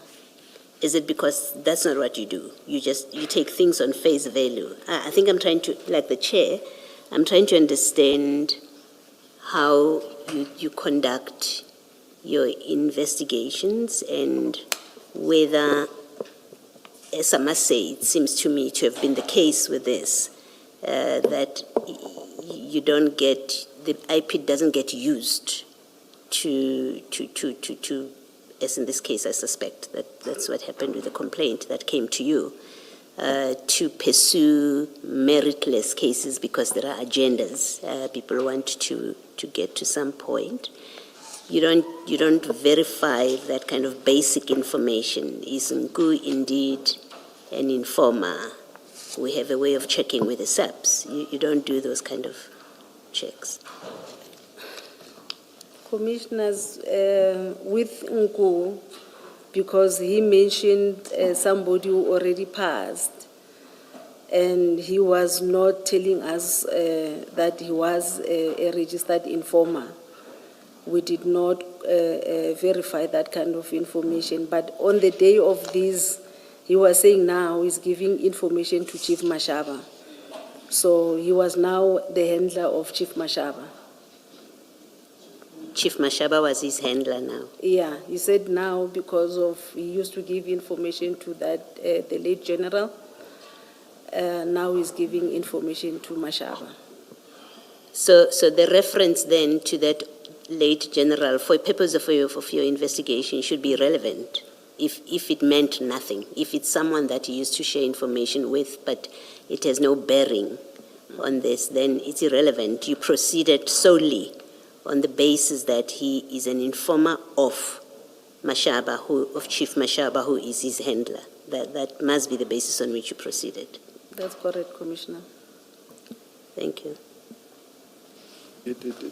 This again raises the point on which Commissioner Kumalo was engaging you. He's an informer, informing about drugs, and what's he got to do? What's Mashaba got to do with drugs? That he even has this informer who's assisting him about drugs? It just does not make sense. Do you want to comment? Commissioner, I don't know the job description of Chief Mashaba, but from I can confirm, commissioners, that we also have cases where people from the traffic police working with the SAPS members, especially the Hawks, do some operation. I don't know their memorandum of understanding. I don't know whether they do have a memorandum of understanding when it comes to these kind of operations or not. I don't know. Thank you. Perhaps if you had asked the question, and you can answer any way you want, that where does Mashaba come into this, as in jurisdiction and his powers, you may well have come to a different conclusion about the decision to arrest him if you found he was acting out of jurisdiction and outside his powers. Do you have any view about that? No, at all. Okay, thank you. And I thought just crossed my mind because when I was engaging you on how we would have acted had you known otherwise, I suddenly discarded the information relating to a May 2021 consignment. I should not have discarded that. That was actually crucial in terms of how you would have acted had you been aware of certain facts. Oh. Because what that does is to show, especially that May consignment, it actually shows the concern that these people had about receiving that consignment. And this Alpha is even saying, if anything goes wrong, then we are in trouble. Basically saying, we must receive that consignment. And it's apparently two private individuals interacting. And that had nothing to do with the drugs. Do you see what I mean? So that tells you that one cannot, when it comes to the Eriton past, that suddenly Nku is no longer concerned with receiving the drugs. If he was concerned with receiving the drugs with regard to the May consignment, it must be the case, or indications at least are that, even with regard to the Eriton past, he still wanted to receive the drugs. But as I say, I'm posing my question in the context of how would you have acted had you been aware of all these facts? You've already commented. I'm not expecting a response. Thank you, I'm Commissioner. just giving you the full picture. Thank you, Commissioner. Thank you. Director, to be fair to you, this is not a question. I'm just bringing to your attention that Mr. Makano's superior deposed to an affidavit much later probably, where he makes it clear that as a commander he was not aware of the operation since Mr. Makano's duties are office bound, and that is in accordance with his performance enhancement plan. So his job is to be in the office and analyze statistics. He should not be opening containers outside of jurisdiction. Okay. Director, just to be fair to you, I think through our own engagement, you did at least indicate that even without having the information that was relayed to you about the text, from your own interaction with Mr. Nku, you had some misgivings about him. Is that fair? Yeah, that's fair. Yes. And I think the follow-up question would have been that in that case then, surely you should have treated whatever that he gives you, or at least the people that he feeds information to, perhaps with some element of caution, I suppose, to put it lightly. Commissioner, it was difficult without having to hear the other side of the story, because if we had the copies of the docket, we were going to know as to what was the other people on the other docket are saying. So we only had one side of the story. Yes, no, I accept that. My question is that if already the source of the information itself is questionable, then the sequence of that information itself should be treated with some level of caution as to how that information is handled going forward. At least from your side, to say, well, Mashaba is receiving this information from someone that I'm already, I want to use the word suspicious of, reservedly so. Surely that should trigger a bit of a red flag in going forward to say the very source that I spoke to, that fed the information to Mashaba, and then he relates to the rest of the guys. I'm saying that kind of information should, I would say, raise a red flag at the very beginning to say the very source of information is questionable. Commissioner, it did, but the thing is, if the police, they don't want with the docket, it's like they were hiding something. So we don't know whether our suspicion by just interviewing this person alone, it was going to be enough. And honestly speaking, 70% of our complainants are always like dodgy at IPID. So most of the complainants, they are dodgy. So, but it doesn't mean we mustn't follow their complaint. We follow their complaint. We can either make negative or positive recommendations, general recommendations, or sometimes even policy recommendations. Hence my earlier statement to you that that's the very reason why you should guard against this iPad being used or being weaponized against the police, regardless of the source of the complaint. Yes. Yes. I think we are just wrapping up on a section dealing with the allegations. Okay. So let's wrap that up. My understanding is that at least the three complainants, they raised these allegations against General Kadwa, Brigadier Sekhobela, Colonel Stein, Captain Sebola by then, and General Khan.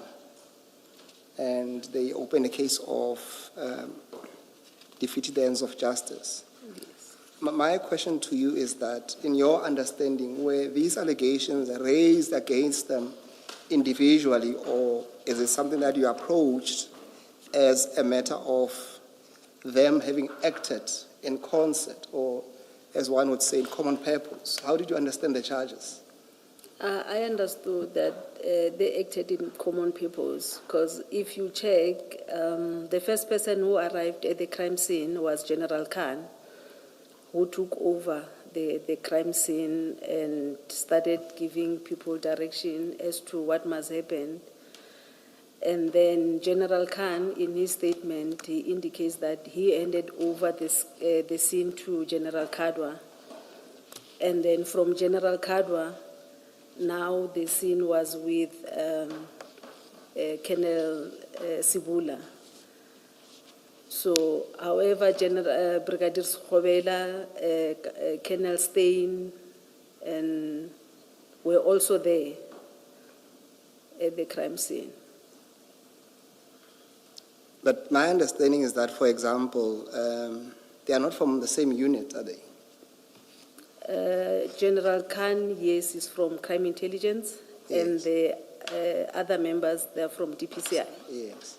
So I'm trying to understand, how did you then arrive, and I'll tell you why I'm asking this question, how did you then arrive to a conclusion to say you were going to investigate this as a common purpose? Because what happened at the crime scene, it was like a chain. After General Khan came and took over the crime scene and did what he did at the crime scene, he said he handed over the crime scene to General Kadwa. After he handed over to General Kadwa, then Captain Sibula, Lieutenant Colonel Sibula took over and arrested those four members. I'll tell you what my difficulty is. For example, an easiest example will be Colonel Stein. None of the statements implicate him in any form or manner. I'm not certain what his role is to be then put in a situation where he's accused of having acted in concert. Commissioner, is because he was mentioned by the complainants, and when I asked for his explanation as to his role, the question of him explaining what was his role at the crime scene was posed to him.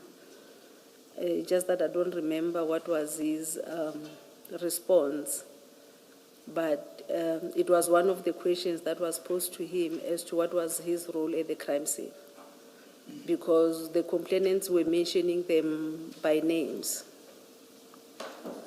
I have gone through their statements, the complainants, and to some extent, for example, what will be of concern to me is that you will read the statement of Sergeant Pakula and Sergeant Sape, and they say directly so that the person who stopped them from deploying their dog to investigate or to sniff around was, I think, his warrant officer, Rekhoto. That seems to be that one person, at least, at the very least, there's a direct allegation against him. And Sape and Sergeant Sape and Sergeant Pakula, they gave you a statement to that effect. That too, is there, do you want to comment? Yeah, because with regard to Rekhoto, they didn't know where to find Rekhoto. I was hoping that maybe if I can get the copy of the docket, Rekhoto's information will be in that other docket. Because at some point, I don't remember who mentioned the issue of Rekhoto calling, who indicated that General Khan is on his way. So that is why one of the questions that was posed to General Khan was for him to indicate as to how did he know about the crime scene. I was hoping that he was going to indicate that Rekhoto is the one who informed him. However, instead of mentioning Rekhoto, he mentioned somebody else. He mentioned... I think it's Rickett. No, not Rickett. He mentioned a certain sergeant who worked at the 10111. And I followed on the issue of that person to obtain his statement. I thought maybe he was going to mention Rekhoto. because we don't know, we don't have the details of records, or we don't know where to find records of. Regarding what constituted the defeating of the ends of justice, all I heard you say, I hope I understood you correctly, was this one handing over the scene to this one and that one handing it over to yet another one. I didn't hear you explain where exactly the defeating was and what exactly it consisted in.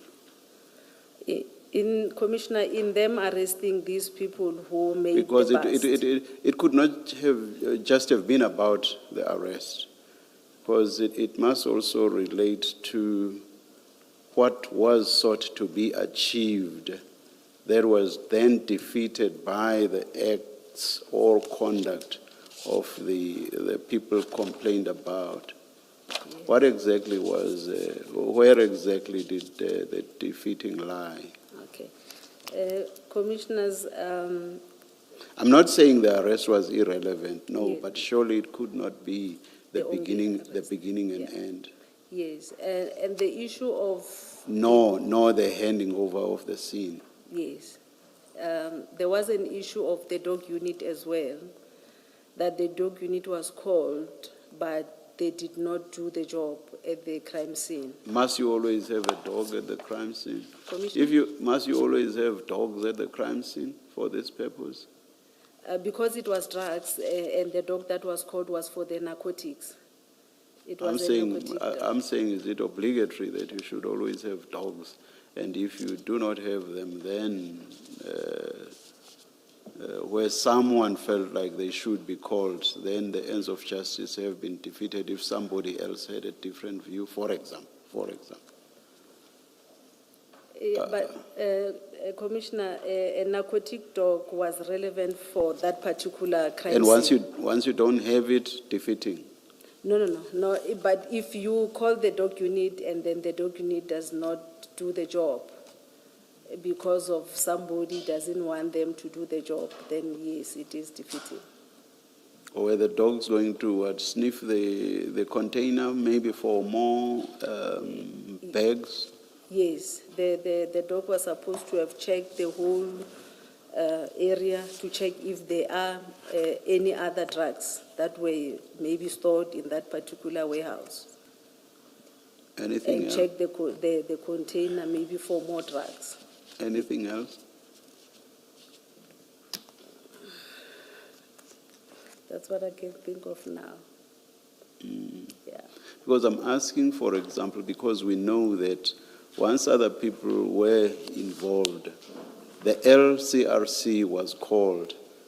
LCRC, which ought to have been called right at the beginning, before the bags were loaded onto Warrant Officer Mohana's van. Yes. And these people that are now supposed to have defeated the ends of justice call the LCRC for the LCRC to do its job.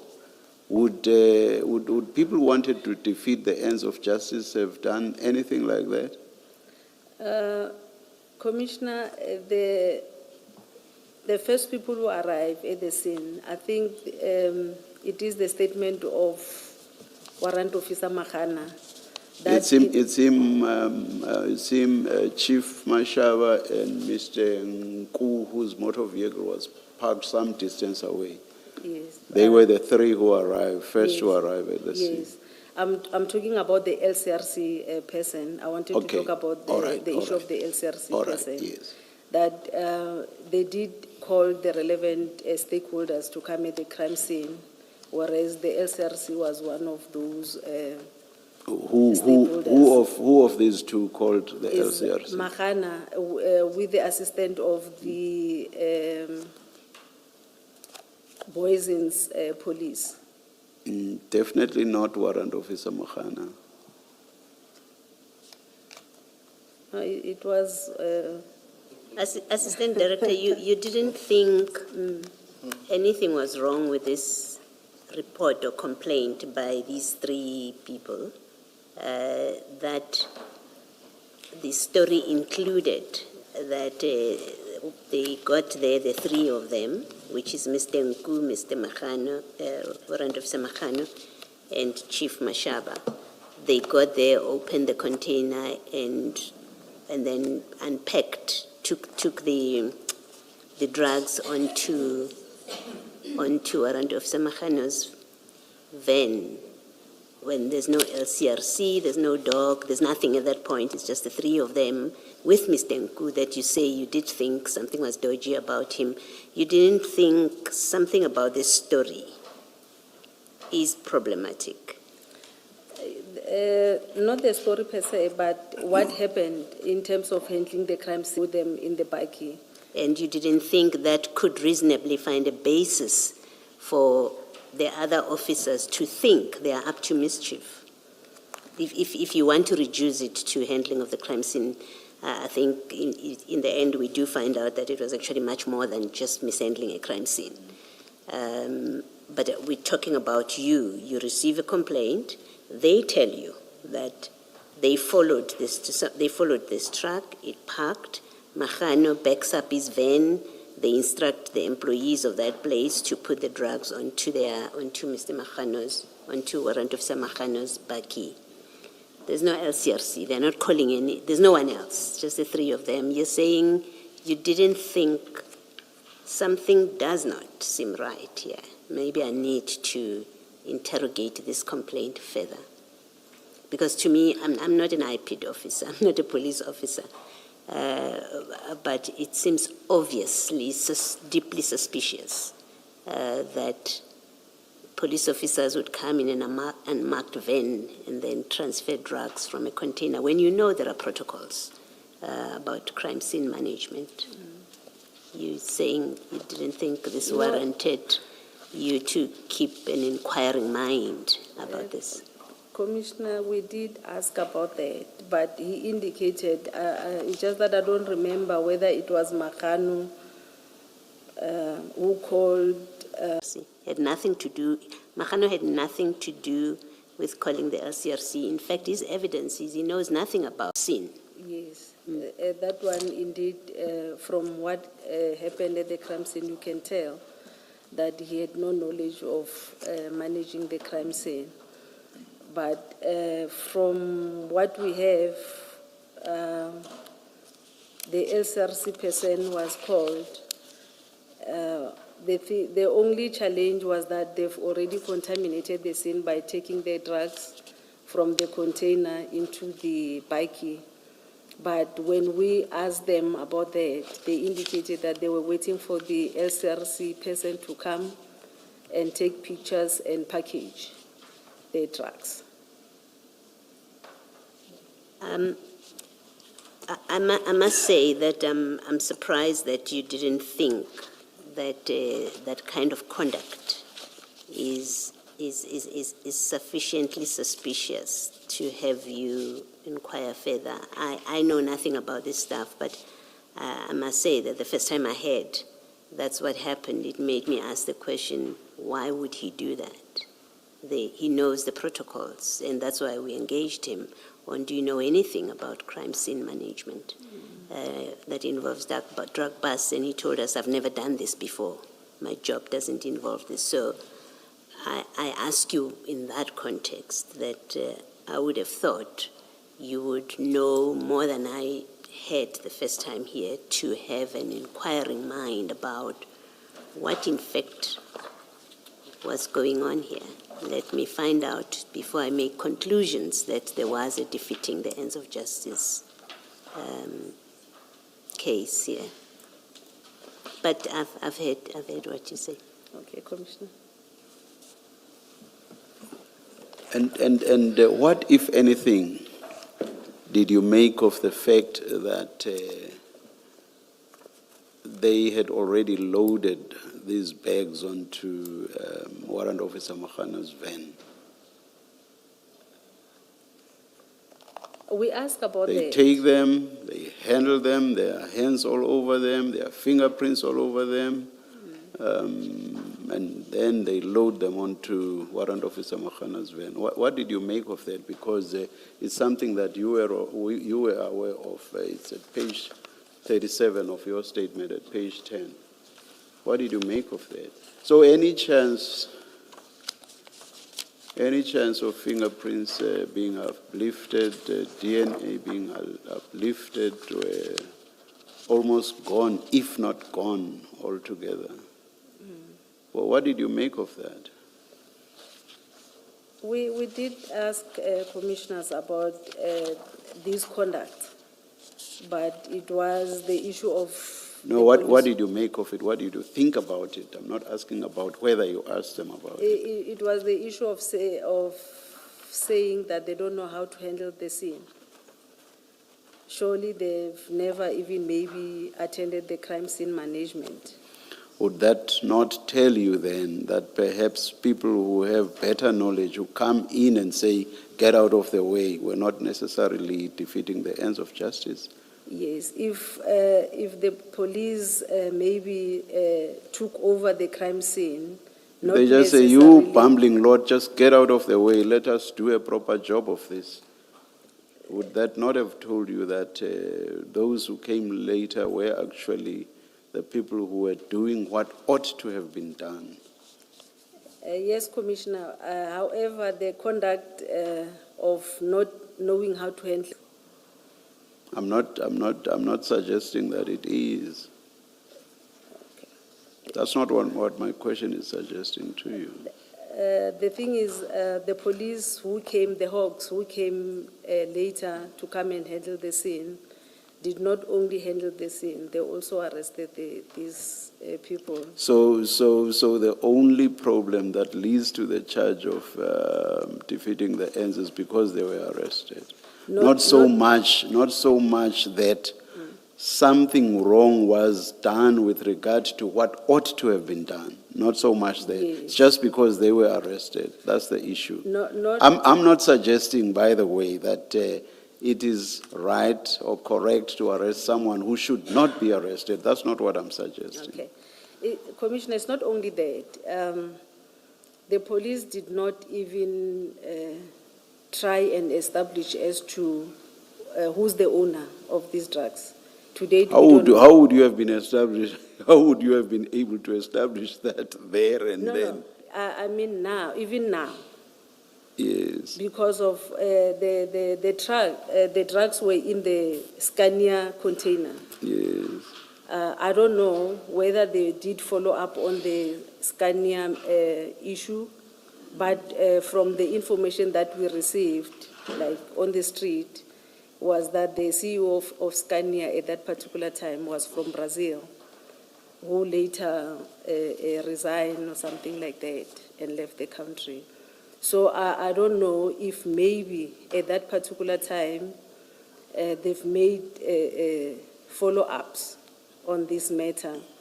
Maybe we were going to have the real owner of those drugs. None of that is answering my question, but I will leave it. Thank you. I think to be fair to you, Director, I think on the issue of the dogs, I think there was a mention that there's a suspicion that there could have been more containers.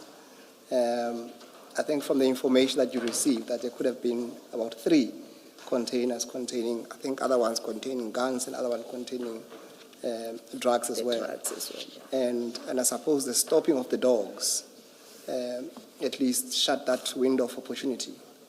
That's true, Commissioner. If that was the case. But that would be only in relation of the one container, because from the evidence, there's only one container that the dogs would have helped to sniff out. You're not saying? No, we're not saying that. Okay. We're just saying to an extent that there could have been, a dog could have, but that's as high as it goes. But there's no evidence to suggest that there were more than that. Please correct me, I may be misunderstanding the rest of the evidence. My understanding was that the vessel coming in with a container, with containers, or this particular container even, there were other 3 containers that were going with this particular one, but only one came up to Gauteng to become an issue in this case. We don't know. That's the difficulty, Okay. Commissioner. What became of those two? Whether they stayed there or they moved prior to the 9th or the 8th? It remains a question. So is the point that the dogs would have been used on more than just the one container that contained the suspected drugs Yes. or the suspected cocaine?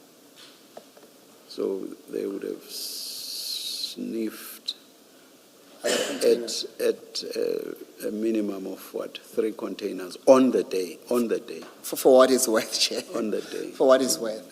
But remember, I still have the reservation to say, but even the person who stopped the dogs is Rekhozo. It has nothing to do with the 5 accused in any event.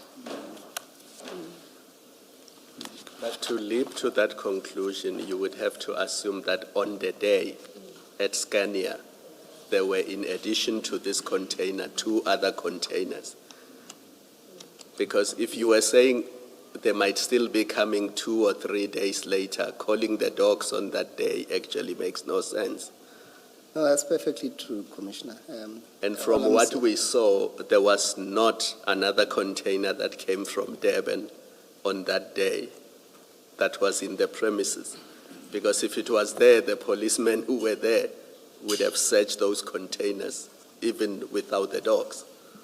That's all I can take it as far as that. Chair, to We say. may not have seen others, at least in the pictures In the that pictures, we yeah. were shown. But even if there were, the focus was just on this one, on the evidence before us. Yeah. That's Thank true, you. Chair. So I don't think that assists you, I tried, Chair. Assistant Director. Commissioners, in fact, that whole thing, they were expecting 11 containers. But they are saying from these 11 containers, 3 of those containers, 2 had drugs and 1 had firearms. So the thing is, I didn't even see the photo album of the crime scene on the day of incident, so I cannot say much. Thank you. Thank But you. what we do know is Mr. Nku's information related to this one container, the one that he followed all the way from Durban, and he parked inside Scania to watch its unloading. At least we know that much, that their interest in this operation that plays out in Ayrton was on this one container. And so was the interest of Chief Mashaba Yes. and Warrant Officer Mokhana, just this Yes. one container. Yes, I'm not sure about the 2 containers, whether it was on the same day or the previous day, or I don't know. Okay. Thank you. Yes, Mr. Musigiri. Thank you, Chair. Assistant Director, I want us to move then to the next subtopic on page 7, where we deal with a request for copies of docket Boys Cast 98/7, 2021. Can you then pick it up from paragraph 19 and read that into the record, please? On 2021-10-21, I've made contact with Investigating Office of DPCI Captain Sibula, requesting the copy of the docket. He said we must come to his office at Germiston on 2021-10-22 to collect it. That is like the following day. My colleague and I went to Germiston as agreed, but to our surprise, on our arrival, Captain Sibula was not in the office. He was contacted on his cell phone, and he indicated that he was not going to give IP copies of the docket, copy of the docket. I just find out, well, surely there is a protocol of how you go about getting dockets. We had Colonel Sibula earlier before you testifying, and part of his justification why there is a formality or there has to be a formality was that anyone could call and want a document out of a docket, and if there are no formal ways of doing it, then people could just end up sharing documents in a docket without more into it sort of seems to make sense, that kind of explanation. And so I would expect that you have protocols of how do you get a docket out of the SAPS for your investigations. Or maybe you call to find out as to who is the investigating officer first, to make that kind of arrangement. What we normally do when we arrive at the police station or whatever unit of the SAPS, they normally take the picture of our appointment cards to say this person, I gave the copies of the docket to this particular person. But there's no issue of saying you must request the copies of the docket from the commander, because as IPID we rely on Section 29, subsection 2 of the IPID Act that talks of cooperation, that SAPS must cooperate with IPID. So there's nothing like that we must maybe request the dockets from the commander. You can only do that if maybe I know the commander of that particular police station and I don't know who's the investigating officer of the case. Then I can liaise with the commander. And there's no requirement for certain form that it must take. There's nothing like you have to do it in writing, even if it's an email. There's nothing like that. Nothing, Commissioner. Perhaps you should have, so that you don't have Colonel Sibula appearing and saying, I never got such a request. No. So maybe you should have some kind of protocol. Maybe that one can be addressed in terms of maybe fixing our standard operating procedures. Yes. Yeah. All right. It Thank can be you. a standard way of doing things. Thank you. And to be fair to you, this letter on page 34, assuming you had not asked for it formally, by the time you got to this November letter on page 30, it's clear there that you are asking for this docket. So even if one accepts that in October you did not follow a formal process, within a month you write to General Libya and it's a Yes. formal letter from your director saying, Yeah. please intervene, we're looking for this docket Yes. for the purposes of this inquiry we are conducting. That's correct, Commissioner.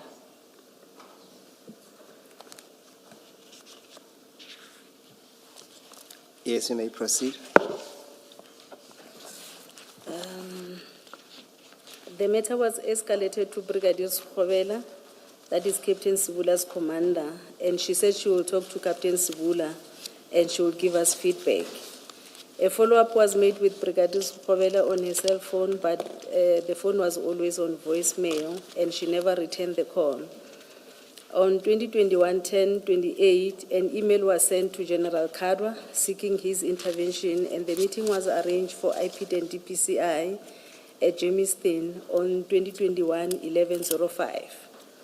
On 2021-11-04, at about 1700 hours, the staff office of General Kadwa called me and said the meeting was cancelled due to unavailability of General Kadwa and the legal services. However, there was no other date provided to IPID.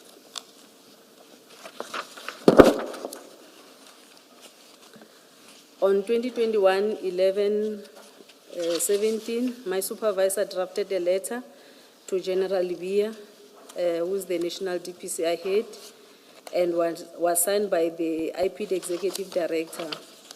The letter was to request his intervention and get a copy of a docket Poison's Case 98 of 7/2021. On 2021-11-24, the letter was delivered to General Libya's office at Silverton, and it was received by his staff officer.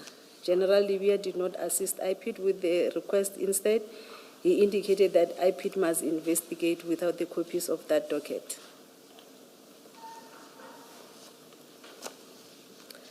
It must noted that most of the cases that IPID investigate emanates from cases investigated by the police. It is a standard practice that IPID always requests the copies of the docket in terms of Section 29, subsection 2 of the IPID Act 1 of 2011.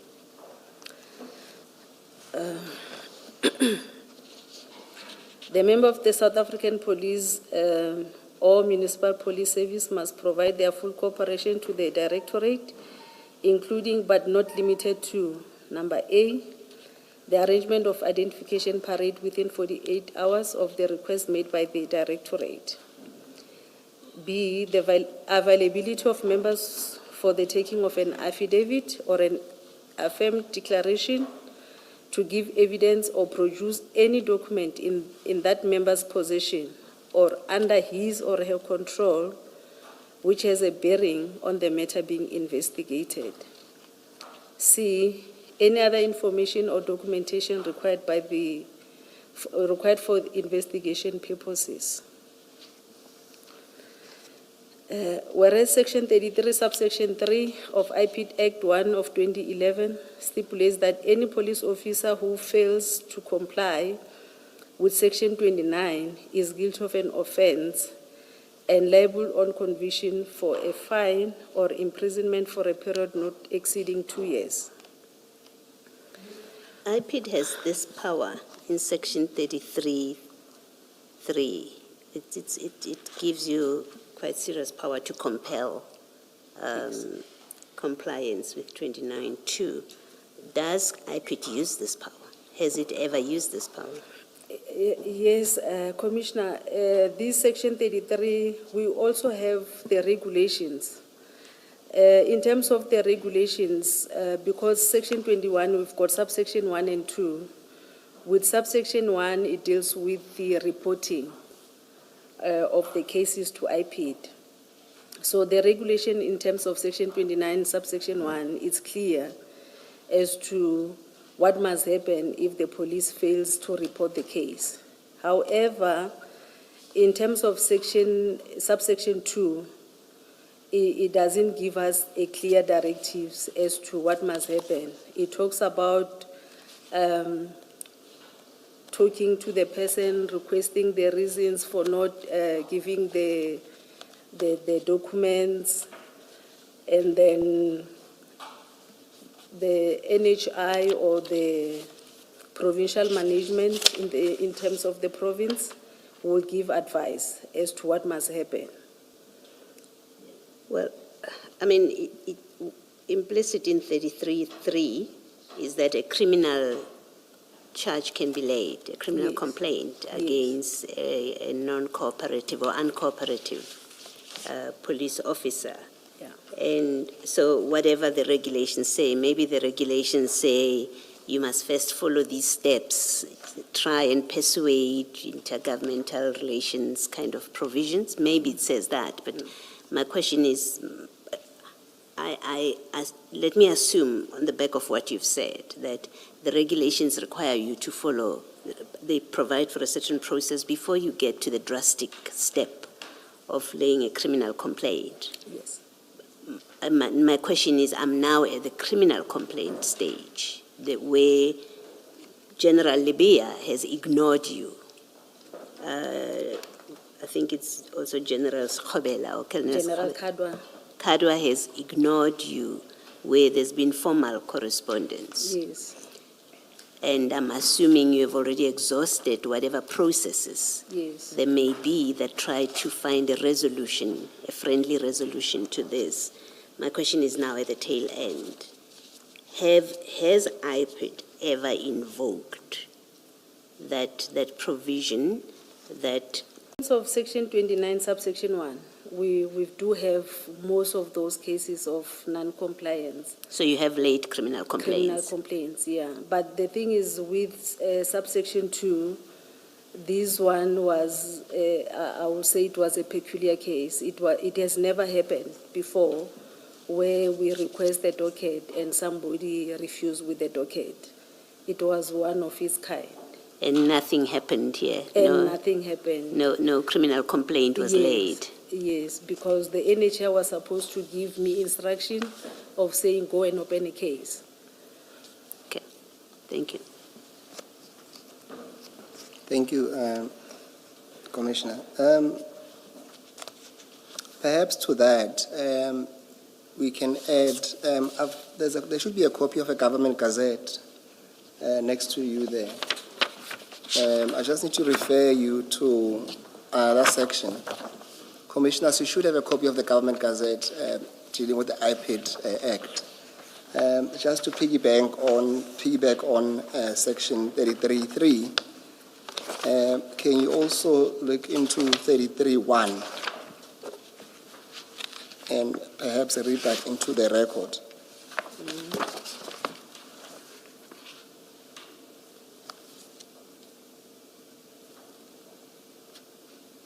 Do you want me to go through? Just Okay. read 33.1 only. 33.1, it says, any person or private entity who interferes, hinders, or obstructs the executive director or member of the directorate in the exercise or performance of his or her powers or functions is guilty of an offense and liable on conviction to a fine or imprisonment for a period not exceeding 2 years.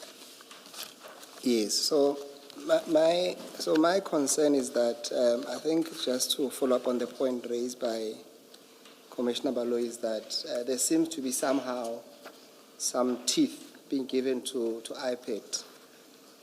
But the question is really, are they using same to bite? And I'll tell you why. I mean, if we go, for example, to the letter that you referred to by Commissioner Kumalo on page, I need to go to page 35.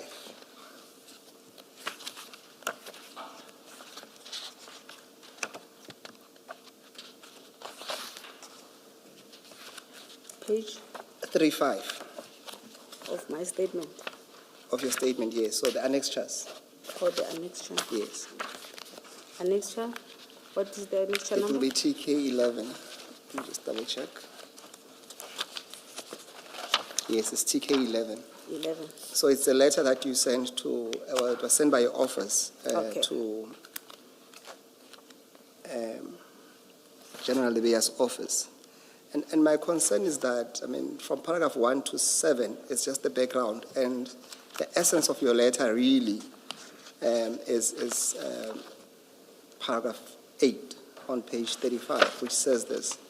It is against this background that we request general intervention on this matter, as the continued delay in the obtaining copies of the docket hampers service delivery.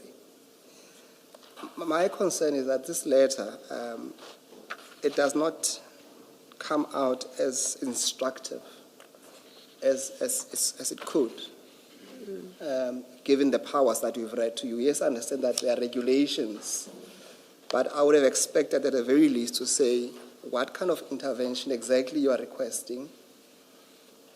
Secondly, perhaps state out that failure to comply, what would that potentially attract in terms of the act? And also explain what is meant by hampering service delivery. You know, and perhaps lastly, mention the consequences. And I suppose as lawyers as well, I would have found this letter to be having more bite if at least it gave deadlines as to when at least General Lebeya ought to have responded to this, so that you can say failure to respond by this date will take you that you are also hindering or obstructing our service delivery as it's put there. What's your comment to that? I agree with that, Commissioner, because the letter does not have the time frame as to when do we need the copies of this docket.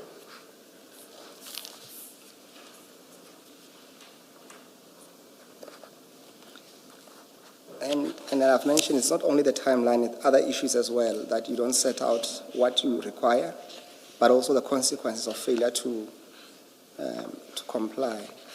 Now, going back to your statement at paragraph 24, that's on page 8.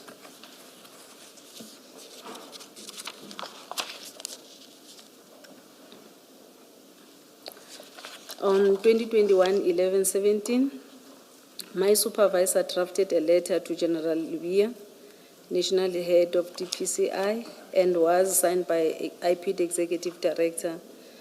Sorry, No, you. did we not stop at 27?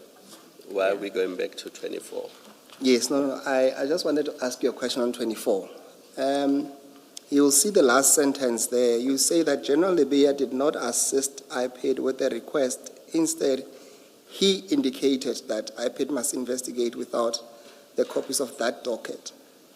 I've searched through the documents that you've provided to us. Can you assist us? Where did he indicate that? Or can you recall where he indicated that? I don't have anything in writing with regard to that, but I remember we had the meeting with the NHI as a team, as the NC team, and the message was conveyed to me that General Lebeya said we must investigate without the copies of the docket. Yes, I see that at paragraph 27, you say that the issue was discussed with the National Head of Investigation, and I was advised to continue with the investigation without the requested copies of the docket. Yes. I suppose my question then, ultimately, this was an internal decision to say, look, Yeah, it was. Open the case. yes.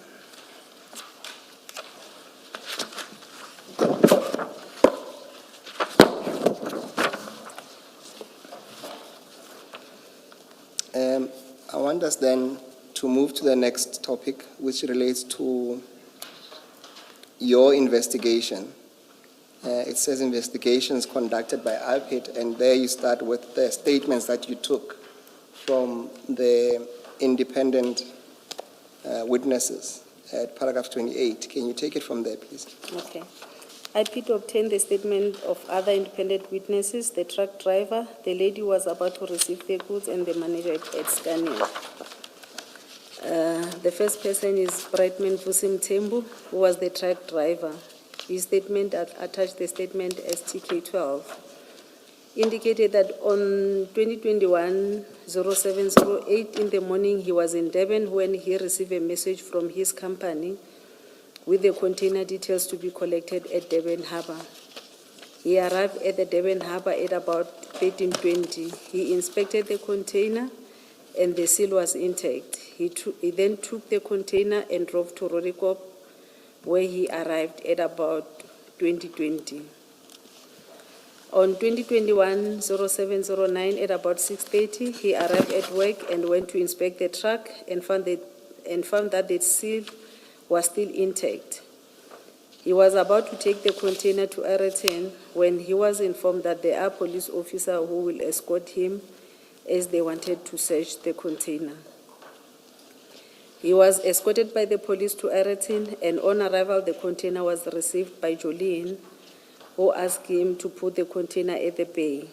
He did not see who opened the container. When he alighted from the truck, he noticed the black bags being loaded from the container into the Nissan NP300. A tall guy who identified himself as a police officer informed him that he was under arrest for transporting drugs. He tried to explain to the police officer that he did not know what was inside the container. Just find out, what did you, because as I understand your report, part of your complaints or your what causes you to refer, to find that there is a case for defeating the ends of justice in this complaint, is that the police officers that arrived on the scene, the General Khans and them, they caused the driver to be released. You accept that you accepted that he was under arrest, and then they ordered that he be released. Can I just understand, what is it about the conduct of the driver that you say that indicates to his arrest being proper, and therefore the instruction to release him being a case of defeating the ends of justice? Other than the issue that he was the driver of the truck, when we interviewed the driver, it was clear that the driver did not know what was in the container. So even the first members who arrived first, they were supposed to have made like a proper investigation before they can arrest people. So was your conclusion then about the driver that his arrest by Mahano Pakula team, Mashaba team, should not have happened? It was premature. Yeah, it shouldn't have happened. Yes. You used the word premature, but Yes. my question is, Yeah. given his explanation. Yeah, Okay. because I think at that particular time, no one had interviewed him. They didn't even know the processes as to how does this person get these notifications with regard to collecting these containers and stuff. Okay, thank you.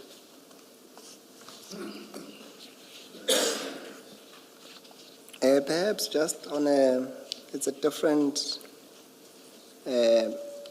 subject, but still affecting the driver. I've read from you've provided us with a copy of your diary entry where you interviewed Mr. Nku. And he seems to suggest there, if my memory serves me well, that the driver is involved or somehow is implicated. Did I capture that? Is my recollection correct? Yes, Commissioner, he did mention something like that. Yeah. Because he was indicating that the driver did not pass through these way bridges. So he drove from Durban to Rodikop without stopping at any way bridges. And according to him, because of him doing that, he knew what was inside the container. And this weight bridges is where there's a potential, I suppose, search Yes. of the trucks. Of the trucks, yes. Yeah. Was it that the only inference from him to say because he didn't stop, Yeah, that was the only that inference. renders him Yeah. suspicious as well? Yeah. He was saying maybe he was instructed by somebody that he mustn't stop anywhere. He must just drive from Durban to Rodikop. Now, when you spoke to Jolene and them, the Kukemurs, did you explore this with them in terms of the traveling of the truck and the stops? Are they compulsory? Did you take this issue further with them when you interviewed them? Commissioners, the Jolene's and the other lady who works for Scania, Jolene works for Scania, I think in South Africa. There's that other one, Scania Brazil. Thanks, Rose. They don't know as to it belongs to Yellow Jersey, Yes. not the Scania, the Freighten, because the Jolene's company is Freighten, but they deals with Scania. In Jolene is Scania South Africa and the Roseland Scania Brazil. So they only request the transportation from the other company. What the other company tells their driver, they don't know. Do you ask the driver about that allegation? Yes. And? And he said no, he didn't get any instruction from anyone. No. No, sorry. Let me clarify my question. Did you ask him about not stopping at way bridges? Yes, we did. And? And he said he was in a hurry to go back home. He was tired. He didn't want to stop anyway. Okay. But then later on, and I'm sure Mr. Msikidi will get there, but it's a topic that's related to this. You seem in your conclusions to have accepted that something was wrong with him not stopping at way bridges along the way. Yes, Commissioner, because normally I don't know what is the purpose of these drugs going to these way bridges, whether there's a reason for them to go. Normally when I drive, I just saw the trucks going through way bridges. I don't know what is the purpose of those trucks going there. But if this one is saying this person did not even go to the way bridges, I went and asked the driver, why you didn't go to the way bridges? And his answer was that, no, I was tired. I just wanted to reach my destination on time. Okay, you may misunderstand what I'm saying. You say in the conclusion the driver took the container at the harbor at about 13:30 and arrive at his company in Johannesburg at 2000 hours, which is very quick, I agree. Yeah, it was very quick. And then this is the part which I'm asking about. You say, which is highly unlikely for the truck. So you seem to give significance or even credence to Nku saying, he didn't stop along the way, which suggests he had instructions. So I was asking that kind of question, that did you accept that the driver must be implicated? That's why he was not stopping at way bridges, or in the way that you now, as you're sitting there, seem to speak about it, you now say, well, that's what Nku said. And yet your conclusion in paragraph 90 suggests you accepted what Nku said, that, yeah, indeed it is suspicious. And I was trying to clarify that with you. Yep, Commissioners, it is really suspicious that a truck can travel like from Durban from 1 o'clock and then 8 o'clock is now here in Johannesburg. It was really suspicious. However, if I were to investigate these, this was supposed to be been investigated by the Hawks to check as to whether is it true that this person did not go via those way bridges or not. Now, I would say it was supposed, to the extent that it has been put to you by Nku, and you seem to make something of it, but you had to investigate it. Otherwise, you've just accepted the so-called informers' information to you, which may, which may be nothing. If you had investigated, for example, you could have asked Yellow Jersey, and maybe Yellow Jersey might have said, no, don't worry, this driver does this all the time, or there's nothing wrong with him not stopping. And between you and me, Assistant Director, we drive on the road and see very fast trucks, scaringly fast trucks. So the fact that it was fast, alone in itself without more, it's difficult to accept that, therefore. It indicates the driver was in on whatever scheme was going on here.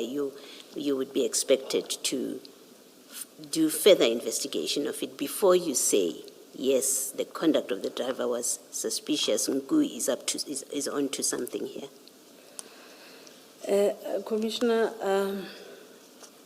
it's difficult to investigate those kind of issues because it was going to look like we are now overstepping on the investigations that is being conducted by the SAPS. However, like I was saying, if we had the copies of the other docket, we are going to see as to what is in the docket, whether the police followed the issue of these way bridges or not. If not, IPID was going to do that. But we didn't want to investigate this issue. And this truck driver is not even a police officer where IPID have mandate to investigate such. So it was supposed to have been done by the police officers. I guess my problem with you is you draw something out of it. If you had just recorded it, as Nku said, and left it at that, and it didn't look like you made anything of it, then you and I would not be having this conversation. We are having this conversation because Nku says this, and then you make something of it in paragraph 30, that yes, of course, that it was suspicious, the driver was suspicious, but you can't then sit there and say, well, it wasn't anything that I could investigate when you're drawing certain conclusions about the travel time. That's my concern about it. Yeah. But I've heard you. Okay. Thank you, Director. Can we then pick it up at paragraph 34, dealing with Jolene Kukemur? Okay. Jolene Kukemur-Wenzel, the lady who received the container, see attached annexure TK13, state that she is employed by Freight and Logistics Eretin. Her duties include, amongst others, receiving the goods, warehousing, and distribution of Scania, South Africa. On 2021-0709, at about 9, the container arrived at the warehouse from Yellow Jersey. The truck was accompanied by the police officer. On arrival, one police officer approached her and said they have a tip-off and requested her to open the container. She immediately took a file and went to the container to check the seal, comparing it with the arrival notification to check if they correspond. The seal was intact and corresponded. She then requested her colleague to open the container. As they opened the container, the black bags fell out of the container and the baggie. After loading, the toll officer came with cable ties and he said he was arresting them. He was arresting her for receiving the goods, the driver for transporting the goods, and Cornelius because the goods belonged to him. He said he was taking them to the nearest police station. Before you continue, just for the benefit of the commissioners, because I have consulted with the gentlemen involved here, you have also met them. Would you agree with me that when reference is made to the toll officer, it would refer to Mashaba? Would you accept that? I don't even remember. I think he's tall. I don't remember him. Of the three, he Of is the he's the tallest between Pakula. Well, everybody's taller than me, but I don't remember if he's the tallest, but I think it was him because the first people who arrived, it was him and Mahano. and Mahan is quite short. Yeah, Yes. I think yes, they are referring to Mashaba. Yes, so commissioners, I think for now you can accept that at least when reference is made to the toll officer is Mashaba. And in any event, I think it ties down with what he says in that he effected the arrest. Suggesting we take judicial notice of that. Indeed. All I can say is I did see that Warrant Officer Mahano is not really tall. But as for the rest and who's the tallest, I have no idea.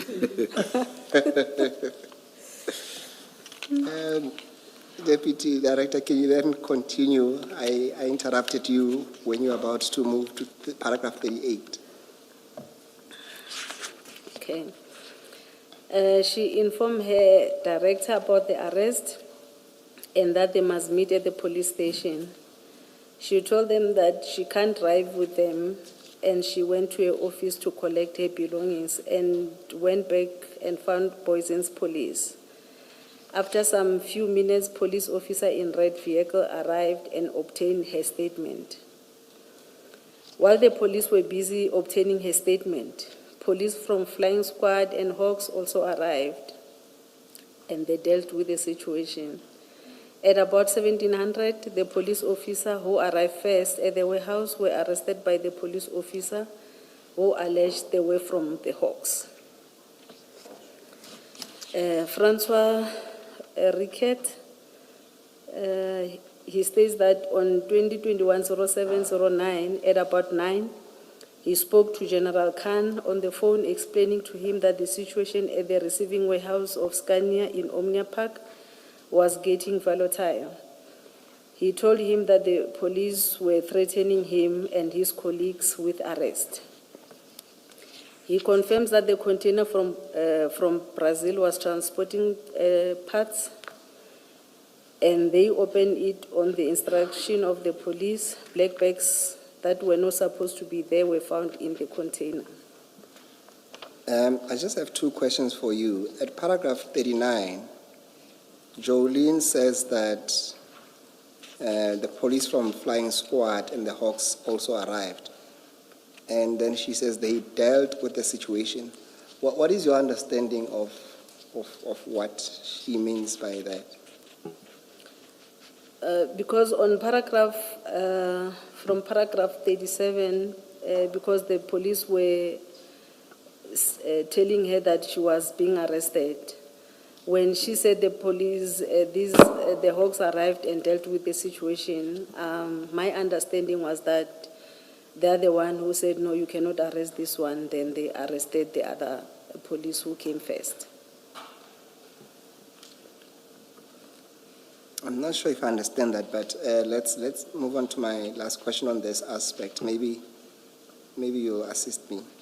From at least for now, I know you interviewed a lot of people, but at least from the 3 independent witnesses that you interviewed, and we just went through their summary, is there anywhere you can draw the elements that will sustain a claim of defeat the ends of justice against any of the 5 accused?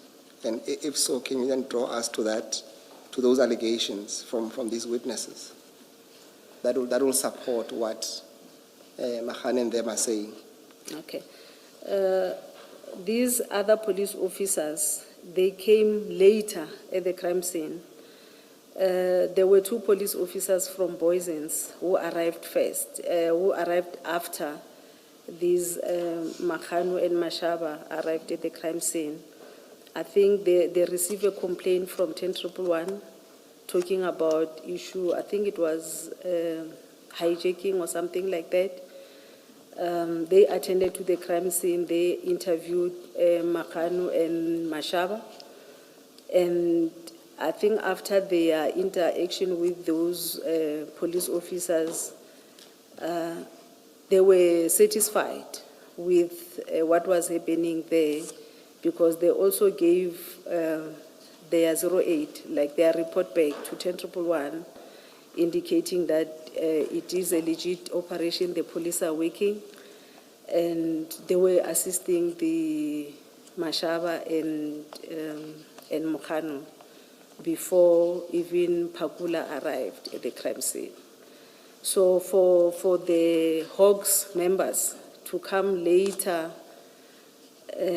and arrest these members without even following up on the information as to where the drugs were going, it was something else. Because I believe if maybe the goods, if they ask maybe as to the processes after receiving the goods, maybe we were going to find out as to where these drugs were going. How so, though? How would that have been established? I don't know if it is their practice at the Scania, when Jolene received the goods, maybe she checked everything that is inside the container to confirm as to what is inside, or is it an issue of her checking the seal to confirm that the seal is intact, and then she leaves the container like that, or she normally opens the is it the first time when something like this happened to this, when she received this kind of, was it her first time to receive something like this or not? Maybe. What answer do you think that would have elicited? Maybe If Jolene was aware that there were drugs in there, she would have feigned surprise. Would she not have?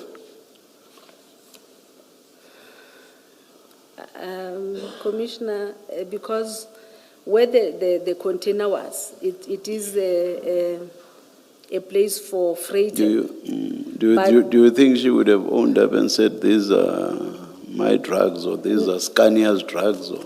Not drugs per se. I'm not sure if she will know as to what will be the content on those bags. But maybe she was going to say, no, we normally receive these bags, and then when we receive these bags, this is how we handle the bags. I'm just giving an example.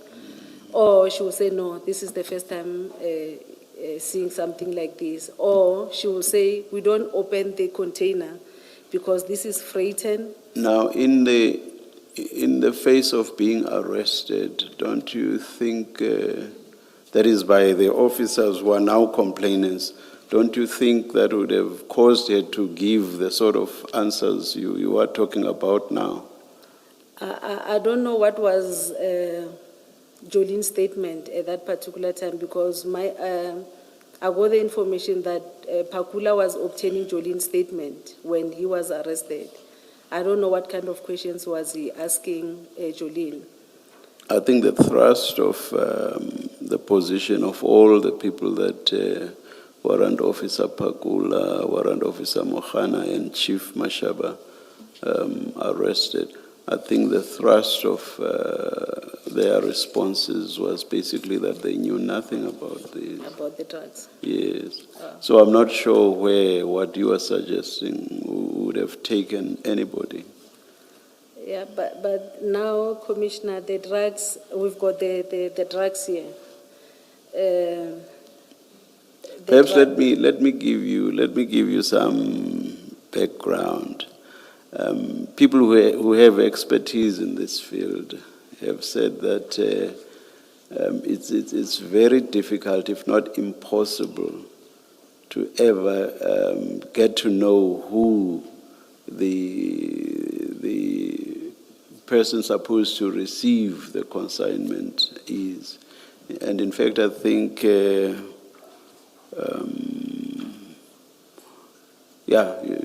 the officers who testified or gave evidence on this, they basically said they have never found, in all of their investigations, they have never found the consignee.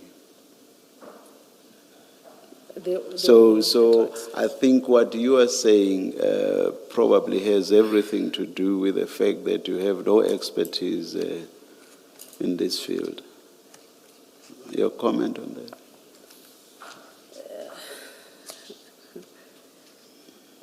Commissioner, I don't have expertise with drugs, but when you talk about this consignment Yes. coming from Brazil. To give you names, I think it was Uflin, and then also Sander. Yeah, both of them said they have never. Yeah, I think even Colonel Jacob, they have never been able to apprehend the consignee or the owner, as you put it. Yeah, I accept that, Commissioner, but if the Hawks, maybe they dealt with the scene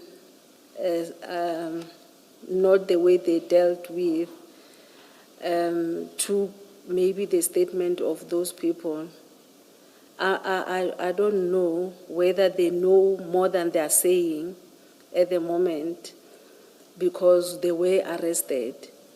If maybe the police were working with them at that particular time, maybe, I'm just saying maybe because I don't know, maybe they were going to say more. Indications, and you say which people probably know more? Commissioner? Which people do you say maybe know more? No. Mashaba and Tumelo. Okay, Yes. all right. Because I cannot talk of Mahanu and Pakula because they only came later. Commissioner? Mahano was there right from the beginning. I thought your basis for saying But, maybe he knows he knows nothing is founded on some other reason, but not the timing of his arrival. He was there right from. He even went to Yellow Jersey, so he was there. I'm talking let's not speak at the same time. Okay. He was there right from the beginning. Yes. I'm not shutting you down. There are problems with transcription when people speak at the same time. No, I'm saying he came later, Commissioner, because I'm talking about he was only notified in the morning. Even Mashaba called Pokungwani first, and then he was referred to Mashaba. Yes, he was there, but I'm saying maybe he did not have information more than what Mashaba and Nku had. So I'm saying if maybe the police were working, they tried to work with Mashaba and Nku, we're going to get more information. There, I think you are correct, because based on the chats that we have been shown, Yes. the level, I would agree with you, yeah. Thank you, Commissioner.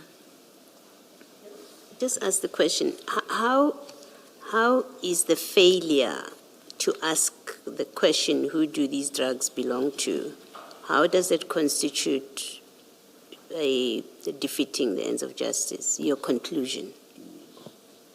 Because ultimately that's what this is about. It's about certain conduct, and you say that conduct constitutes defeating the ends of justice. And now in your testimony, as you were speaking to the chair, you say they didn't, for example, they prevented them from asking the question, maybe they should have asked Jolene.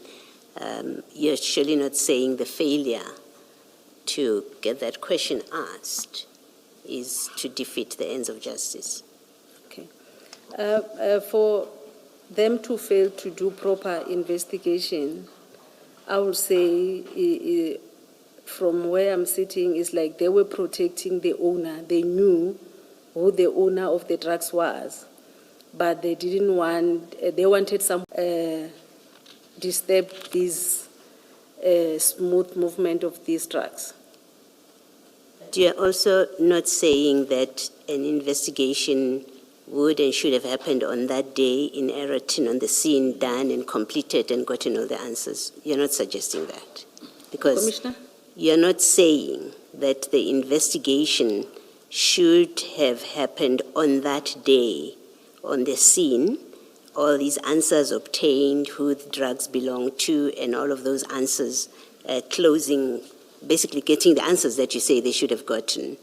And because that did not happen, because the General Khans and others arrived, Yes. you're not saying that was the end of it. I mean, an investigation is ongoing, right? It's not just on the day at the No. scene. No. So when you say their conduct on the day at the scene constitutes defeating the ends of justice because they prevented these questions, they prevented getting answers to this and that, you're limiting it to the day as if an investigation is just that one day and that would have been the end of it. Can you maybe just explain? Commissioner, I'm saying that because of, with them arresting these four, they are shifting the whole focus of getting the real owner of the drugs into these four people. Do you know that by now, by the time you write your report, you know Mahano is not an investigator of narcotics. You know that. You know that Mashaba is not an investigator of this kind of stuff. You know that. Yes. You know Nku has nothing to do with all of this. Yes. So unless you are saying the defeating of the ends of justice happened on that day, if that's what you're saying, I can see. I may have problems with you saying that, but I can see that you limit it to the facts on the day itself. And then you say an investigation would have been done on the day, all the answers obtained, and you frustrated that happening on the day, and therefore you defeated the ends of justice. I can see that. But if you accept that an investigation would have been an ongoing process, how do you get, and I've given you the fact of Mahano is not an investigator. He had no business to be there beyond that one day. Mashaba is not SEPS. He's not SANEP. He has no business to be there beyond that day if he ever had a business at all. Nku is a supposed informer, so he's completely irrelevant to conducting an investigation, as in he can't be one of the personnel. How do you get to there was a defeating of the ends of justice as if it started and ended on the day itself? It wasn't going to happen to be a continuing process. Okay. Commissioners, the police were supposed to have opened an inquiry because at that particular time, at the crime scene, nobody knew as to the owner of the said drugs or the said packages. So, but for them to arrest people without having information, I took it as if they knew who the owner was of the drugs, but because of these first four disturbed their own mission, the police mission, or whoever drugs belongs to, now they must punish these first four with Were you- arrest. Were you told that one of the SAPS people that arrived asked about an inquiry number and Pakula said, "We don't need that. I don't need that. I don't have time for that." When he was asked, where is an inquiry number? I don't remember. Well, there is evidence like that Pakula, I think it is Pakula, but it's one of the Mahano party of people who said, I didn't have time and there's no time for that. This is an urgent operation. So you should be actually charging Pakula for not getting an inquiry number because they're the first people on the scene. And that's what we've learned from the evidence, that the people that do the drug bust, they are the ones that arrange for the registering of an inquiry number. So you seem also now to be blaming the wrong people for not having an inquiry number, when in fact Pakula and Mahano, as the first responders on the scene, should have gotten that inquiry number. But that you may not be aware of that evidence, but that's the evidence that we've had. No, I'm not aware. Okay, thank you. Director, before we conclude, the difficulty with all of this is if you look at page 10, paragraph 37 of the statement, which is where you were, they opened the container, black bags fell out, the police officer says it's drugs. Instruct that they be loaded in the Nissan Baki, the tall one starts taking out cable ties and arresting people. There's something seriously wrong with that.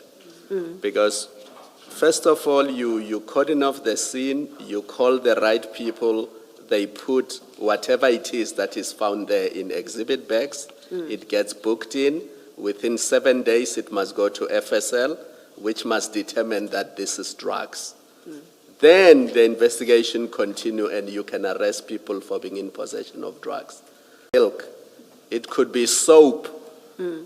You've got somebody who's only ever arrested people for dacha, deciding that these are drugs and arresting the driver and arresting the manager.